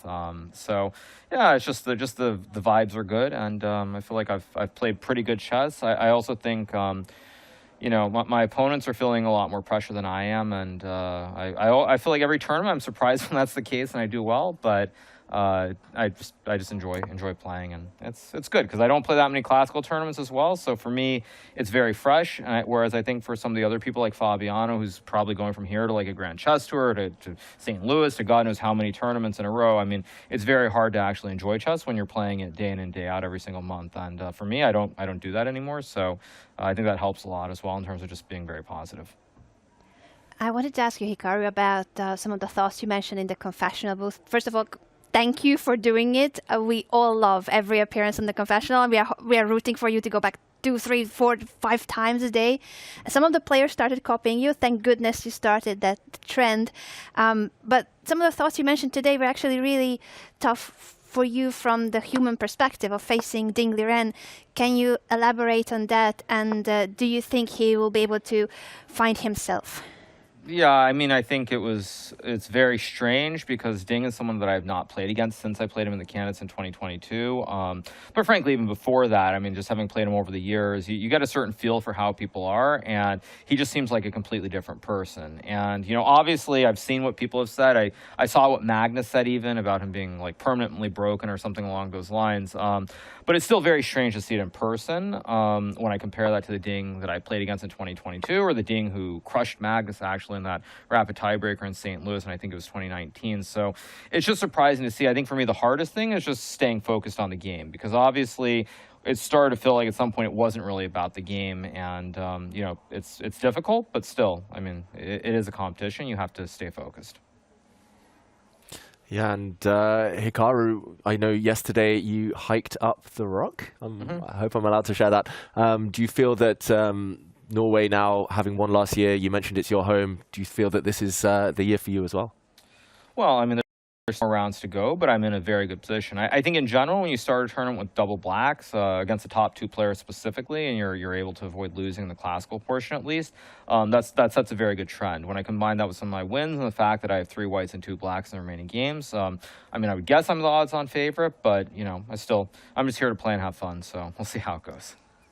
Well, it's going well so far. I have one more chess question because it's been a storyline that we've been diving into. We'll bring up the bird's eye view just so everyone can keep an eye on the action while we talk with Hikaru. Looks like Anna Musichuk, it might be on her way to winning her game. And by the way, Vaishali and Lei Ting-jae already drew their game as well, so they're headed to Armageddon. But Hikaru, one of the themes that we've been talking about through the first 5 rounds, I want to get your take on, because it feels like we talked about the confessional booth, which we do love, and part of the reason you've been able to be there via your own admission is that you've been a little bored at times out of the opening because you're getting prep maybe from the candidates. You're getting positions that you seem to be well prepared in. But mine and David and Anna's observation was you seem to be doing that very well right now overall, that you've been guessing your opponent's openings or choosing the right opening for Armageddon. Is there something to that? Do you think we're right in terms of that observation? Do you feel like you're doing a good job guessing what the right opening is for the right opponent at the right time in general right now? I mean, without going to specifics, I think I think what it comes down to ultimately is my approach to chess is very, very different than it used to be. I think one of the reasons, for example, that I've scored so well against Fabiano over the last couple of years is because I want to say that the openings that I played or the approach that I had became very, very very plain and very predictable, I felt like, between, I would say, 2017 and 2019 specifically. And the way that I play now is very different. It's something that I think basically none of the other top players really try to do, which is I try to play and have fun. I would say most of the other top players are much more concerned if they go and lose a game in 15 moves and look like an idiot. It's kind of the end of the world if that happens to me. It's not that big of a deal, frankly. So I think my whole approach has shifted. I think some of the players like Fabiano, they've struggled a lot to understand it. For example, in his C-Squared podcast, I know Fabi was very critical of this first game of the candidates where I played this E5 line, basically saying it's insane to prepare something for one game. But again, that sort of comes back to the approach and how you go about chess. And for me, I'm not studying chess anywhere near as much as I used to. I stream most of the time and I'm busy with many projects. So my approach is quite different. I think a lot of the top players have struggled to adapt to that and they're kind of just not ready for it. That being said, today I got a little bit lucky. Because I was playing against Ding, who I think is probably one player here who was unaware of a certain game that was played in the French team championship with one of the people that I worked with for the candidates. That'd be Niels, of course. I think that Ding wasn't aware of that game. Whereas I think, for example, today, if I had this against Fabiano or Magnus, they for sure saw that game. I think. So. By the way, speaking of Fabiano's game, you called it. You said this was going to be harder to hold than it looked, and now it looks like he might be up against the wall. Why do you think the computer is saying that White is potentially winning now? What do you see? Oh, is there King D4? Is there a Zugzwang? Oh, he found it. You're right. There's a Zugzwang, I think. How did you just spot King D4? What is the Zugzwang that you know there? No, but the thing is, none of the pieces can move. Like, if you look at it, where can Black's pieces move? You can't go King F6 because of Knight H6. You can't go Knight F6 because of Knight H6. You can't go H5 because of Knight G7. And if King F7, King E5? King E5, King G6, King E6. This is getting very, very dangerous. I think this might just be lost, actually, for Fabi now. Yeah, I think this is actually just going to be lost. Wow. I mean, like I said, this is the sort of thing I feel like I've probably seen this 100 times in Magnus games, where you get some endgame, one that's not like a rook and pawn, but like something like knights, and there's a little bit of maneuvering. So it looks, very, very impressed by Prag. I'm actually a little bit surprised from Fabiano because he's in a situation where he had the time. If it were the other way, where Prag had 12 minutes and he had 1 minute, I could see this, but he was the one with 12 minutes, and this looks winning for White. I think this is just winning, actually. What do you do? Oh, and there's actually, I just realized it's even beautiful. King D7, King E5, King D8, King E6, King E8. You can probably just go G5, takes, King F8, G6, King E8, G7, and you just lose. That is wild. Actually, the knight is stuck. The knight's stuck on G8. Yeah, this might just be winning for White, actually. I think this is just winning for White. Just going to put that line on the board very quickly. I tried to follow with arrows, Hikaru, but just in this position, you mentioned Zugzwang, basically. It's just over. Yeah. And then King D8, King F7, and the knight is stuck. Zugzwang. Beautiful. This would be the second loss for Fabi in classical chess in a row. And you are playing against him tomorrow, Hikaru, with the white pieces. How do you approach the game? And what do you think it means for Fabi when it comes to being the world number 2, but not really doing very well here at the moment? Well, I mean, I think I'll approach it like I approach any game, obviously, which is just to try and play good chess from the start. Don't have anything specific in mind right now, but, he has lost 2 games in a row, so we'll kind of see what happens. I mean, I guess he hasn't lost yet, let's be clear, but it looks very likely that he's going to lose the game. So just try to approach the way I always approach his games, which is just play without any stress and enjoy myself. I mean, I know most people don't believe that, but I just try to be competitive, and if I win, I win. If I don't, I don't, but who cares? Well, whether they believe it or not, the results speak for themselves. I don't know how else to say it. And you're playing well right now, and it's enjoyable to watch. I would keep you here and just keep analyzing with us, but I also know that you. I mean, I can answer a few more questions. Okay, cool. People have questions. Well, we'll keep an eye on this game. I definitely want to know if Prag converts or not, but we'll keep talking here. So the He didn't play King F6, did he? He did. He's allowing knight takes H6. Yeah, he has just played King F6. Knight H6, game over? What? And Prag has just played knight takes H6. No, I mean, I get that he's going to get the knight active with knight E7, but I mean, this is just winning. He just put his head in hand. I think he missed it. No, you know, this is one thing, actually, that I don't, I mean, not to be critical of Fabiano, but it is the one thing I would say is that he is, out of all the top players, I feel like he makes more of these double question mark, like crazy blunders than anybody else when, sometimes when he gets low on time. And I think that is one of his big weaknesses. Like, I feel like Magnus and I obviously blunder less, but I feel like even when I look at some of the other top players like Nepo, you see far less of these, like, just complete lapses in the same kind of way that you see from Fabi. So it is tough to see, obviously. I mean, especially, you know, in the candidates, I mean, Nepo, myself, Fabi were all so close, and we weren't able to get the job done, but it is what it is. Coming back to that, because Gukesh ultimately did win the candidates and he's playing against Ding Liren, just to circle back to Ding Liren, what possible advice could you give or think to give someone in Ding Liren's spot? I mean, have we ever seen anything like this from someone who reached the pinnacle of their sport, right, achieved his goal and has been here? So, I mean, I know that I'm not trying to draw an unnecessary parallel, but you have been playing the best chess of your career over the last few years from the perspective, as you've said, that you are more relaxed. As you said, you're here to have fun. You're enjoying the game. What could Ding do to get back to enjoying the game? Because when we watch him, it's not even just that he's playing bad. It's painful because he's not even enjoying it at all, and you can see it. So what would be your thoughts on that? Yeah, so first things first, I think Prag missed a win with knight f7. I think knight f5 was just winning on the spot. This might be winning too, but I think knight f5 might have been cleaner. Also, I think Prag won a game in Viker somewhere in a very beautiful knight and pawn endgame against Ding.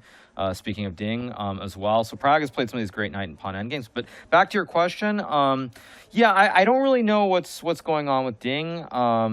Like maybe it's just the psychological pressure of having become the world champion when, I mean, most people assume that Magnus is still the best player in the world. So perhaps that's part of it.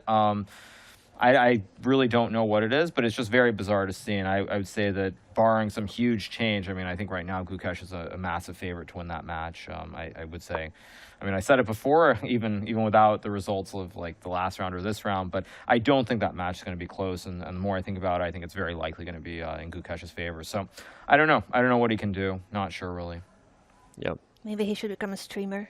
Maybe he should Just a become. suggestion. I mean, it's fun to make jokes, but I mean, at the end of the day, I think you know, I don't think it's as simple as saying like he's playing bad chess. Like I could lose the next 5 games and I could be in a very bad mood, but that just means I'm playing bad chess. It feels like there's something more going on. So No, it's easy to make the jokes, but I agree, and I think jokes aside, I think it's partly what we're saying is that he's not enjoying it, and you are enjoying playing chess, and it's one of those things that it's easy to play chess when the results don't matter. right, and so you're in a different spot, and I think it shows. Come on, King F6 Prag, finish the game. Finish the game off. King F6. He's got only 20 seconds. I mean, F5 also is good. F5 also probably just, yeah, I mean, F5 also works, yeah. King F6 and... Time pressure. Yeah, King F6 and then knight D6. King F6, King G4, knight D6, G6, G7. Push the P. Game over. He did it. He's found. I mean, you could also go for the beautiful knight H6, King H5, G6 takes G7, King H7, King F7, which also works. But he'll go to D6 just because it's a little bit too stressful. Oh, you're right. Yeah. I mean, H6 wins, but you see D6 and you can't stop the pawn. It's all over. So, yeah. Good win for Prag. Wow. I think I mean, this is also why one of the things that I've said a lot is, I mean, ultimately, I do think the future of chess, when you look, 10 years down the road, the path is going to run through India. Because honestly, I don't think you can really say that any one of them are better than the others. I mean, on one hand, I feel like Arjun is the best. Sometimes Gukesh is the best. Sometimes Prag plays these games, and you could argue he's the best. So it's very hard to see a world where if you look like 5-10 years down the road, at least one, if not more, of these guys are at the very top competing for the world championship. All right, well, last question. I got to do it because it came in from chat. Jack3412 wants to know, Hikaru, how would you feel about replacing Ding in a world championship match if he did retire from chess? Well, there's something we recorded yesterday, so I probably shouldn't answer this in a certain way because we did a certain lie detector thing yesterday. So, so I'll try to answer this. How do I answer this? Diplomatically, as everybody's going to hate me for saying this, but it'd be a nightmare. I mean, I have my schedule mapped out very nicely between now and the end of the year, and if I had to play the match, that would be a disaster because I would suddenly have to shift everything and go do it. And frankly, I don't want to do that. So I know people are going to be mad at me for saying that, but that's actually true. It would mess up, is there like a deadline for you? Schedule in my I mean, legitimately asking, if it was like, look, I actually wouldn't do it if it was a week out, but I would do it if it was a month out. I would do it kind of no matter what, I guess, but it would ruin my schedule. And again, I even said this about the candidates that, I mean, I took basically a month before the event to prepare, and I mean, it cost me a ton of income from streaming that I couldn't do. So, I mean, I would play it, but I would say right now I would not be particularly happy about it just because it would ruin my routine, my schedule, and everything that I've set up for the rest of the year. And I don't really need more chess. So, I mean, if I would play if I replaced Ding, but I wouldn't actually be all that happy about it. Yeah. What a wild world that would be, and obviously no one is wanting that for Ding Liren. We're all wishing him the best and hoping, but it is a conversation that we're all having for a reason. You're going to know that I'm telling the truth when the lie detector stuff comes out. Okay, we'll do it after the video. Right. Okay, do it after the video. You know why, yeah. Well, now everyone knows they have even more content to look forward to with Hikaru, because that was a very fun video yesterday that you can be ready for. So, all right, man, this is awesome. Thank you so much for joining us. We're gonna dive back into these other games and let you go. And this has been great. Best of luck in the rest of the event. Thank you. All right. Good luck for the rest, Hikaru. Good luck. All right, there you have it, everyone. Your streamer, your clear leader in 2024 Norway Chess is Hikaru Nakamura with a 3-point score in Classical. It's getting harder to catch Hikaru. Will anyone do it? Magnus Carlsen, what just happened there? A blunder by Firouzja. Oh my God. And king and pawn in game? Oh, it was Has a he draw, just blown it? and he blundered it. Firouzja blundered into a lost position. Oh my Triangulation. gosh. I think it's triangulation. Look at this. White gets the opposition. Black has to move. And look at Magnus. Magnus feels bad about it. He just shook his head and was like, yeah, it's winning now. We'll see this play out on the board, I think. But Black simply is going to have to give way. And there we go. Firouzja resigns in shock. He knows he blew it just a moment ago. David, we're going to need to replay that. But first of all, you can see it on their faces. Obviously, Firouzja knows, Magnus knows. That is a basic king and pawn in game on their level. Wow. And he stepped into it. Yeah, this is the pitfall of playing purely on calculation when you have no time left on the clock. You've got to be practical sometimes. Just avoid rook trades, avoid king and pawn endgames. They're the most treacherous of all endings. And Magnus doing it second round in a row, grinding out a victory from nothing. By the way, we should probably analyze it. I know the fans want to see it. We had such a great interview with Hikaru Nakamura, but also, by the way, that means all 3 games ended decisively in the open section today. So, all right, again, David, take us through what we got. Yeah, I'm just going to show the last few moves because it was around here. White had given back his extra pawn. Magnus has gone round in circles for so many moves, just testing Firouzja. Firouzja had all the answers here. However, the white king is so active. The black pawn is almost doomed here. If you give a check, white's rook will block, and we see something very similar in the game. Instead, black just waited, not going into a king and pawn endgame yet, allowing the king to take this pawn on f6, and a check. The white king drops back, and this endgame is a draw. It's a difficult draw, but it's a theoretical draw that should have been studied by most of grandmasters throughout their careers. If you just move the rook away, yes, it's a 2-pawn deficit, but due to the fact the black king is able to sit on the short side, due to the fact the black rook will check the white king from the long side, this one should have ended peacefully. However, he panicked here, Alireza, with no time on his clock, under 1 minute. He traded rooks, and there we go, double question mark. And the reason he resigned is because in this position, if we follow right to the end, after the move king to e4, white gets the opposition. No matter what black does, black is done for. King f7 walks into king f5, and the white king forces the black king back, and we enter, take the h6 pawn. If the black king tries to sidestep, now white steps forward, and again, black is stuck in 2 minds. King f7, king f5 is the same variation that we just saw. If the king sidesteps, now we see black's king forced out of the blockade. It's a position with black to move, unfortunately, and a new queen will be made. Endgame 101, but Firouzja fell for it. He fell for it for what you mentioned, David. He was really low on time and he didn't have time to calculate it properly. Dvoretsky's endgame manual was under the pillow of Ludwig during PogChamps. Maybe Alireza needs to copy that strategy. It worked for Ludwig, and Alireza, honestly, I think possibly the mistake came from partially from that 40-minute thing earlier where he lost most of his time.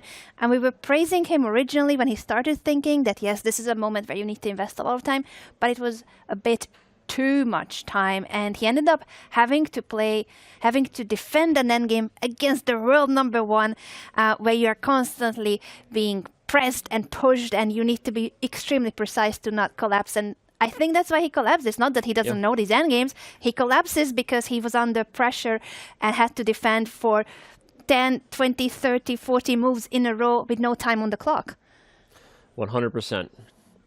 His time caught up with him. It was his time, I guess, as they say, right? For lack of a bad pun there. But no, we called it, right? We said that moment, 40-plus minutes, was probably going to come back to haunt him. You saw Alireza Firouzja shake his head at that moment. Viewers who've been with us the whole time, he knew that he had mismanaged his clock. And ultimately, while yes, objectively it was a draw, he wasn't able to hold the draw.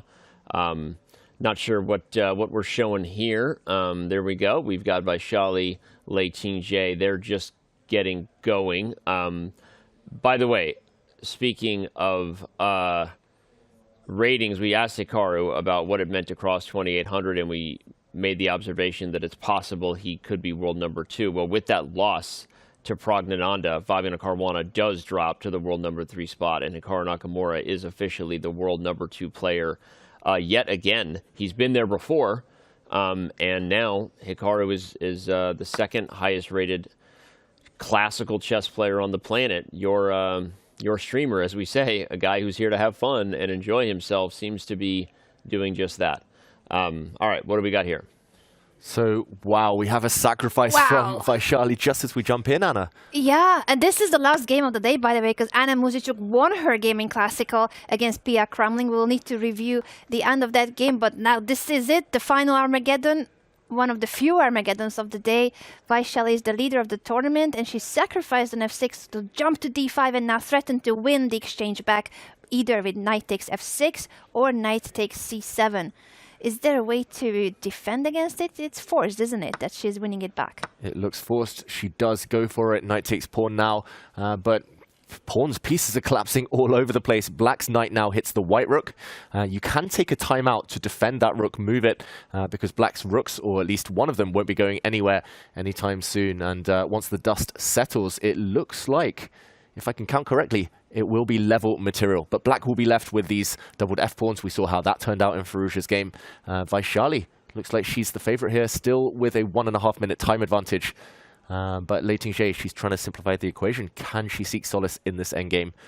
Yeah, crazy tactics there. But crazy tactics, well calculated by her too, to go for this while maintaining the time advantage. Exactly. And now, as we say that, she's definitely spending time on the clock now. Remember, Black has draw odds, so as fancy as those tactics were, and as much as you like her time advantage, it is going to head to an endgame where Lei Qingzhe's only real weaknesses are the pawns, and so she might have decent holding chances here. All she needs is the half a point. Yeah, but look at this really great patience from Vaishali, not cashing in too early. The rooks are going nowhere. So just improving her knight, first of all. She wants to drop her knight back, maybe to the centralized e3 square. Yeah, I'm not sure who I would take here with the draw odds versus the time advantage. I don't know either, because I like Vaishali's position, but I love draw odds, and the time advantage for white is dwindling.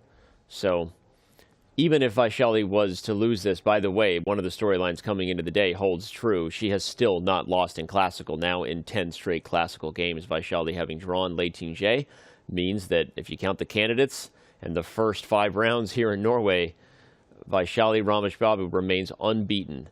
And And she regardless will of what be the happens leader. here. Yeah, she will be the leader of the tournament, and no matter what happens in this Armageddon game, because even though Anna Muzichuk has won 2 games in a row in classical chess, Vaishali has such a lead that her 1 point from Armageddon guarantees her the first place. I know she wants more. She's going into this game very ambitious, and I love this move, by the way, 93, because it looks like the e4 pawn will be hanging, but there's no time for that, because you will take the rook in the corner before anything could happen.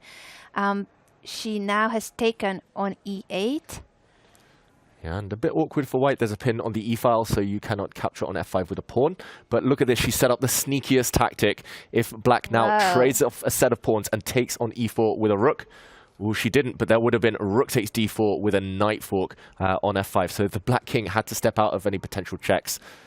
Anna, that's really clever, really sneaky stuff.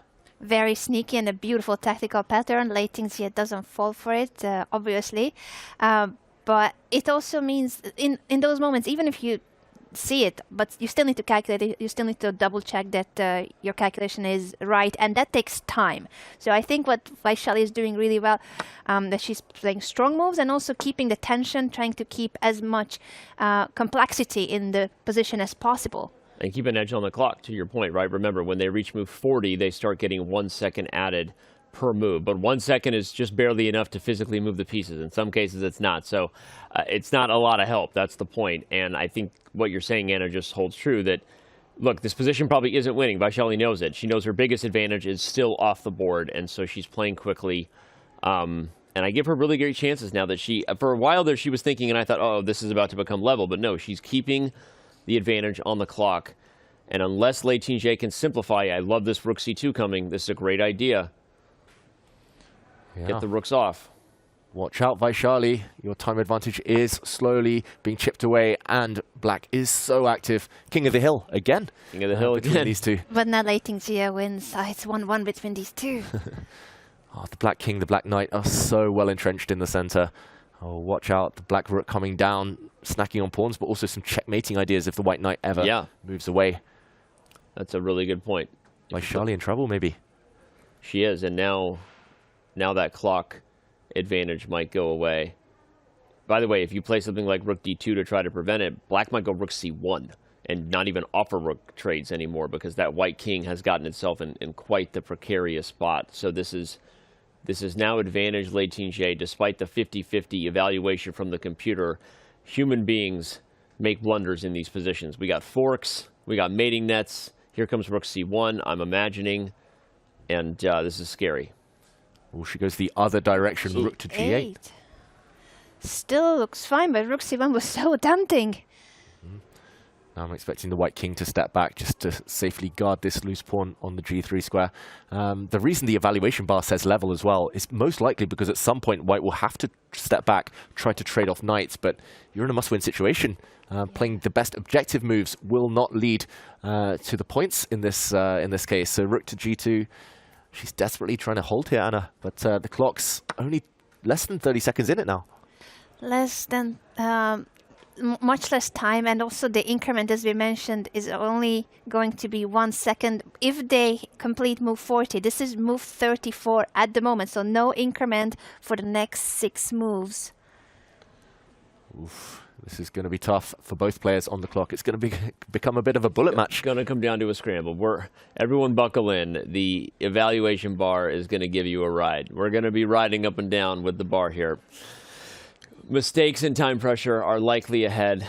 Both players about to be under a minute now. Do you think they spent their rest day, Danny, playing bullet on chess.com to practice for this? Yes, they didn't.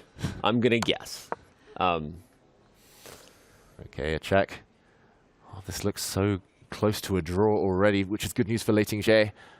Oh, okay, tricky move. You can't take the pawn because of knight f5 check, grabbing the rook on g4. It's just so much harder to play fast chess over the board. You cannot pre-move. Yep, it's a totally different game. And the 1 second increment that will kick in a few turns' time, it's not going to be enough. Like you said, Anna, physically, 1 second isn't enough to make moves sometimes. King to d7 re-establishes the threat to take this pawn. Yeah, if you're Vaishali, are you going for the tricks and the forks, knight h5? Are you playing knight f5? Okay, yes, indeed. She goes for the forks. That's what I'm talking about. Give me some tricks in bullet. And maybe there's more to it than that. Okay. I was wondering if there was... Okay, no, there isn't. I was wondering if there was something with the rook coming to the e file at some point. Tricks on the pin. No, here comes Liren J. And white repeats the position, keeping the black rook out of the second round. But black's rook gets behind active. Okay. Retreating now, Vaishali. Under 20 seconds. She's the one low on the clock. She's the one low on the clock, but I'm actually getting more excited about the idea that this is going to be a decisive result. I think she'll switch to going after the h-pawn. Maybe, okay, she saves the a-pawn first, but here comes rook h2 at some point. h5 might have been a good choice there to eliminate the kingside pawns, but... King e3. Here goes the eval bar. We got less than 10 seconds approaching. Both players are getting 1 second added back onto their clock with every move now, everyone, but it's not a lot of time. h5, such a classy move, undermining the white knight. This might remove much of the danger. But knight g3. And if you take its check, I think she missed that. Wow. Tactics. Great move from Vaishali. Knight takes h5, but still, Liren J. But knight f6 check wins the d5 pawn at the end, and Vaishali is pushing again. Just like her brother in a knight endgame, a pawn up. Can she Just repeat? like Prag, exactly the same. 3 versus 2, knight endgame. Will she push just like her brother? She's like, I'm older than him. I was doing it first. Oh, wait. Did she just repeat moves? She stopped the clock, Liren J. She's claiming a threefold repetition. No, but she didn't stop the clock, and she lost on time. I don't think she's allowed to do that. I think you have to... Oh. Wait. What's happening? The arbiter is checking. Her next move would have been this last move, king to e4. The arbiter is checking whether that's threefold repetition. So she claimed it before she lost on time. What is the rule on that? Do you have to stop the clock before you make the claim? I think you should. I would have thought that you need to stop the clock. We're about to get into some interesting territory, everyone. We might have controversy because even if she's correct in making the threefold repetition claim, which I'm not sure she is, I don't think she is, she didn't necessarily make the claim properly. You are supposed to pause the clock before you call the arbiter over. And our review right now in studio, courtesy of Grandmaster David Howell, reviewing it with chess.com/events, it has not been 3 times. It was only twice. And Liren J. Wow, it looks like she might not have lost on time, but Vaishali will gain an extra minute here. Because of the false claim that happens. So they are giving her back the 2 seconds she had on the clock when she claimed it seems, but Vaishali does get the extra minute, which honestly here means a lot. Wow. Vaishali, extra time on the clock. So dramatic. Now she has time to think. She has time to stop and calculate. If she drops her knight back to f6 with a check, that will be 3 times. I think that's where the confusion lay with Liren J. Knight to f6 check, king to f5 would repeat. So Vaishali has had to play a different move. Yeah. We've got the clocks reset. Shout out to the team, crushing it. Resetting the tech quickly. We've got a great view here of Vaishali's extra time. She's going to take b7 for d4, and we've got a 2-on-1 knight endgame. Yeah, but Prag was talking about 3 versus 2 winning chances, 2 versus 1. Those winning chances might disappear, and Vaishali's gone passive with her pieces now. Interesting approach there. She prefers to keep the pawn on the board, so she wants to have 3 versus 2 rather than 2 versus 1. Wow, maybe that was the right idea, at least from a practical perspective. It does make it harder for your opponent the more pieces you keep on the board. She's advancing. She has a passed pawn. Apparently, knight c7 is a mistake. At this point, I'm not even sure it matters. I think the position is probably winning for white, and she's pushing. Here goes the king, and she's got to pass d pawn. Vaishali. Stop the pawn. It's winning. It's winning. OMG. Keep pushing the king. There we go. She gets the king to e8, and there's no stopping the next moves. She can just get a queen now and make the knight give it up, but she goes for more. Wow, she deflects the black knight, makes a queen. Beautiful.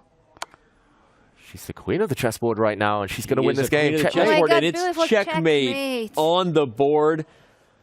Vaishali is the tournament leader at Norway Chess Women, and what a game she won! Similar fashion as her brother Praggnanandhaa, the knight endgame with an extra pawn. Not easy to convert, but they both managed. Oh my God. It is Vaishali in Prague's world, and we're living in it. And right now, it's a knight dance for the win by both of them. Praggnanandhaa beats Fabiano Caruana in a knight endgame. Vaishali Ramesh Babu defeats Lei Qing in a knight endgame. I'm just so impressed. I'm amazed. That was so wild. She manages to get it done yet again under pressure. What can we say right now about Vaishali? I mean, we're running out of praise, right? So many superlatives for her. Also, the nerves. We talked about Prag's mindset. Vaishali's nerves there with the false claim to stay calm, go passive just for one moment in order to kind of keep everything, all of her advantages intact, and to use the clock to her advantage. Incredible, Anna. All right. We have more moments to break down. We have had a wild last hour and a half here. We were joined in studio by Hikaru Nakamura. Magnus Carlsen swindles his way to a winning king upon ending against Alireza Firouzja. A couple other games where we didn't even get to see the final moments. So we're going to throw to a break. When we return, we're going to have some Grandmaster analysis of the games we missed. We'll get more thoughts here from Anna Rudolph. And once again, just take in all the action that now was round 5, 2024 Norway Chess and Norway Chess Women. And what a day it was. We'll be right back.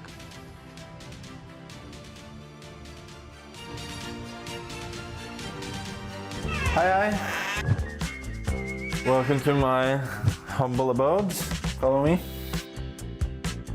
So we're here, we have the kitchen, clean as usual.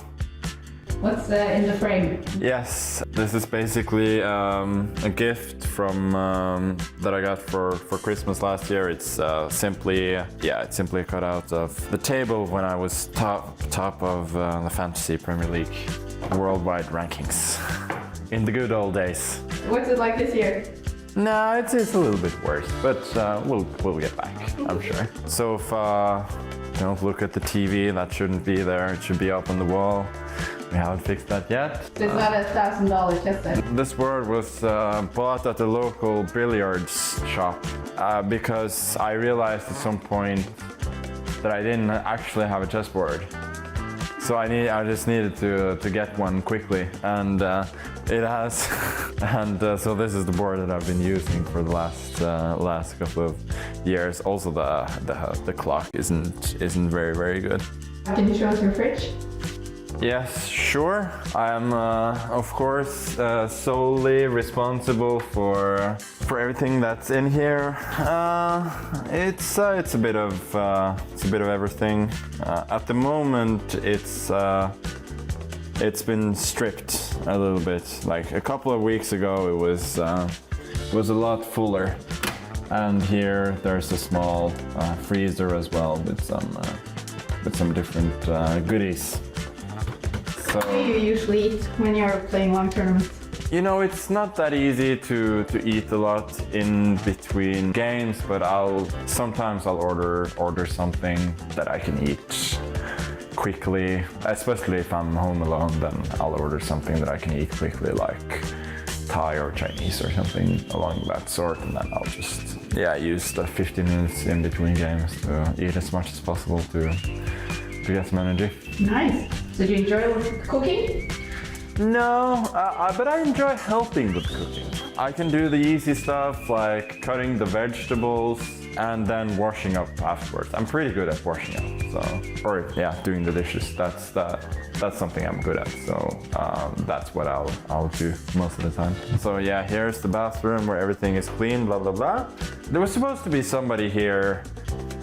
Actually, yesterday to set up everything, but once again here everything's a bit professional. Nice view though. Yeah, it's a decent view. Not the best in this weather, obviously. But you got this roll up. Funnily, this book is still here in the window. It's one of Gary's books, not in his predecessors actually, but on himself. What happened was that when I was playing the St. Louis tournament online, the Fish Random one where Gary was playing, we had to have a secondary camera to show the rest of the room. And so I had my phone here filming. I needed it to be a bit higher, so my phone was standing here and just filming me while I was playing over here. And I thought it would be a bit of a funny prop to use the Gary book against Gary, but I don't think he was paying attention to that. Also, there's it can be a little bit dark in here, and the desk is a little bit too small. So there's some work to be done here, but I think. For the tour, the tournaments where I'll be playing from home, everything will be fine. But so far, it's a bit provisional.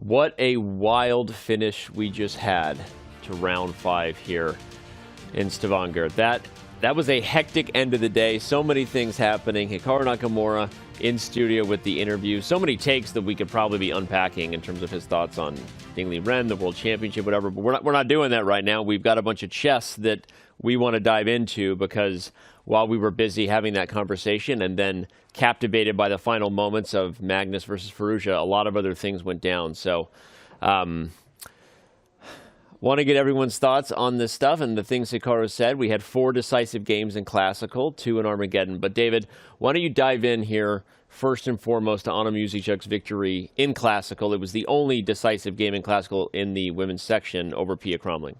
Yeah, and I just wanted to show the final critical moments of that encounter. We weren't able to cover all of it. We actually left it a bit earlier with white having the bishop pair and a positional advantage, but this is where Anna Muzichuk, with the white pieces, was able to turn that advantage into something more tangible. Firstly, here, the black pawn on a5 is attacked. Pia Kramling under serious pressure, the black knight. Seriously bad piece right now, but the decisive mistake was bishop to c6. She needed to, for example, just keep her pawn alive. It might be a source of counterplay later. With the bishop on c6, it could have been protected in the long term. However, after bishop c6, white simply grabbed this pawn. Pia Kramling was kind of banking on a knight fork here to save herself. Knight b7 attacks the bishop, attacks the rook, but white is able to pin and soon win the bishop pair now and an extra pawn advantage. And the closing stages began like this. Bishop to f8, the killer blow. The base of the pawn chain now seriously weak. Black lacks any way to defend these pawns long term, and ultimately, even though pawns were left on one flank, the root collapsed and the pawn chain collapsed with it after g4. Simply a few moves later, Pia had to resign. Too many pawns down, and great technique from Anna Muzichuk. And that's her second win in a row in classical chess. Honestly, I'm really sad for Pia because she started very well in the classical game. She had many missed opportunities. But on the other side of the same coin, I'm happy for Anna because she had a very disappointing candidates tournament. And she clearly is a very strong player, one of the top female chess players, who also is going through some really tough times because of the situation, the global situation and her country. So I think it's a very tough spot to be in. And at the same time, they managed to win the Chess Olympiad, the Women's Chess Olympiad, the Ukrainian women's team. And now Anna is winning her second game in a row. She would be leading if it wasn't for Vaishali being unstoppable. Well said. And you got to be happy for Anna Muzychuk for all the reasons you said. And she's been at the top of women's chess for a decade, you know, or among the top, right? So she's a great player. It's nice to see her finding her form. A new player enters the arena chasing Vaishali, but it is still everyone chasing Vaishali, the destroyer, the youngest player in the field. She is still destroying the competition, but we'll talk more again about her in a little bit. David, you've got another breakdown for us you want to get into.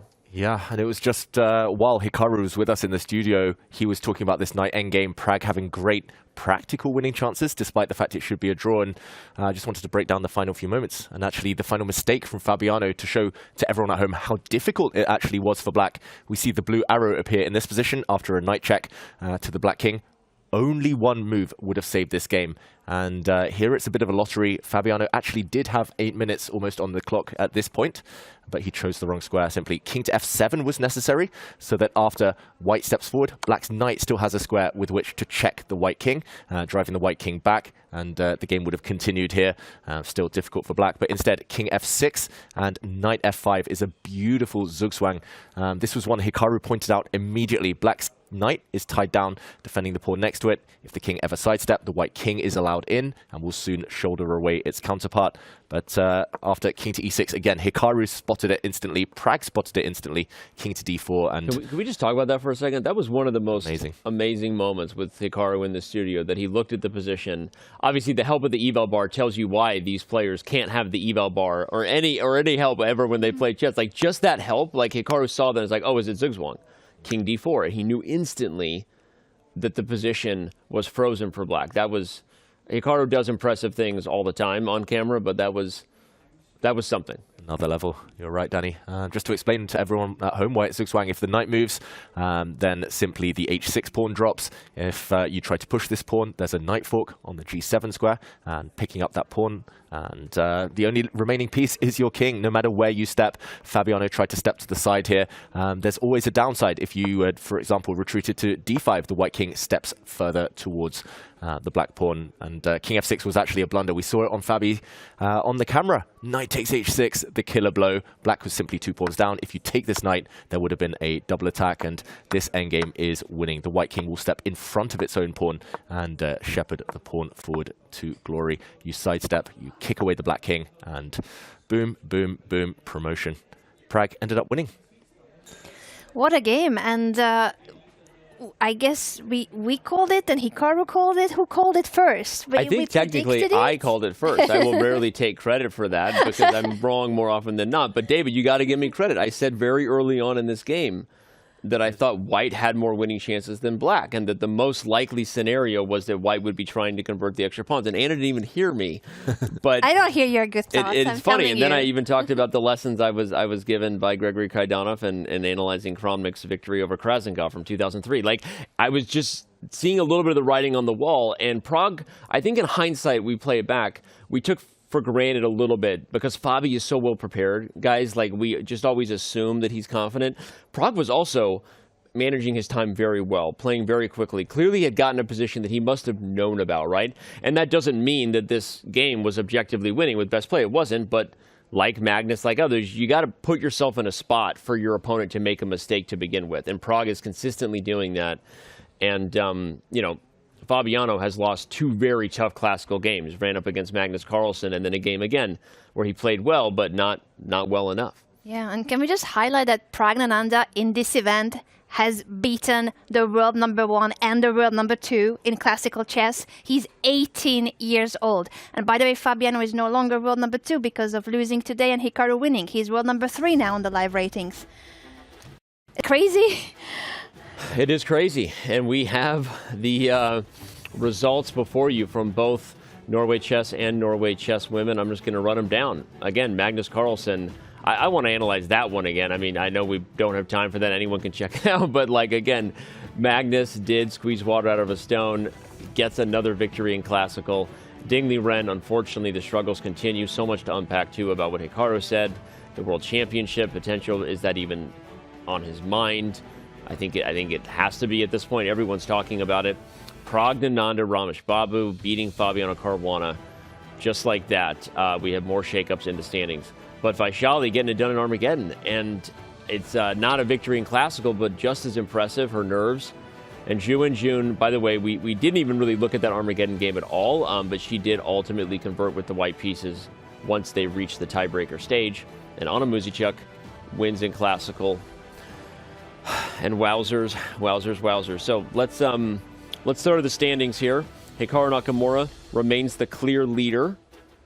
And you called it, Anna. Tomorrow he gets Fabiano Caruana, who's reeling a little bit, has lost 2 in a row. What happens between those two guys? And there we have a very clear pecking order taking place. Magnus Carlsen next, then Prag, then Alireza. Of course, in the scoring system we have here, anybody can win, anything can happen. Even if Liren manages to find himself and get a dub, anything can shake up the standings when you get 3 points for Classical. But it's starting to look a little bit like a 3-horse race, but we'll see. Okay. Do we want to talk about this a little bit before we dive into the women's standings? Final moments there. So tomorrow, Magnus Carlsen takes on Liren with the white pieces. Hikaru Nakamura takes on Fabiano Caruana, who's lost 2 in a row and is reeling. And it's also Hikaru with the white pieces. So it's also Hikaru with white pieces. So who do you take as having better winning chances, Hikaru or Magnus? It's tough. I mean, we should also mention we've officially reached halfway, so everyone's faced each other once. So now we're just getting rematches. And I mean, Magnus, I'm going to say, dominated Ding in the Armageddon in their first encounter. Very solid, very impressive hold with black. And the way Ding is going, Anna, you've got to say he's a huge favorite, Magnus, tomorrow. I think so. As heartbreaking as it is, and as much as we are all hoping that Liren can find himself and can figure out what is it that's pulling him down, it is not chess. It is not about his chess knowledge. It is not about his skills. It's a lot more than that, and we are all very sorry for him. But I am with you, David, that it's unlikely, I think, from what we have seen these last couple of rounds, that it's going to happen right now just like this. I hope that at some point it happens. We all hope that he'll be back and he'll find his shape, he'll find himself again, and he'll find the joy that he is lacking from playing chess. You hope so. And that's really what everyone wants more than anything right now, is for him to just enjoy it. And it's hard because his emotions, Ding was always such a, as we said, a very emotionless player, stoic at the board, almost robotic. Honestly, Liren has been a stone cold killer at chess, and didn't really display much. And so because you really only see now negative emotions displayed, no happy emotions, it's especially hard. But okay, we're going to keep talking about it because this is one of the biggest stories in chess, whether we want to or not. And it's unfolding before our very eyes. History is being written, and who knows what is in store for Liren and the rest of the chess world. Now we're going to switch over and talk about where the 2024 Norway Chess women's standings are, because we know what's in store for the rest of the chess world when it comes to facing Vaishali Ramesh Babu. They are in for a tough time in the coming years. But Anna Muzichuk, great call out, Anna. Team Anna, she gets a win, and just sneakily, we weren't talking a lot about her early on, but she kept getting to Armageddon. And sometimes that's what you got to do. You got to get to Armageddon until you find your form. And now she's rattled off 2 Classical wins in a row. And don't look back, Vaishali. Here comes Anna. Yeah, here comes Anna. They're not facing each other tomorrow, but soon they will. As David mentioned, it's a double round robin, so everyone will face everyone in 2 games with both colors. I think in the women's event, there's even bigger of a gap when it comes to the top of the field and the bottom of the field. But because the 3-point Classical win is so much of a reward for winning at Classical chess, even like this, it's not decided. It's halfway through the event. This is what the standings are after 5 rounds, but there's 5 more games to go. Anyone can still win the tournament.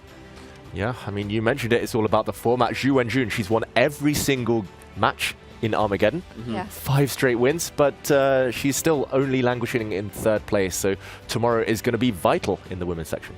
She takes on Vaishali Rameshbabu, does Zhu Wenjun. We just talked about it. She's won every match she's played, including the match she had earlier on in the event versus Vaishali Rameshbabu. But again, it was in Armageddon.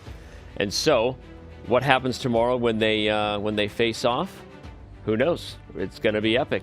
Lei Ting-Jie will take on Anna Muzichuk. That's a battle for 2nd place and 4th place, respectively. So, if the women's event is kind of a 4-horse race right now, the top 4 players are all playing each other. As you said, Anna, though, a victory by either Humpy Canero or Pia Kramling would thrust them right back into it.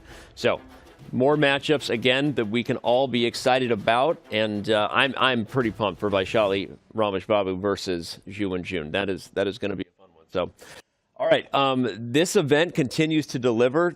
So exciting. We had 4 decisive games in Classical, 2 in Armageddon. It was a wild one with great interviews. I'm gonna give you each your final thoughts in the day. David, your biggest takeaway of round 5. Classical chess is still alive, and massage. That's the word of the day. Massage. That's the word of the day. It worked in a lot of the games. We saw those endgame advantages squeezed out. It did. And I was wondering about the same, that we have seen so many decisive games in classical chess today, the previous day. What is it about Norway Chess? You know, there's the Armageddon, so there is no such thing as you draw and you walk away. But it also feels like people don't want to go for a draw. Are they taking more chances? Are they risking more? There's so much life in all the games, and this is something that I don't think happens at every super tournament, and I'm so excited about it. I couldn't agree more. And Hikaru said it, you know, he's playing great here in Norway, played great last year. He attributes it to feeling relaxed and that he doesn't have as much on the line, but I think he also said it's the environment, bringing the best out of players, the later in the day start. Shout out to the sun, which made our life hard, the sun setting. No, it's been special. We're halfway through, double round robin. The players now play each other again, and a lot more chess is ahead. So, you know where you're going to be tomorrow. It'll be round 6 of 2024 Norway Chess and Norway Chess Women. You know where we're going to be, right here with the call. Thank you to everybody for tuning in on behalf of the entire crew, the players, giving you the great chess. Are you not entertained at this point? And everyone at chess.com, particularly my co-hosts here, Anna Rudolph and David Howell. New names every day. Same names every day. I shouldn't mess that up. On behalf of everybody, thank you for tuning in. We will see you tomorrow. Same bat time, same bat channel. Enjoy your night wherever you are. And tune into round 6 of 2024 Norway Chess and Norway Chess Women. We'll see you then.